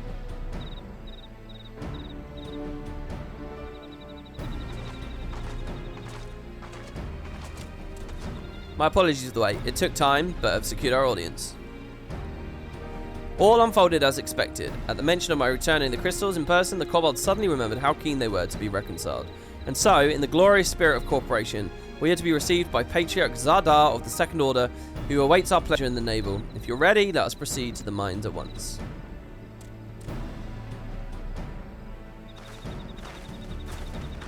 Have you done Shadowbringers? Yeah, you're looking at it. It was a big moment? How was it a big moment? What, returning to the trench? It was a moment. It wasn't a big moment, and emotionally it wasn't charged in the way that I just described it.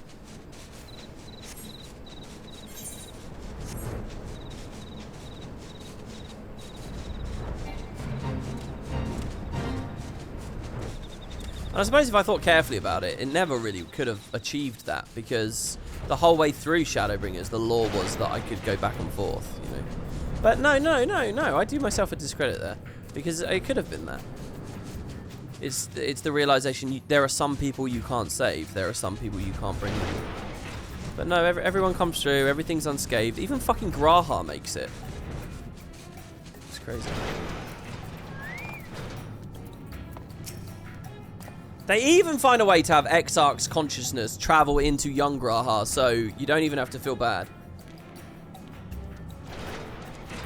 Alizé can be forgiven a certain amount of recklessness, but if she goes so far as to contemplate sacrificing herself, I'll remind her how she responded when I thought to do the same.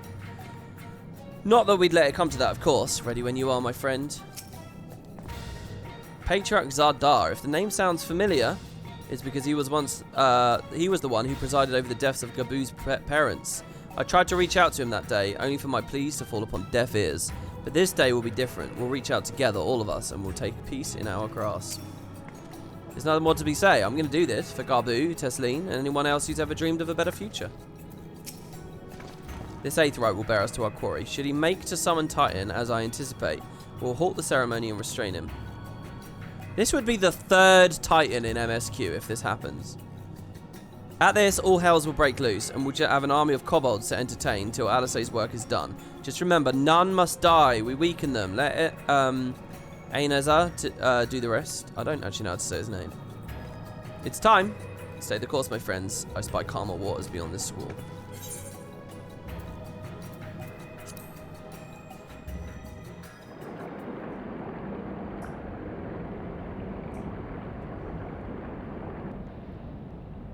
Just a heads up, WP, your WP2 has a double upload again. Thank you for letting me know. Which one's the double upload? I've got such a problem with that, but I don't know a better process than manually just going through and exporting. Sometimes I miss a day and then I'll like overcompensate because I definitely don't want to lose one of the VODs, you know. If there's a missing VOD, then it's really bad because it's gone forever, and that's... I really hope there's no missing VODs on that channel. If anyone knows if there's any missing VODs on WP2... Patriarch. I am Merlwib Blufisvin, Admiral of Limsa Laminsa. Let me know. I've probably still got VODs on Twitch dating back to what? Stormblood? Greetings, Patriarch. I'm Merlwib Blufisvin and Admiral... Yeah. I come before you to offer my sincerest apologies for the many wrongs committed by my people against you and yours. The deleting marathons on there twice. Okay, thank you.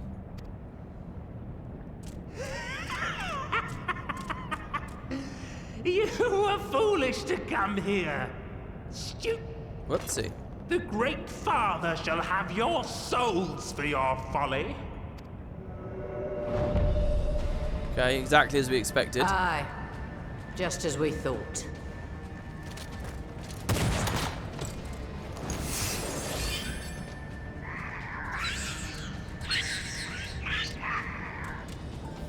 Now, Alisaie! Quickly! You don't need to tell me! Let none pass. We must grant her as much time as we can. There's nothing worse than someone taking charge and telling you to do something you were doing anyway. There's nothing worse than that. I know how you feel there, Alisaie. And now that they've told you, it's like a command and it's like a subservience when it was never meant to be. And now you don't want to do it at all. She's a teenager, remember? The girl seeks to harm the Patriarch with vile magics. Kill her, slaughter, slay, kill! We must protect Alisaie! It's interesting to me all of this is going on. Isn't that... the Amolja and Ifrit are the first beast tribe we deal with. Okay, just to be clear here, before chat shouts at me, it just says protect Alisaie. Holy fuck. Is she fucking ulting then? Gonna come on out, Frey? I mean, I'll salt it up. You're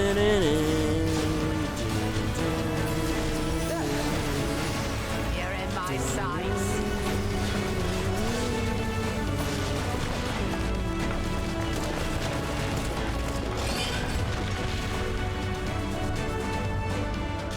Well, I think we spanked them. It's ready. Go, Angelo.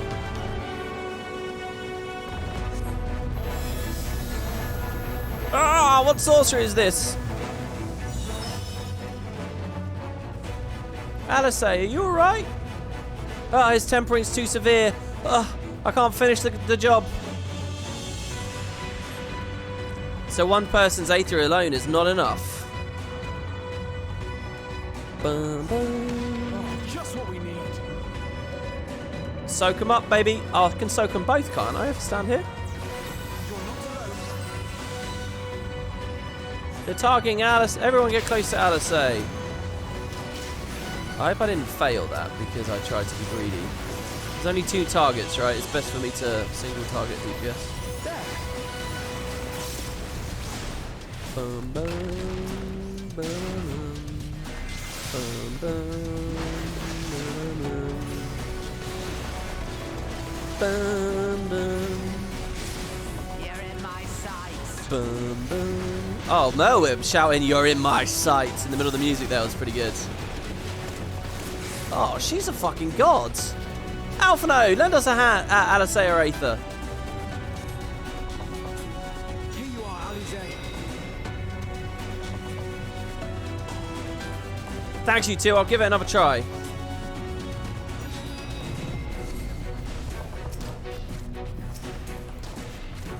I mean, I'll aggro all the bombs, baby. I'm a tank. They're not doing anything to come at me. They're just slowly moving in, I see. I see what you want from me. Carve and spit. Bum, bum, bum, bum, bum. I assume I kill this. Explosive chemistry? Well, I don't know actually. Is this bad? Maybe I shouldn't stand next to this fucking thing. Oh, I'm glad I shadow walled. I'll tell you that much. Oh no, Merwib's down.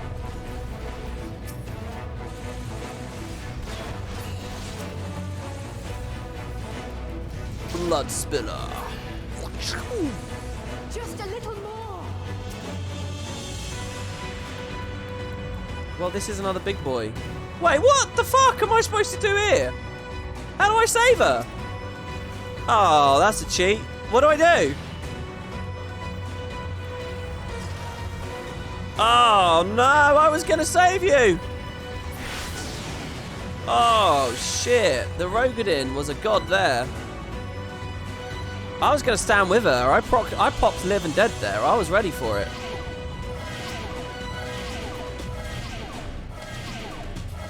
Oh my god, look at this. The energy going into Alisea, into the Porksea. Out of the Porksea. Into the Kobold. Almost there. Macon, please lend me your Aether too. Oh, I thought you'd ask that. You understand, I got a lot of Aether. You ready for this? 2, 3, 4.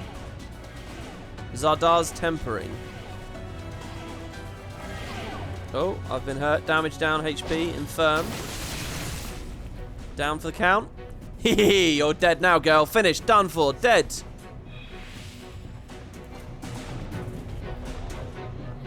No, Admiral, it's too dangerous. Loafswin.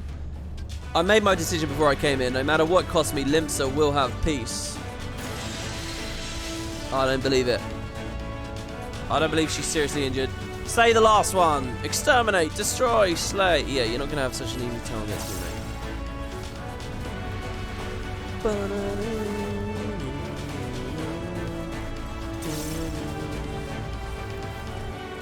Go with the deliriums here. Don't you fucking charge away. Oh, actually, it's okay because delirium's not such a big deal anymore. Alright. Can tag him with some stuff. Where's he gonna end? Over there then. Tunnel shaker.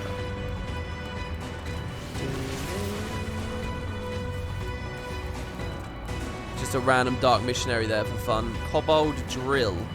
Looks like a tank buster.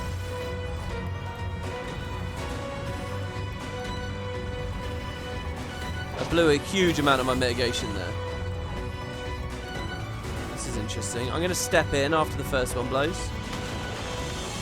Oh, that's like the Titan mechanic, isn't it? A little bit.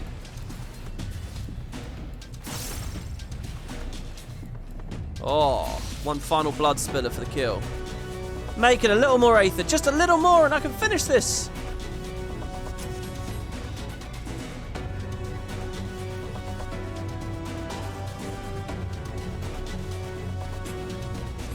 It'll work this time, I promise.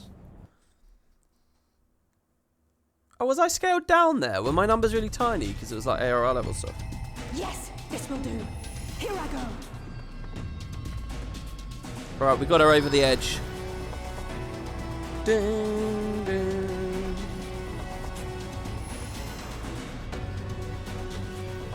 Go, Angela. I didn't even read the debuffs. Yeah, I did. I read that I was infirm and I had damage down and stuff. What else was I supposed to do? Oh, you're saying I did read them? Oh, I see. What, me being debuffed meant that it went to ARR levels? I thought someone was suggesting the instance was scaled.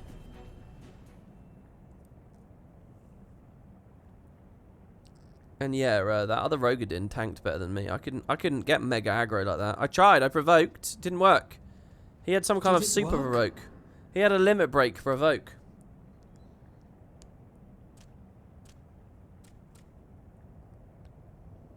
What?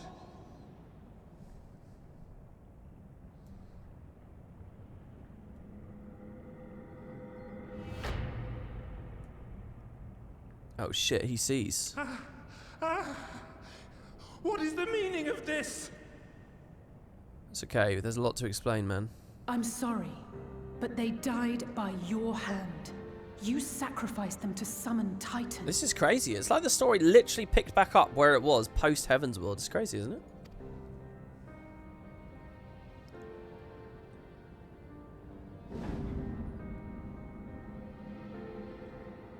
Yeah, I didn't know damage down was that significant. No, no, no, no! Why? Why would I do such a thing? This is pretty crushing, to be fair. This is quite rough.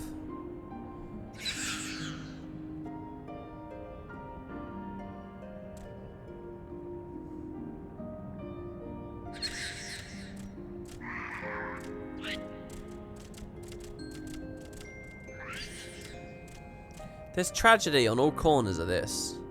Giving him his consciousness Would back? that there were a cure for the victims of the Tempered.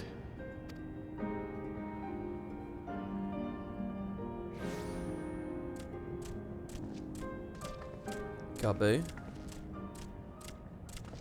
Gabu! What are you doing here?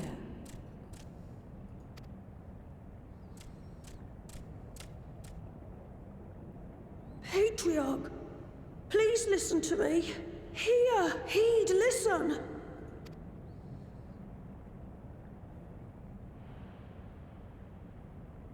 The Great Father we have been summoning is false. He only hurts us and those we love. For a long time, his voice filled my mind. It told me to do terrible things. Awful, unspeakable, terrible things. But I didn't give in to it, and you mustn't either. There's been too much pain already, so please, end the suffering.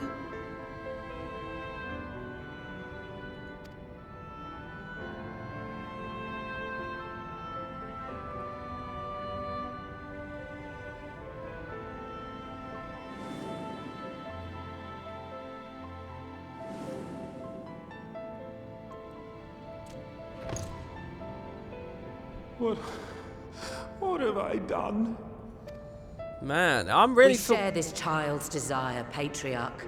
An end to summoning, for it spells naught but misery for both our peoples.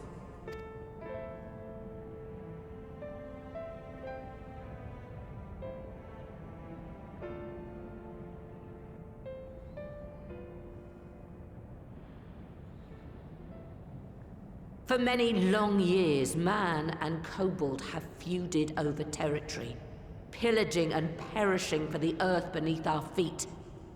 It may be said that we fought to survive, but what we have sown in blood, we have reaped in suffering, and it cannot go on. I would see us set aside the past and work together for peace.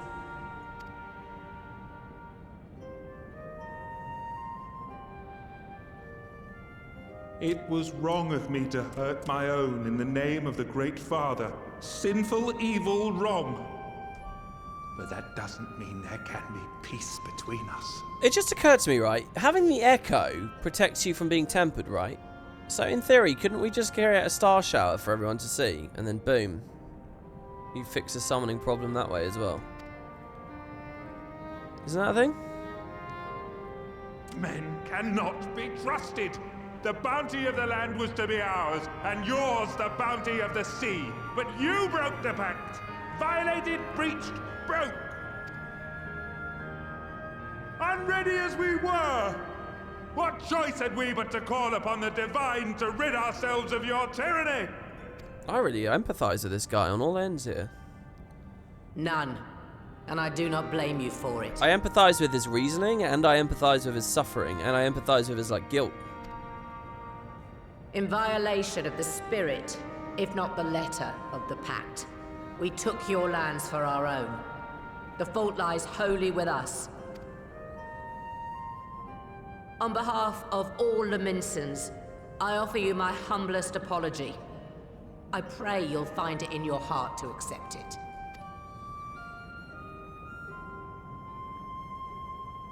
Yet I know an apology alone will not serve to make things right. So, we will revise the pact to leave no room for doubt.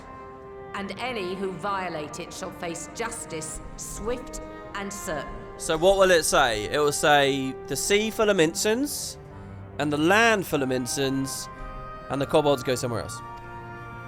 No, we won't be fooled. Not again. No, I like this shot as well. Please, hear me to the end. Fleeting though it was, there was a time when man and kobold abided together in harmony, in cooperation. Ooh. In those days, your people shared the secrets of smelting. Knowledge which allowed Limsa Laminsa to thrive. Much of what we have, we owe to the kobolds.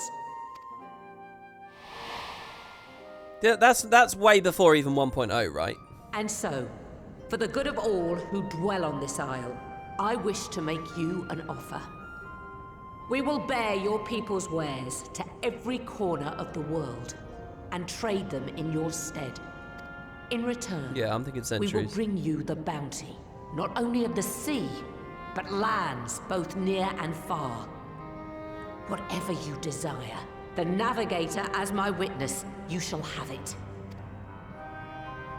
There will be no more man and beastman, just the crew of the great ship that is Vilbrand. And together, we will share in the wealth of the world, if you'll only accept our hand in friendship. We want to believe you. We truly do. But we believed you before and you betrayed us. Fooled, deceived, betrayed us. There are bad men, it's true. But there are also good ones. And the ones before you are the best of them. They were always kind to me. Caring, nice, kind, and I trust them with my life.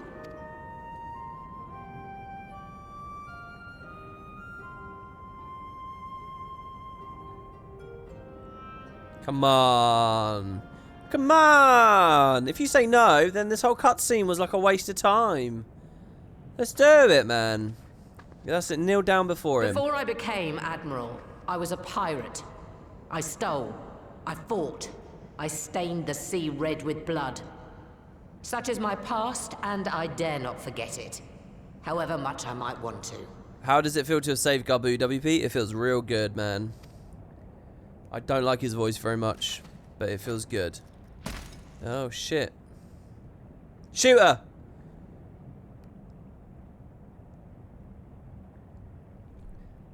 Use That reassemble is drill. Death penalty. The pistol I used to pass judgment on my own sire when he fell thrall to Leviathan and betrayed his comrades. That's such a cool fucking name. I like all the limited names of stuff, you know. A gun called the Death Penalty. What a cool fucking little thing there. It's loaded. If you were to point it at my head and pull the trigger, I would most assuredly die. Most assuredly. I like how they have to add that in the context of this game, this world, this story. The death penalty is legendary. Much. My life is the single most valuable thing I possess. If it will suffice to atone for past wrongs, take it. Hell yeah, you're totally right. The death penalty should have been the name of one of the rifle legendaries. Don't worry, it will come in Gen 3, right? A single bullet to annul the old pact, and my blood to write it anew. It's a recurring gun throughout the anthology. Interesting. What comes after, I entrust to this man, my second in command. I know that he will do his utmost for the happiness of all who call Vilbrand home.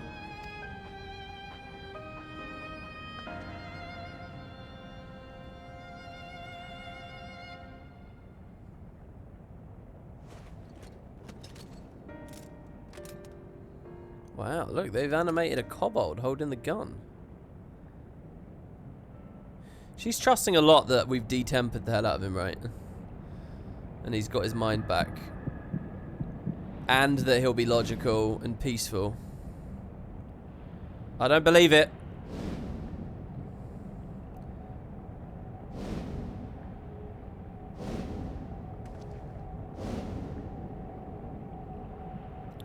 What if he pulls the trigger and Garboo jumps in the way? No, don't do it! Oh, I actually think that might happen. Oh! Oh no, he might have done it!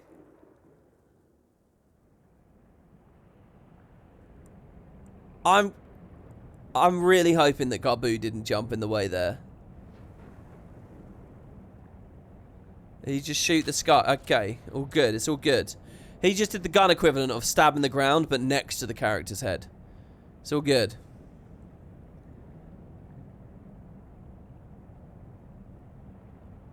I do not trust you. Not yet.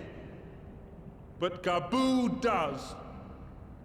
And I will trust him. Oh god, it played an ad, did it? Dude, that's terrible timing. How many seconds are there in an hour? There's only like 30 seconds in an hour that will be an ad. No, there's 30 seconds every 90 minutes.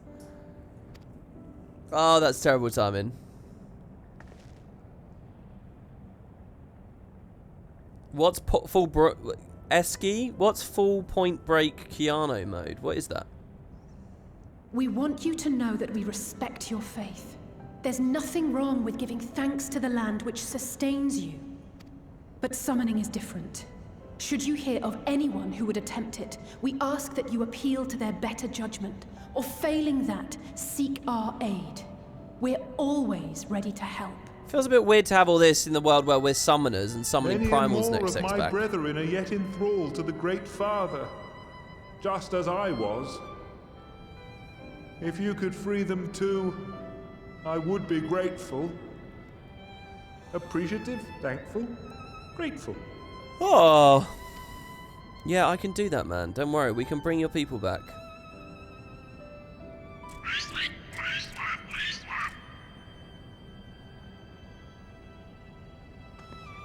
It's really tragic how, even long after Titan was defeated last time, these broken souls are still just left here. 'Tis we who should be grateful, Patriarch.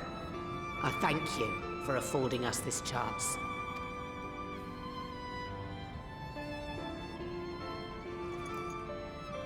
So, it's good to have it confirmed that tempering is a real magical, scientific, blah blah blah thing that properly happens with a proper cure. Because for a long time while I was doing this playthrough, I remember some people in chat giving me the impression that, like, tempering might not even have been that. It might have just been, like, an interpretation of someone else's free will and stuff. Alright.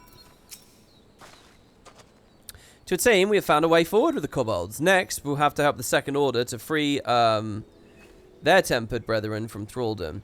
Theirs is far from the only order, of course, and it will take no small amount of time and effort to reach the rest, but reach them we will, however long it takes.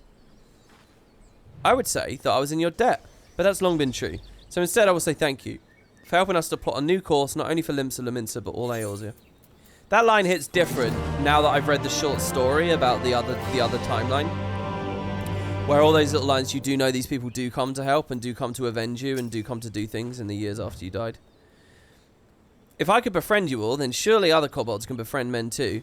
And I'll do everything I can to help them, facilitate, assist, help. I like this alpha with Gabu here. I dare say we could all do with the rest. Alisay not least of all, given the amount of aether she's been expending of late. Alpha knows the quest given. Futures rewritten. This is the name of the quest. This is the last quest of the patch then, I suppose, right? Alpha knows face is a picture. Equal parts jubilation and relief. You're not tempered by Yoshi P. It's your free will by playing the game. Right. Let's return to the Rising Stones.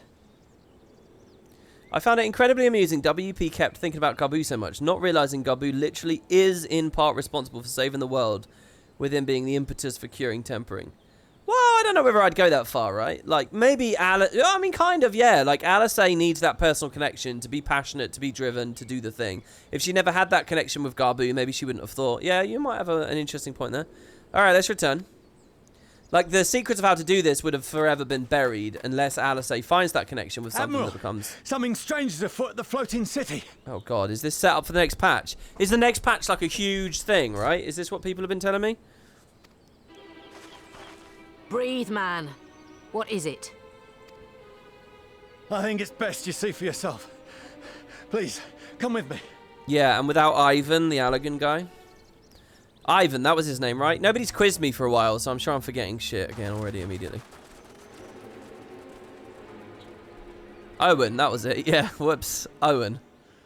Hey, I was close. Ivan, Owen. It's close. You know, you just squeeze an O and it becomes an I. What are we looking at here? What in the world is that?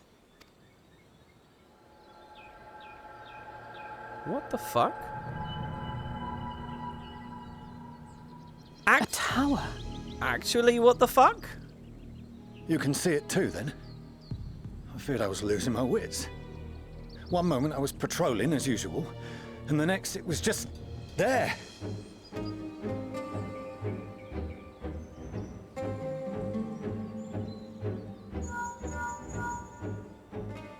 Yes?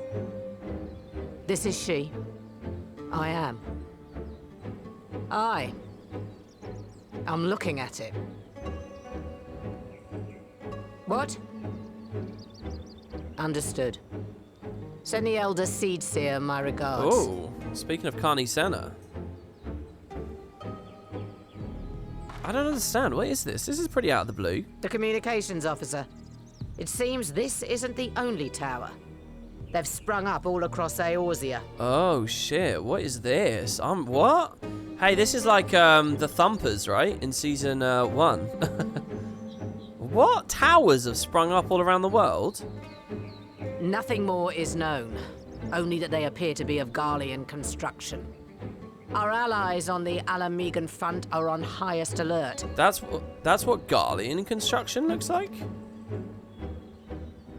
Forgive my directness, but would you join them? They may well need the help. Of course, Admiral. We shall make all haste. My thanks. I will return to Limsa to weigh our response. What the fuck is this? Can I figure any of this out? Can I guess? When you arrive in Alamigo. And may the navigator speed you on your way. Right. There's 6 of them around the world I can see. Really? No, I can't guess. There's just no way. No law that I've done. At no point. None of the trials. Nothing. I'm more than welcome to try and guess. Well, I think that they're communicating with the moon, is my guess. My guess is they got something to do with the moon. They're like mini crystal tower. Like the crystal tower pulled energy from Dalamud. Maybe these things are pulling energy from the moon. Or something. That's my guess. My immediate guess. And it's something Zodiac related. Don't worry, sir. We'll keep watch over the tower. Your place is in Alamigo. No, bro, I'm going over there. Can I go? Oh, you... What? Can I get close to any of them? What about... it's got to be Upper Lanosia. Surely from Upper Lanosia.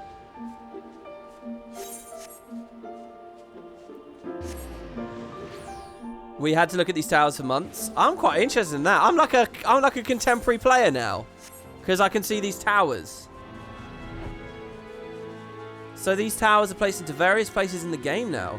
While you have the liberty of playing through and learn about them immediately, for context, I want you to consider we were looking at them for months. Like in some streams, you were standing next to the one that you had in the background. Yeah, I get it. I get it. How cool that would be.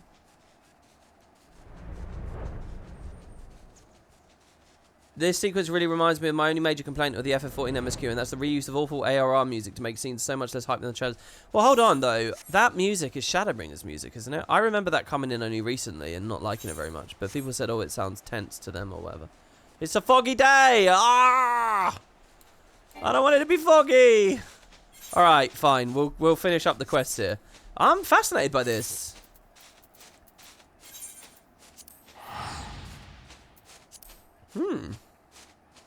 Yeah, I don't know. I think they're connecting to the moon. I don't really get... I'm interested in the fact that they're supposedly Garlemald. And that we've had this tower-looking thing here. There's a big-ass tower in Garlemald, too. So, it's probably the reason that they built this tower is the same reason that these ones are here. But how can a bunch of towers just appear out of nowhere without anyone realizing how they got built or whatever? And there's some over here as well, right? So I think they're all doing the same job. They're all... This is just a big version. And look, you can even see lots of little ones. So I don't know what it's all about, but that's one guess I have. Holy shit, Girabania. I love this patch in terms of like... Fuck me, we've been to Azizsla. That was this patch, right? We went to Azizsla this patch. We did a shit ton of stuff in Limsa Lominsa this patch. And Girabania, like a brilliant globetrotting, eh? Not to mention the Mordona stuff at the start. Hi, guys.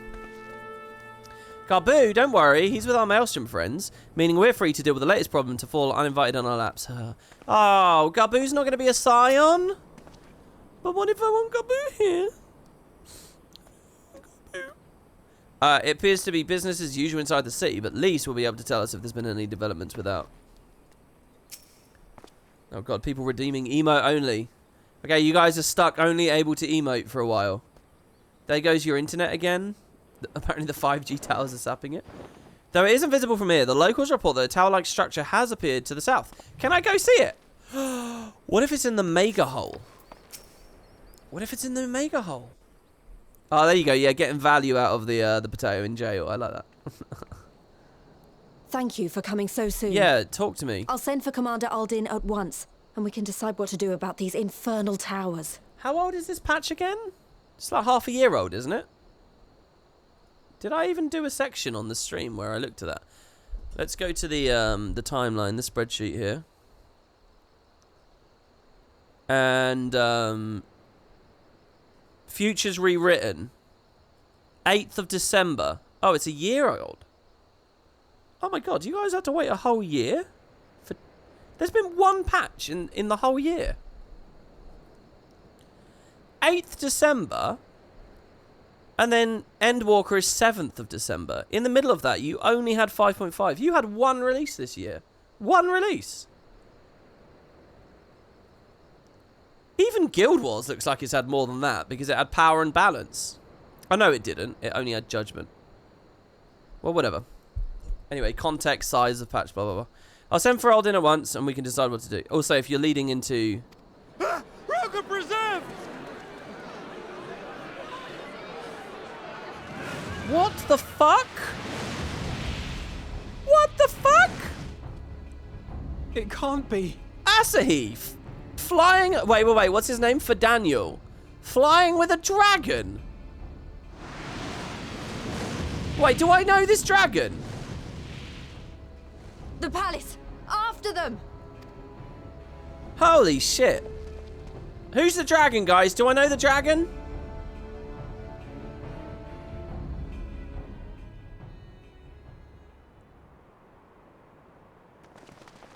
I do know the dragon. Yays and nays. I know that dragon. Good.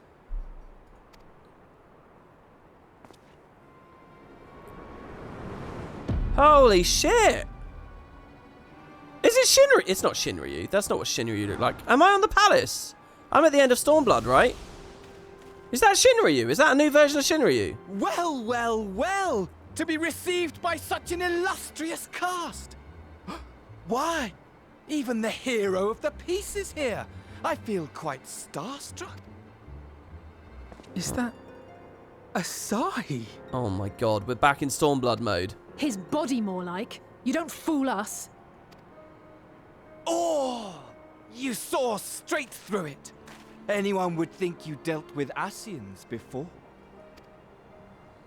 He was named for Daniel there. Permit me to introduce myself. I am Fan Daniel.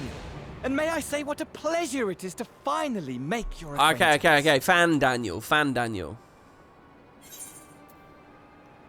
Well, the towers, what are they? What are the towers? My, straight to business is it? Suit yourself. Hell yeah. It is my intention to recreate the final days. To which end I have distributed a collection of rather ingenious devices, or towers, which will, in time, give rise to the grandest of spectacles. So he's going to create a star shower? A meteor shower? The final days? But it was the Asians who labored to prevent them. You're quite right. Though I would expect no less from one responsible for eliminating my unsundered colleagues. Honestly, the three of them were obsessed with restoring the one true world. As a sovereign individual, however, I never had much interest in such things. I mean, why bother when you're just another sundered minion? Admittedly, Elidibus was not convinced by that argument, but thanks to you, I'm finally free of his incessant nagging. We basically discussed all this at the end of the last Free to match. use my powers as I see fit, to fulfill my heart's desire.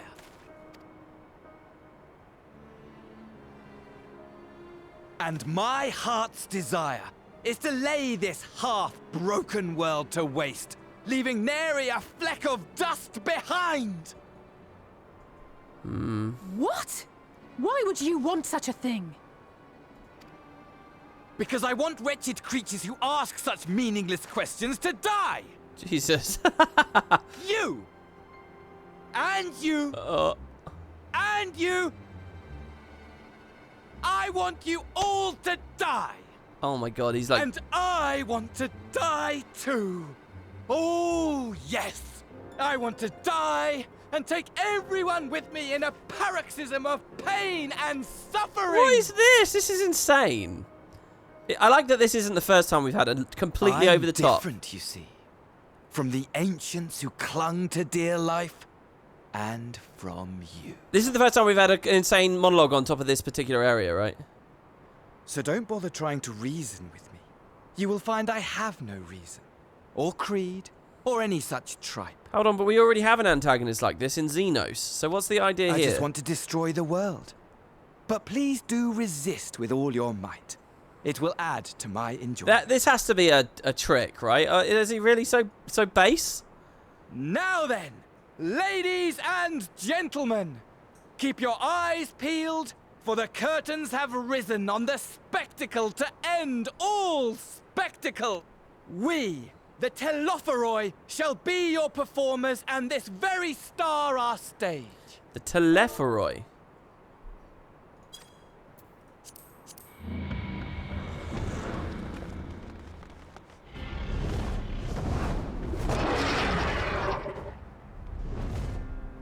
It's very Bahamut-esque, this, with the big chest. I don't know whether it's specifically 14 Bahamut. But, like, his pose, like, his posture. Yeah, it's ludicrously cartoony. It's so cartoony, I have to assume or hope that there's a bit more to it.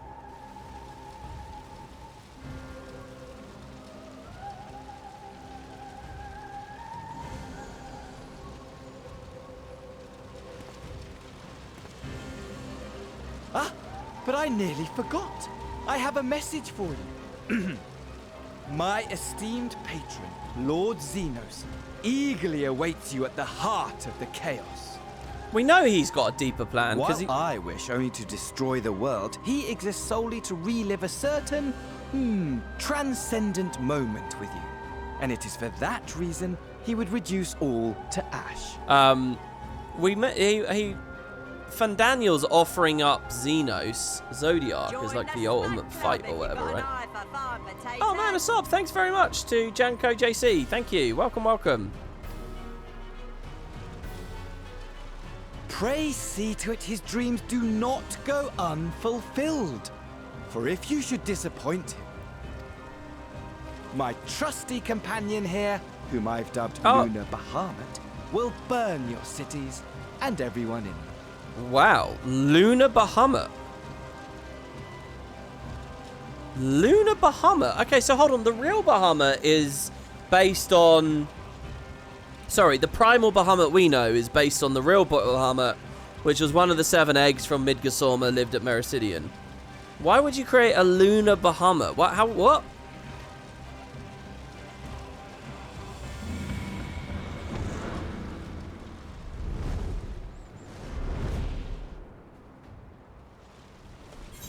Whoops, no, not that.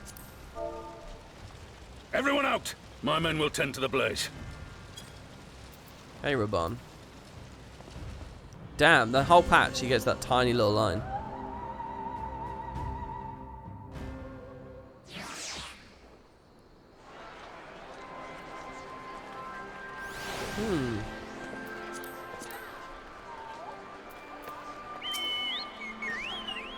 Our scouts report that the Ascian and his dragon have left Girabanya. It seems this was purely a social visit. Though our objectives are different, I can understand why Elidibus and his fellows acted as they did, but Fandaniel... It will take me some time to make sense of it all, if indeed there is any sense to be found. See, Alphino saying that is so fucking important. If the game just wanted me to instantly swallow and never question how he is so cartoonishly flat, it would suck. But the fact that they have that, I think there's more going on. Oh, you're alright, Macon. The rest of us are fine, if a little singed. That dragon let us off lightly. Honestly, though, only a madman would choose the name Luna Bahamut, which just about sums up Fandaniel, I suppose. What part of could these towers feasibly play in the Telophoroi's plans, do you think? What's this word, Telophoroi? Can anyone teach me in chat?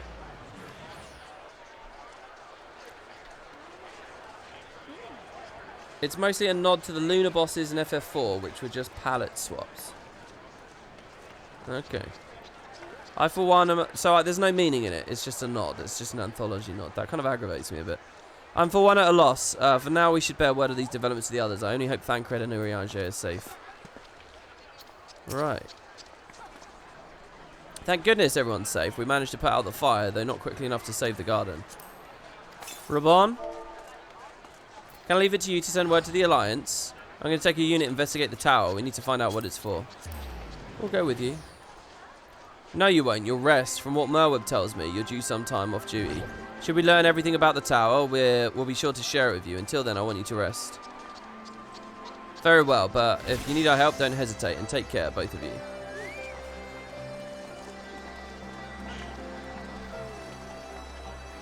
WP, the meteor shower is only like 10% of the final days. It ruined the entire world. Water's poisoned, land's blighted, wind ceased to blow.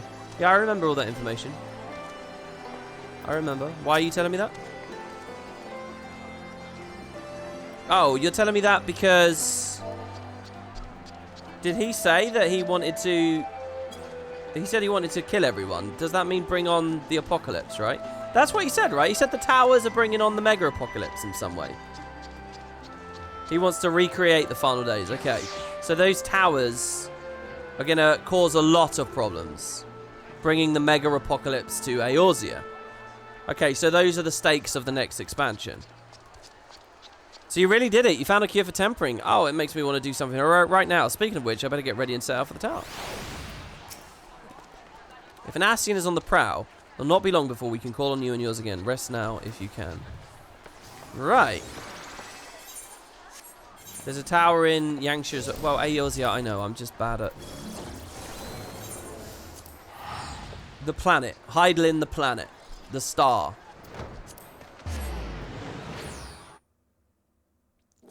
Telephoroi, Endbringers. From the Greek roots telos, end, and phoros, carrier, bringer. Okay, Telephoroi, Endbringers. So that's a new kind of word, is it? Is that the name that the the Sundered Ascians have given themselves. Is Fandaniel a rogue, I wonder? Or is he acting on his own?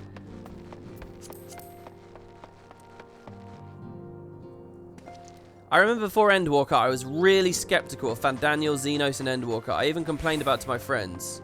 I was made to eat my words, though. Don't worry. Monkey face. Okay. Oh, I should have spoken to everyone else.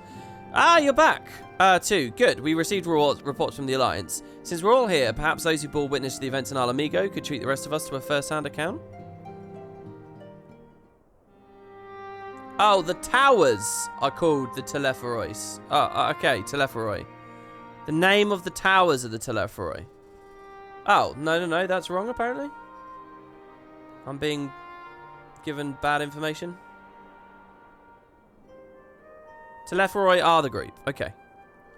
No sooner do we overcome one problem than another appears. It all seemed tediously predictable, but for the endless variety of our foes, this Fandaniel sounds even more unhinged than his patron.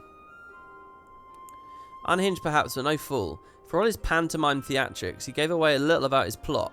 We know only that he intends to recreate the final days, and that the towers will somehow facilitate this. He also called his dragon Lunar Bahamut. Let's not forget that little detail. See, someone in chat just made me feel bad for questioning why the name is what the name is. They basically fobbed me off and said, oh, it's just because it's a reference to FF4. But now they're saying this, so I'm going to assume there's a little bit of meaning to it. I appreciate that you could name anything you want and it doesn't have to mean something. But I'm going to go ahead and assume, since there's lines like this, that it's okay, I wonder, about the name. Instead of being made to look like an idiot forever wondering. And the question certainly did resemble the Elder Primal.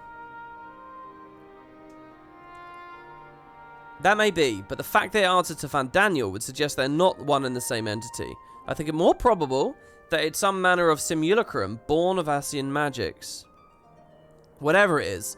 Yeah, nobody got tempered by being next to it or whatever. Whatever it is, for now we can work but closely with the Alliance and remain vigilant. I believe that concludes our news. What of yours, Ishtola? I've been to see the Sultana. Knowing how quick the immortal flames are to dispose of their tempered, I judged it best to provide them with a cure first.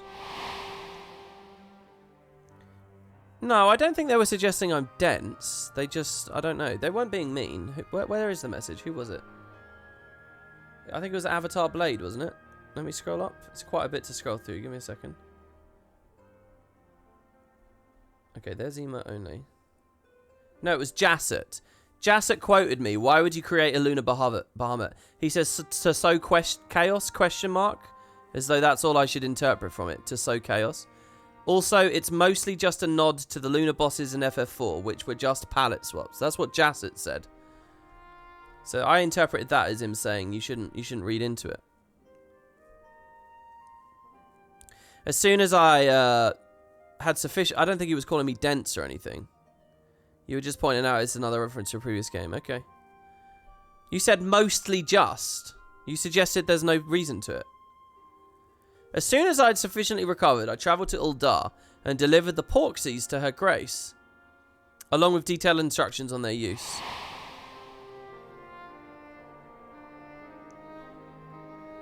Yet my visit chanced to coincide with the arrival of some troubling tidings. The Immortal Flames had been on the cusp of agreeing to a truce with the Amalja when negotiations abruptly collapsed. The Amalja claim a number of their kind have been abducted and that the men are responsible. Sorry, I'm not focusing here because, again, I'm just literally being called dense in chat. People are just straight up talking shit to me. Ugh. Let me read this again.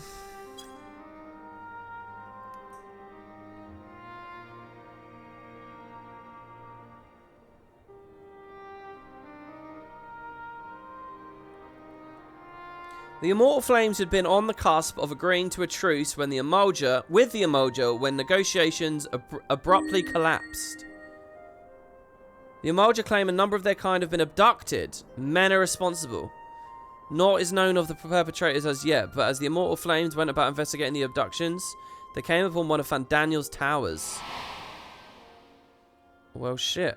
On the subject of the towers, You may be interested to learn that they're not an exclusively Eorzean phenomenon. According to the Alliance, they've been sighted as far afield as Yansha.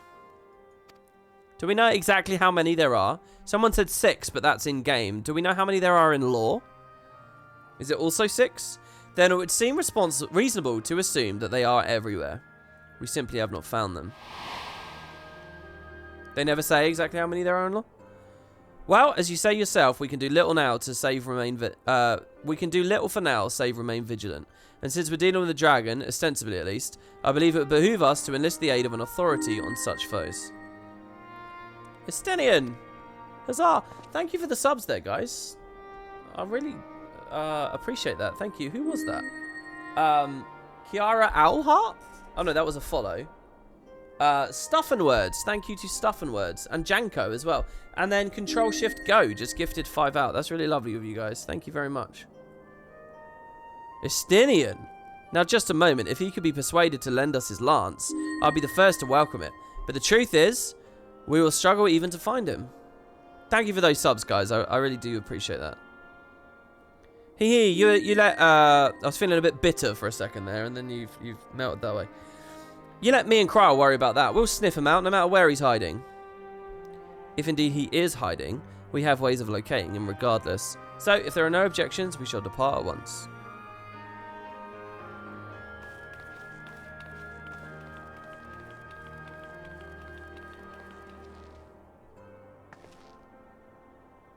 Well, rather than sitting around, I think I might go to each of the city-states and educate them in the use of porksies.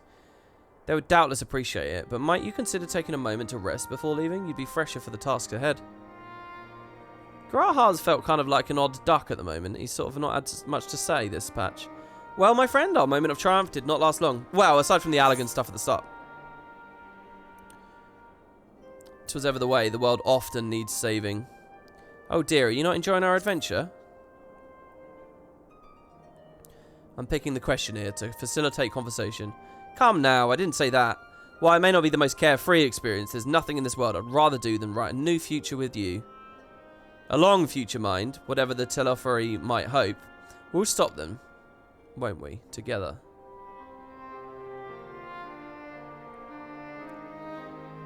Okay. See the mustache hide the smile? Yeah, I'm starting to think I should shave it. Can't I go to the aesthetician? And they can shave my mustache for free, can't they? Meanwhile, somewhere in the locks. Oh god, what is this going to be? Is this going to show us the tower that's there? Yeah, there it is. 2,000 gil only.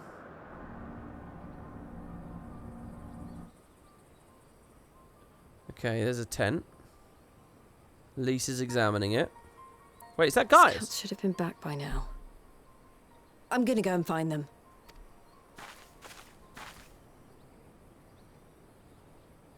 Oh, here they are. Oh, thank goodness for that. Oh, well, they're towers in Breath of the Wild, are there? Glory be, glory be, glory be. Oh, it's voiced. I didn't even really hear that. Glory be. Okay, that's louder. So they're like tempered in some way? They're like zombified? Glory be to Garlemald! Oh, shit. Blue eyes. Is this once again like some kind of manufactured echo? Oh my god, we get another meanwhile. Gaius? Xenos, of course.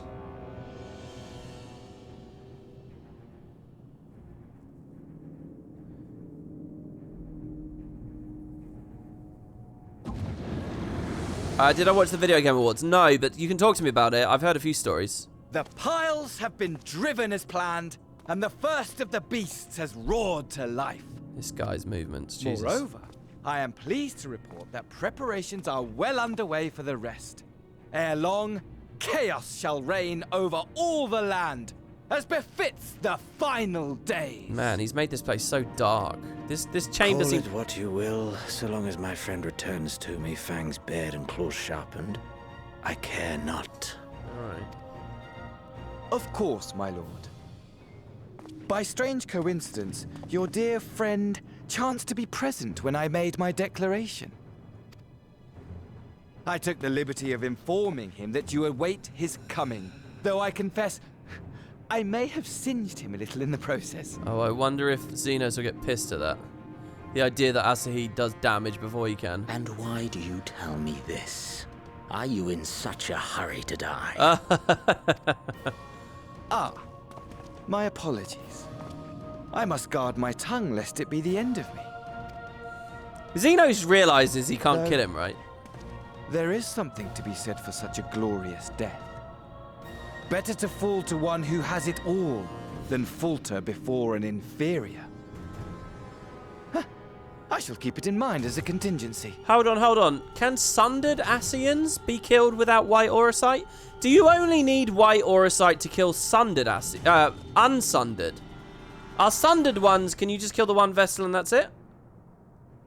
I assume not, since they can TP around and all that. I assume they take a sundered one. Oh, yeah. Narborealis was sundered and we had to use the auracite. Yeah. Good point. For now, however, I shall proceed with the plan. My lord.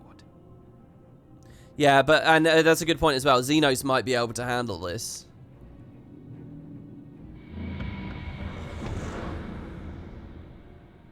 Yeah, I'm sure Gaius would know how to kill him. I mean, Gaius is crazy at this point with this. I must find myself a new weapon.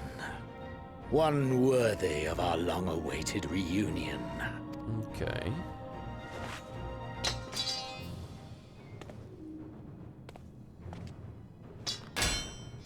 Oh my lord. Wasn't he? Whose weapon was this again? Whose weapon was that? There was a whole story with this weapon, right? And he's just left it broken on the floor now. Oh yeah, it was just from the Kojin. Yeah, okay. Wow. His story arc from 5.4 to 5.56 is finding a weapon. So edgy. Yeah, about the Game Awards, I don't know. I heard a little bit of news about some of the stuff. I didn't watch it too closely, though. I was thinking of looking it up. Yeah, oh my lord, there you go. That's it. So we're now at 5.5. We're now essentially at the end of the road, right? Or we would have been if Endwalker didn't just come out. And then the trailer is soon? Yeah, the trailer's at the end of the next stream, isn't it? Okay, yeah, so any thoughts, guys? Anything that I'm missing out on? Anything you wish I'd paid attention to? Anything you wanted to hear a comment from me about? It doesn't just have to be Final Fantasy, by the way, but obviously. I hope there's more to the whole Asahi and for Daniel thing than he's letting on. I feel like we've had mega eccentric antagonists like that. We saw the Endwalker trailer at the end of 5.5, but you'd wait for 5.5 personally. Well, whatever. We'll just keep going, right? The point is, it's not now. What did Fan Daniel call the towers in the cutscene? He called them... F is something. What's the word? I can't remember. What's the Greek word? I've lost it already. Piles? Oh. Okay, but what was the other word? Oh, no, what was the word for the... What's the word for the Sundered Asians group? Telophoroi, that's it. Telophoroi, that's it. He called the towers piles. So like foundation of pillars that have been driven into the ground. To build a building around. Right. So if they're piles, they're building something underground? I don't know how that works or what that looks like. And that's not unsundered Asians. No, it would be sundered Asians, wouldn't it?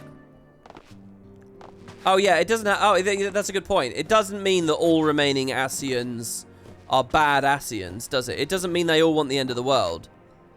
Oh, you know what would be quite cool? What if a sundered Asian who doesn't agree with Fandaniel is in the story? WP, shave the mustache. Well, tell me where to go to do it, and I'll do it. I'll absolutely do it. Yeah, and no sideways glimpse at Gaius, which is a bit of a shame. An inn room in any city. There's no inn here, right? There's no inn in this city. So, let's just go back to Thanlan, I suppose. I feel really separate and distant from the thirst suddenly. It's only taken one patch, eh? I just feel so disconnected. Oh. Oh, Gaius is busy in the Trials series. Oh, good point. I got to do these, by the way, guys. I don't know what's going to happen here. I'm going to do 5.5, obviously. 5.55. I'm going to do the 555. I might just stop then and finish Eden and finish the Ruby Weapons. There might be an Eden stream and a Ruby Weapons stream. Ah, I don't know. I bet none of you want to watch it, though, because it's just like when I did Coils. You know? What about the final bit of Coils as well? What about? I mean, maybe the timing's good here because maybe it's still a little bit early in the day for Endwalker coverage. Maybe people are still a bit scared of Endwalker. Maybe there are people who'd usually be here who aren't because they're still kind of like, Endwalker. Bit worried or whatever. How do I do it? Do I summon them? Oh, what's this? To claim the fruits of your venture. Oh my god, I forgot these characters even existed. Dorothy Spudsworth and Edna Crandall. What exactly happened there? Complete. Oh, it's been a day such as you wouldn't believe. What the fuck? 86 ventures. No, I can't do this. Oh shit, I misclicked. You'll have to teach me that again later. I don't remember all of that. Crystal Bell? Oh, it is the Crystal Bell.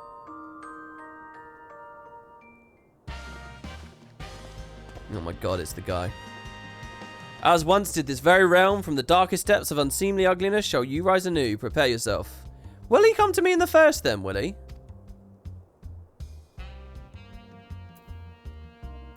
I even tune into the Guild Wars 2 streams despite having nothing to say. I can promise I would watch Eden Trials even as long as you're not at work.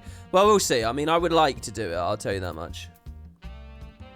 The idea of doing Eden and the Trials means a lot to me because I want to be like 100% before I go into Endwalker.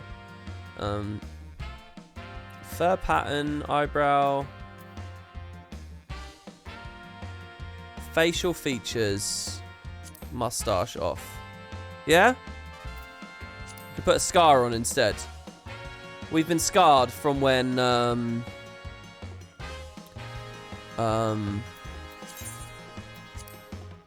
Emmett attacked us. Scarred from shaving. Yeah, that's it. Yeah, these things are scarring us right now. Where once stood a disheveled shell of a man, there now shines a beauty. Oh god, we look crazy, guys. I'm happy to do this because we might be about to Fantasia anyway. So for this back act of Shadowbringers. And the make and nod still works, by the way. We'll see how he looks in the cutscenes, right? That's the main thing. The big, badass, interesting cutscene. You don't like the beard without the mustache? He looks more menacing. I thought he looked sweeter, to be honest. He looks nicer.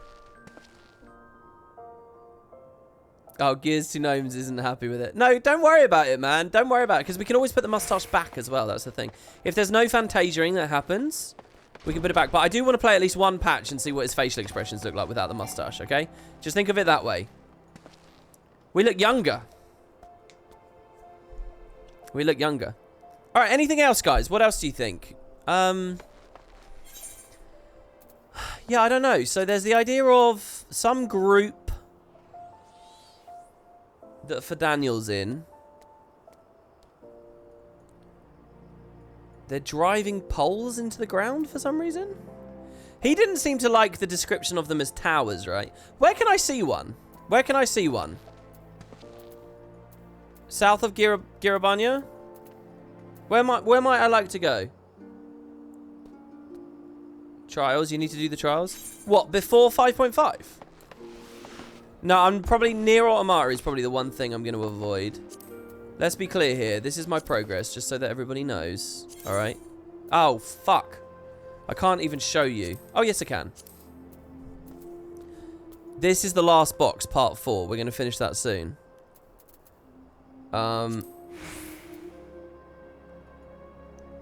That's the trial. Sorry, this is Eden. I loved Alex. Oh, well, Alexander was okay. Omega was excellent, though. I really want to finish Eden. And I want to see what Reen gets up to. This patch, by the way, this was when Eden ended, I think, right?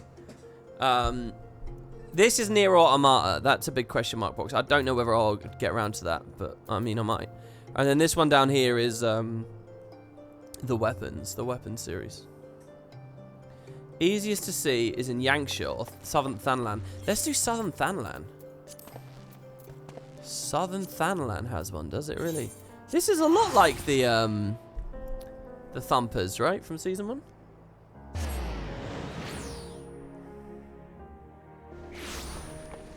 What menu is this? It's the New Game Plus menu, yeah, the sort of shows you everything. Oh, they put it out beyond the desert. I like that. I'm really happy with that because I like this area and it feels like such an obscure, like, underutilized part of the game. Oh, that's cool, isn't it? Okay, so what's going on with the weird shield-looking effect thing? It's weird that we're at nighttime, but hey. I think it's ages till day comes.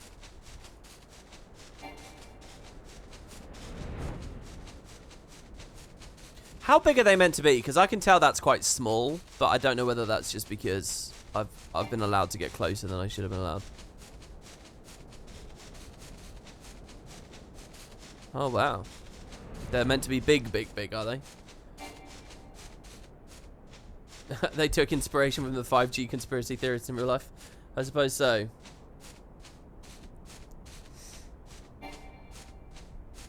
You should definitely do Nier one day, but there's no rush. Yeah, maybe Nier should be after Endwalker, you know? Maybe that's a nice little thing to do at that point. While we discuss all the story and all that kind of stuff. You do the last bits of MSQ for a few more details on them before swapping to Eden. Yeah, that's what I'm suggesting I do. That is what I'm suggesting I do. They look Daedric. They do look Daedric. You know what I keep thinking while I stream? Like, literally, I was thinking it earlier while I was playing this. I kind of love the idea of doing like casual Oblivion playthrough or a casual Skyrim playthrough or something here on stream. I feel like those games would be perfect to stream because they're really big and really open world, and like going in there with a little bit less of a plan is like the way to play those games, you know? You're supposed to just sort of let the adventure take you and you're supposed to enjoy the sandbox. Going with a strict idea of what to do every episode, like would appear in a YouTube format, kind of doesn't work. But then I've kind of committed to doing YouTube videos, so I don't know. But I was thinking, man, wouldn't that be cool on Twitch to just chill and just play those games and people can like there's a lot more space for predictions, you know, and you can poll how we react in conversations and stuff. I think it'd be cool. Your mount can fly no higher. Yeah, I know. Well, you're saying that as a joke because the message keeps coming up, right? I'm not actually trying to fly up. It's just spamming it. They have different sizes. The biggest are basically the size of a small mountain. Well, I feel like the biggest is this up here. But who knows? Man, I'm honestly, I think I'm more excited to go to Old Sharlayan than I am to go to the moon at this point. I really love the idea of going there. And what's up with this face? I mean, that's such an interesting thought to me. Check the Dravanian Forelands for the largest in 5.5. Where in the Forelands, though? Near Annex Shrine or near Tailfeather?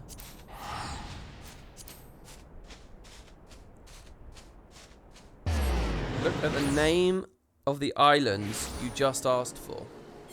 I did look at it. I can't translate it, though. It's like vaguely like English, but it's not English. I don't know what it says. Something Nin. Oh, that's Razat Han. The city is clearly Razat Han, but I don't know what this word is here. Thavner. Is that what it says? Thavner? Yeah, I don't know anything about it. Oh, okay. So, yeah, there's a big one there. There's still so much of this map I have never even touched. Look at this.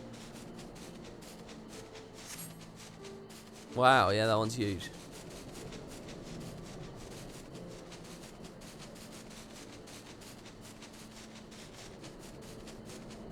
You can turn the irritating high error off. I mean, how often does it come up? Maybe that's the first time in 700 hours. I think the investment of time to dig through the options menus and find that is probably not worth it. Also, I don't get irritated that fast by that sort of stuff. Alright, I think that's it then, guys. I think that's it for today. I just want to say thank you for people who have come and watched. Thank you for those subs. Now, anyone who's like casually watching, you can go to WoodenPotatoes 2 for the VODs of the whole series. So if you want to go back to the start when I began in Heavensward and watch through, they're there. If you're just casually watching, I go live most days. If you scroll down, you can see my schedule and when I will probably be live again tomorrow.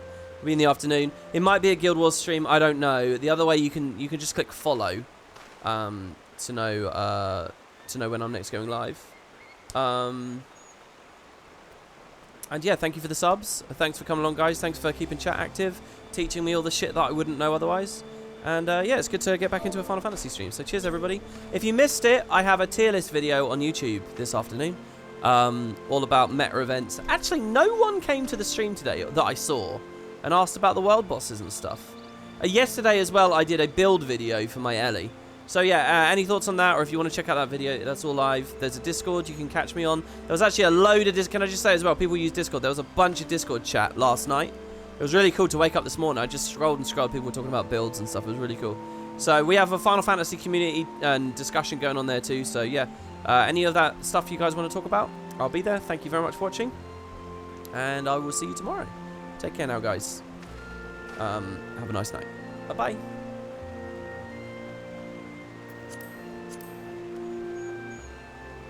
Here we go. Character configuration.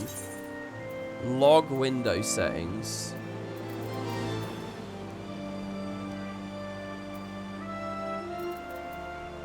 What do you mean character config? What?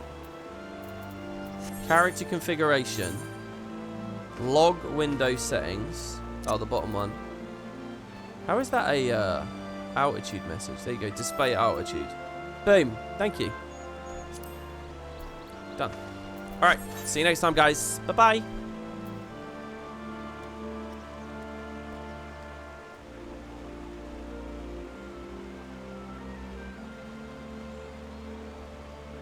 Oh, I love that little bit of music there.